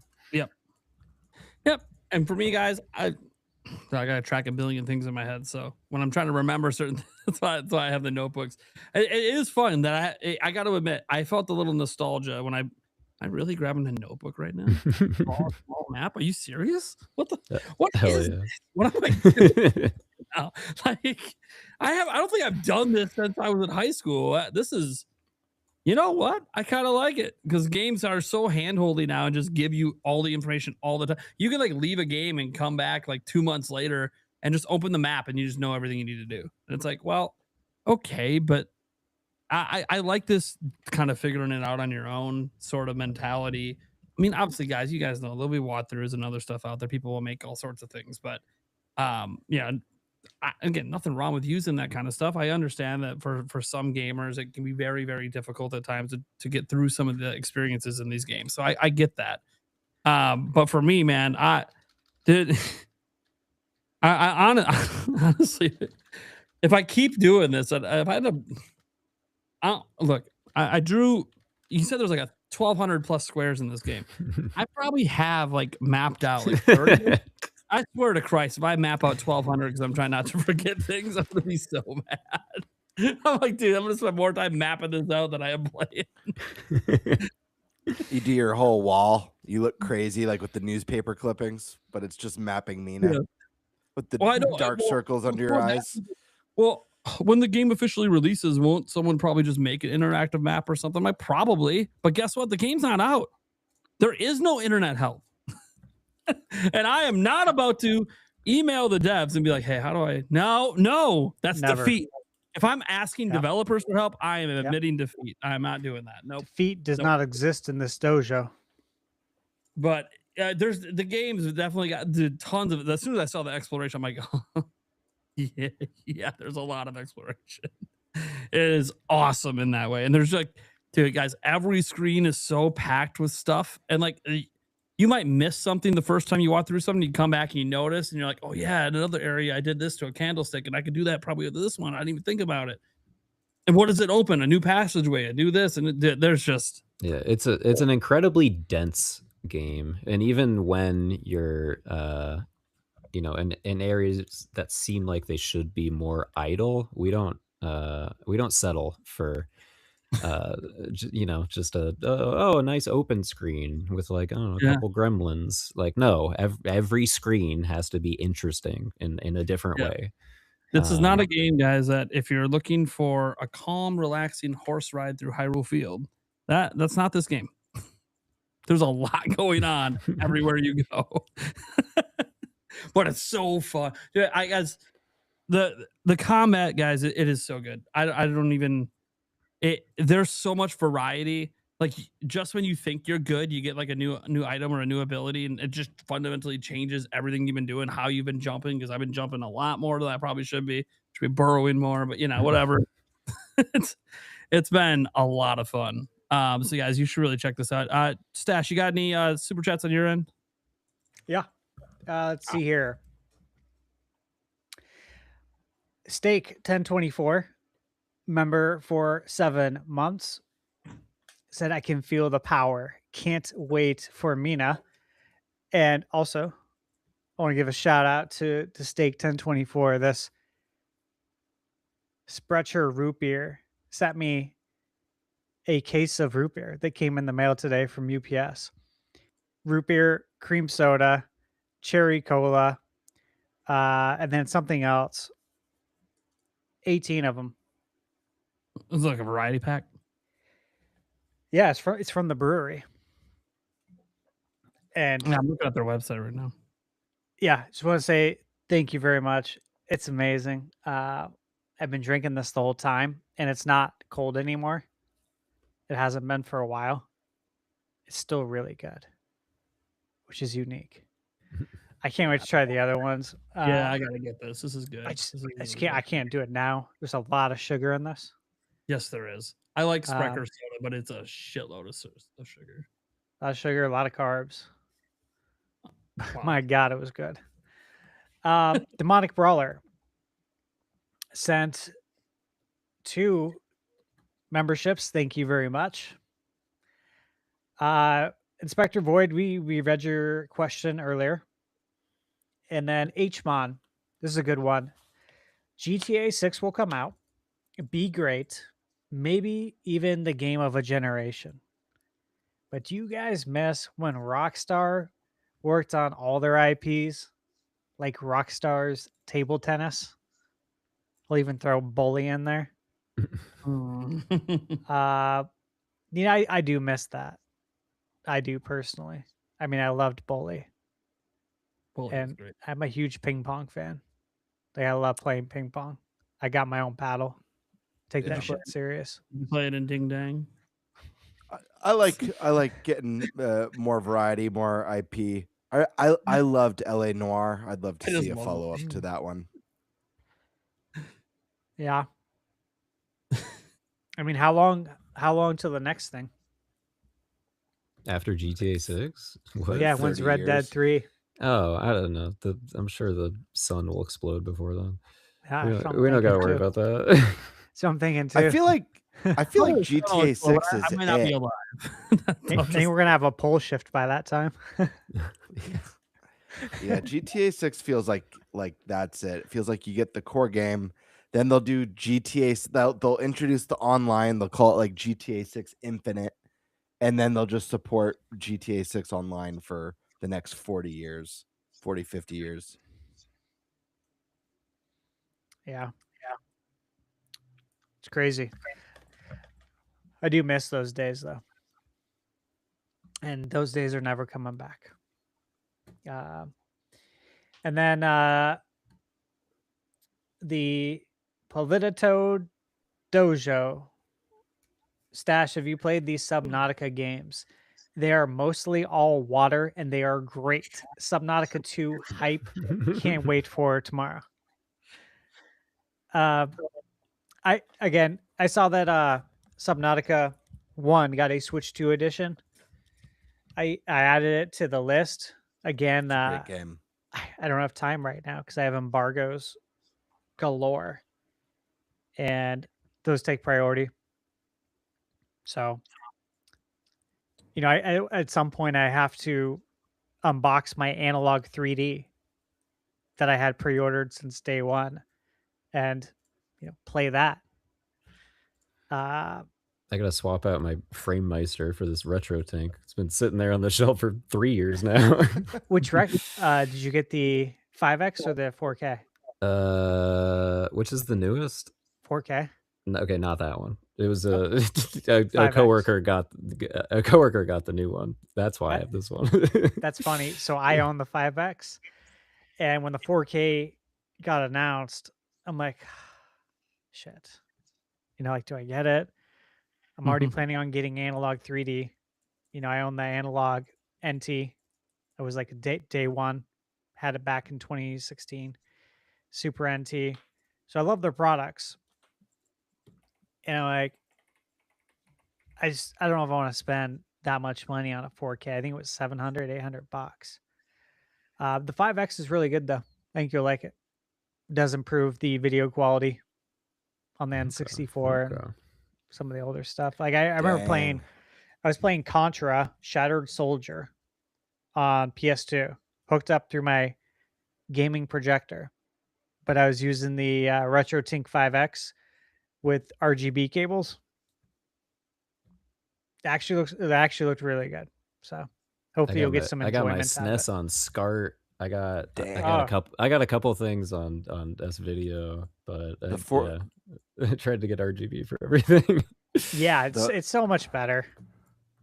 The 4K is $750. It probably went up in price too since it was announced, or since it was released. You know, I think it released a year and a half probably ago. Sounds about ballpark, right? It's more than double the 5X. Jeez. I got the Super Station 1 console too. I need to set up that I'd pre-ordered. That's a Mr. console.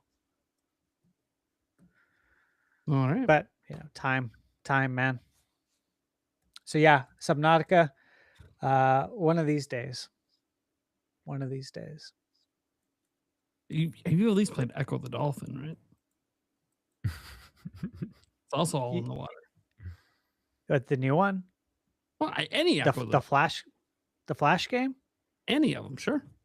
Of course, I played Echo. I have Echo. I was just making sure. Okay.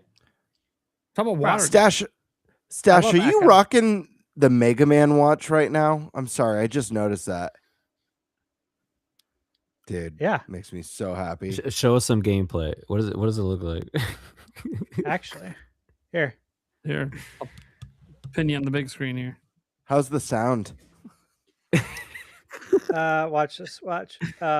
Classic. Okay. Can you hear it? So far, so good.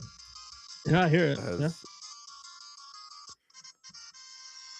Ah, yes. That makes me so happy. Okay, Airman stage. Check this out. I only saw the announcement. I haven't actually seen what this looks like. Oh, it's like an auto runner. Otherwise, I'm just going to be jealous all the time. And that's not good for my mental health.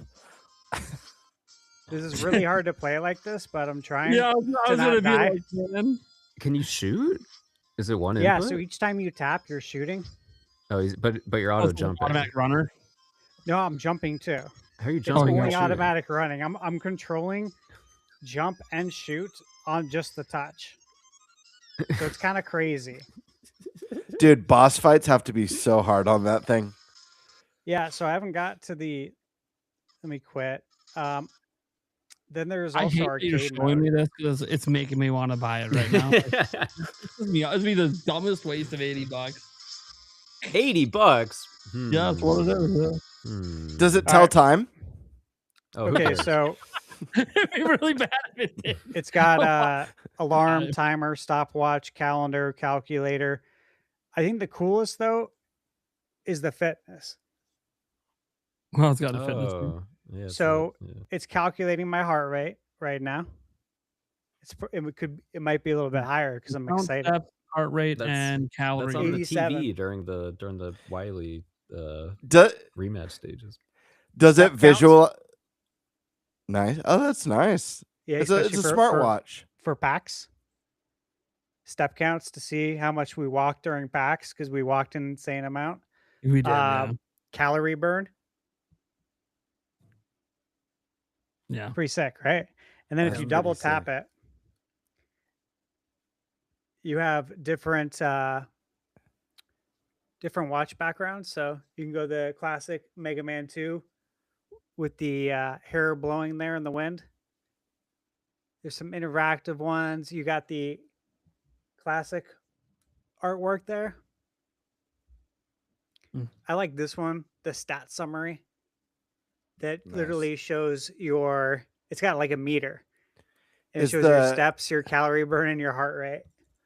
I'm curious, is the battery icon an energy tank by any chance? Sure is, which made me yeah. really happy. Have to be. Hell yeah. Have- It's like that's such The a little nice details. touch. They have so many attention to details. If that wasn't, I mean, come on. Yeah. I'm saying it's like pretty rad. the stupidest thing, but I kind of want it. It pisses me off that I kind of, dude. I would. You know what? Someday I need to become one of those. You know what? There are people that legitimately think I'm rich because I do YouTube full time. I want to become one of those rich YouTubers so I can buy stupid things just because I want them. Seriously, the Mega Man Watch looks sick. I'm literally looking at it right now on like 3 websites. I'm like, oh my god, I want this. I didn't buy it. It's not about out it. yet. Comes out June Yeah, 16th. Pre-order. Yeah, it's on pre-order right now. Yeah. Capcom did send it to me. Yeah, But I I will figured say, I think it's cool enough to buy. I really do. And you guys know I don't make anything off that. But if you wanted a smartwatch as a gamer, there's nothing cooler.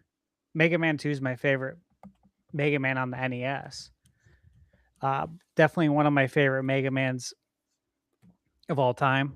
You know, it's Mega Man 2, Mega Man 3, Mega Man X 1 and 2. Mega Man X is Yeah, probably X my is favorite. so Mega good. Man X and then 2 for me, but I was obsessed. I used to rent X from Blockbuster over and over Dude, again until I same. owned it. All the time. It's Mega May right now. Every year, Here we we at the go. Yacht Club play a lot Damn. play a lot of Mega Man games in May. Are you guys all yeah. big fans? Oh yeah, we dabble. Yeah. Sean, my coworker, has a crazy setup for this year. He has like 100 Mega Man games plugged into like one crazy emulator, and it's like scripted so that if you take damage, it will randomly immediately swap to a different Mega Man game. And so we've been trying this for like a few years now. You know, you hand anyone the controller and it's like, all right, I'm gonna go get a beer, and then you come back and they've gotten knocked from, Heat Man stage into a completely different game. And now you're fighting like That's so Charge cool. Man. So it's like a Mega slowly Man. but surely we make progress on all of them. We at the end of the month see how many we actually got to the end to, which is also a really organic way of discovering which are the easier ones, right? They Yeah. inevitably get cleared first. That's true. There's like a randomizer. Yeah, you essentially Very created cool. Mega Man Remix. Pretty much. I love Yeah. that. That should be an official product. It sure should. We would do be love a randomizer at the Yacht That Club. would be sick. I feel like you could probably throw some roguelite elements in there too, and then you get your Mega Man roguelite. Oh, there you go. Roguelite. Yeah. All right. And I think that's going to do it for our show today, guys. I'll go around the room, let people know what we got going on and where they can find us. We'll obviously start with our guest, Alec. What would you like to say on your way out? Check out Mina the Hollower. It's May 29th. It's $20, which is insanely cheap for how dense that game is. It's really dang good. We fully believe in it. We spent longer on it than any of other games, and we think that it shows. So yeah, don't miss it. It's gonna be all the rage. There we go. Oh yeah. Then we got, I see Thunderstash just waiting, holding the calendar. Go, buddy. All right. So yeah, working on a lot of reviews. I'm doing the old Swiss cheese method of time management, kind of poking holes in a lot of the games that don't have embargoes. While I'm working on games with embargoes and preparing those as well. So Cinderia, still a game I'm working on. I got a preview coming for a game called Lights Up. It's not out yet. I don't know when it's coming out. Actually, there's not a date yet. It's a press preview, but it's coming to Nintendo Switch 1 and 2 as well. Let's see. Still have Little Nightmares VR. Ease Memoir. Total Chaos. Adventure of Samsara. Dead as Disco. Motor Slice.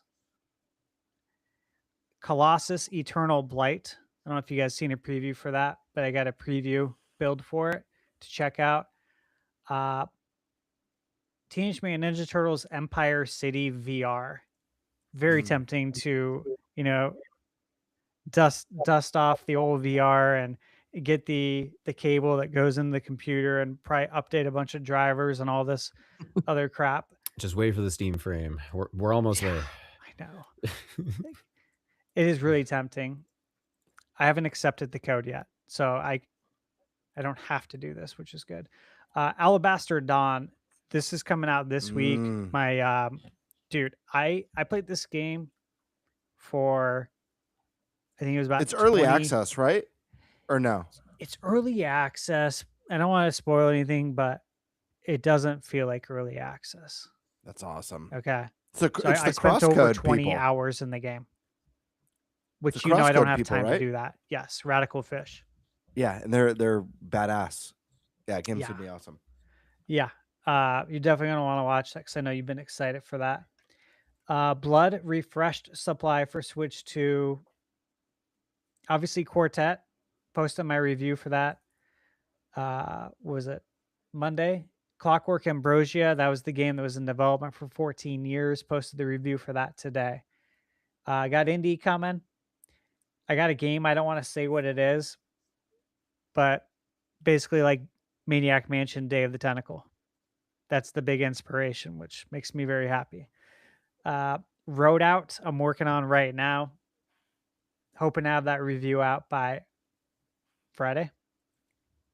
And then got Monopoly, Star Wars Villains, Bubsy 4D. Working on that.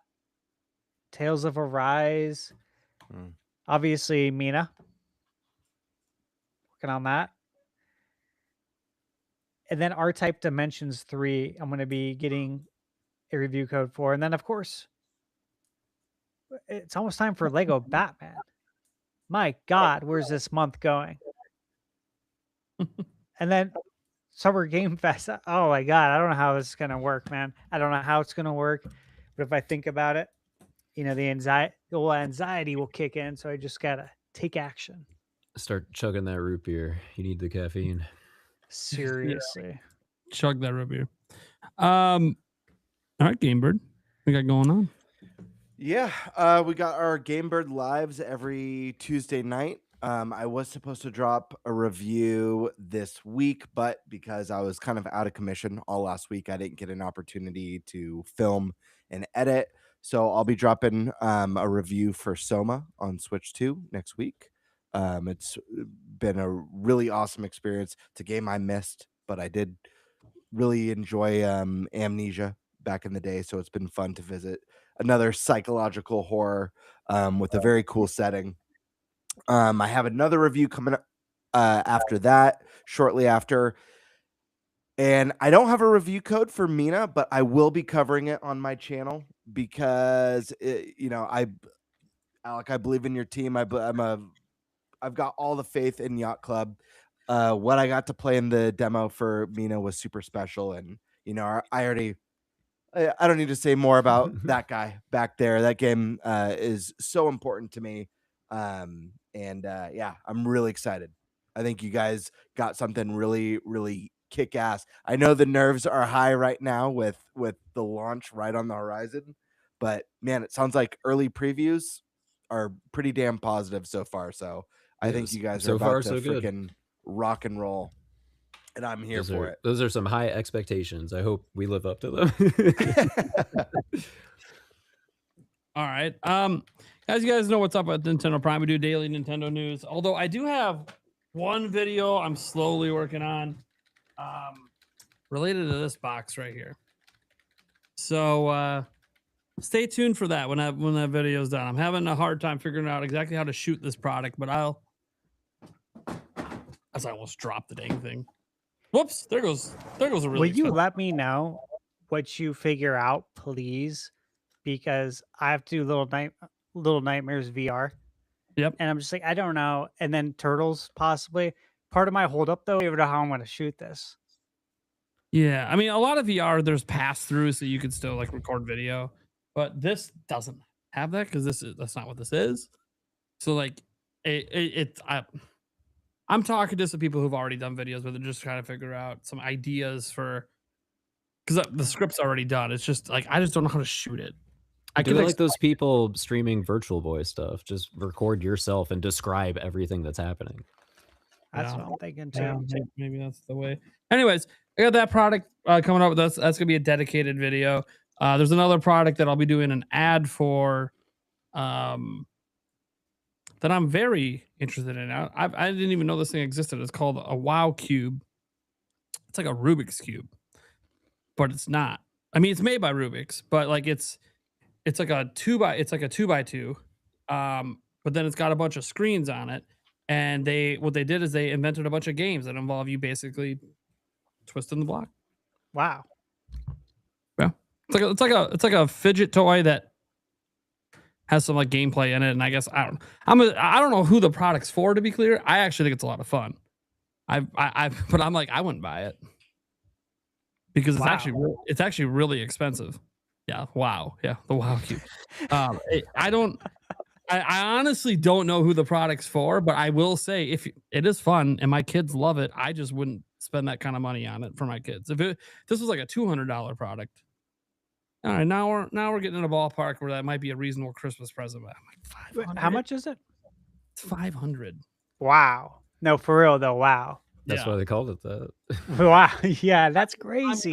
And the thing is, I'm guessing the reason it costs that much.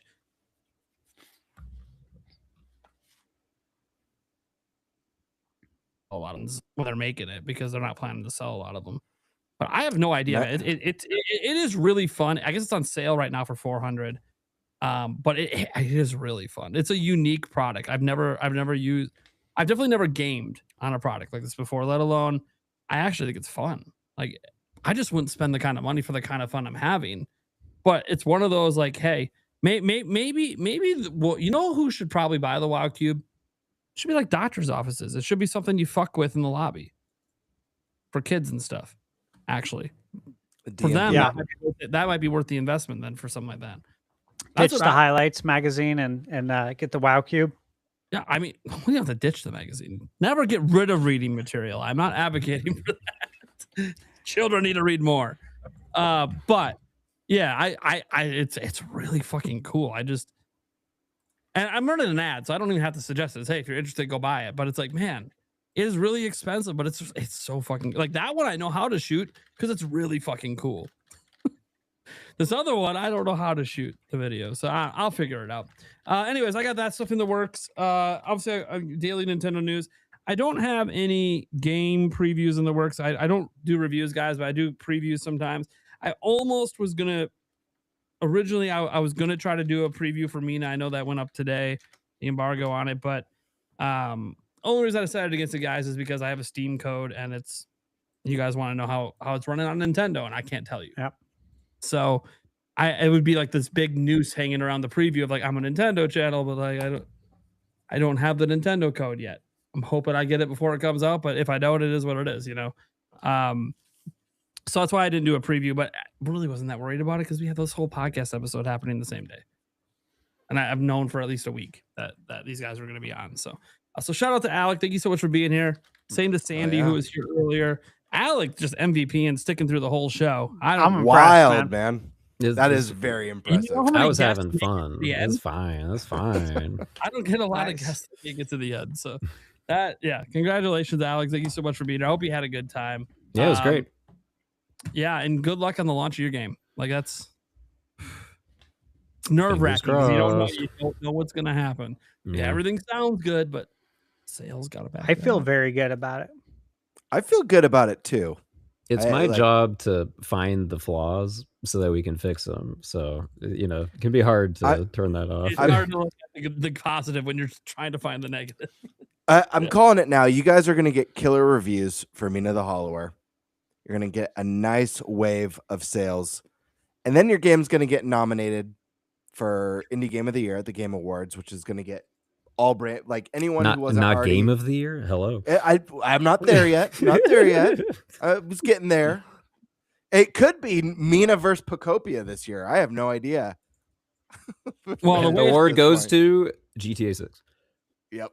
I mean, all GTA 6 probably has it in the bag. That being said, for indie game of the year, it's going to be a stiff competition because isn't Mixtape an indie game too? So you got that. You got Mina. God, what was that other really good one that dropped earlier this year? I mean, there's been a lot of really good indies, but ones that would act. Yeah, Mugenics. Yeah, that'll be up for sure. Slay the Spire 2. What other Yeah, indies? Slay the Spire 2 really blew up Yeah, on Steam. there's some good ones. Really blew up. Yeah, there's been a lot of good indies this year, so it's gonna be some stiff competition to even make the list, let alone win it. But we'll see what happens. Crush, dude. They're gonna. Crush. Yeah, man. Hey, look, I have your guys' game in Fantasy Critics, so I'm hoping for a 99 here. Okay. Me too. I need a 99. I'm a little behind. I need this game to do well. All right, guys. Thanks everyone for being here. We'll be back same time next week. And as Alec and Sandy said, they kind of maybe want to do this again sometime after the game launches. We'll figure it out. We'll reach out behind the scenes and figure out a time that works. Thank you guys for being here. And hey, we'll catch you same time next week. Good one. Peace. Bye, everyone.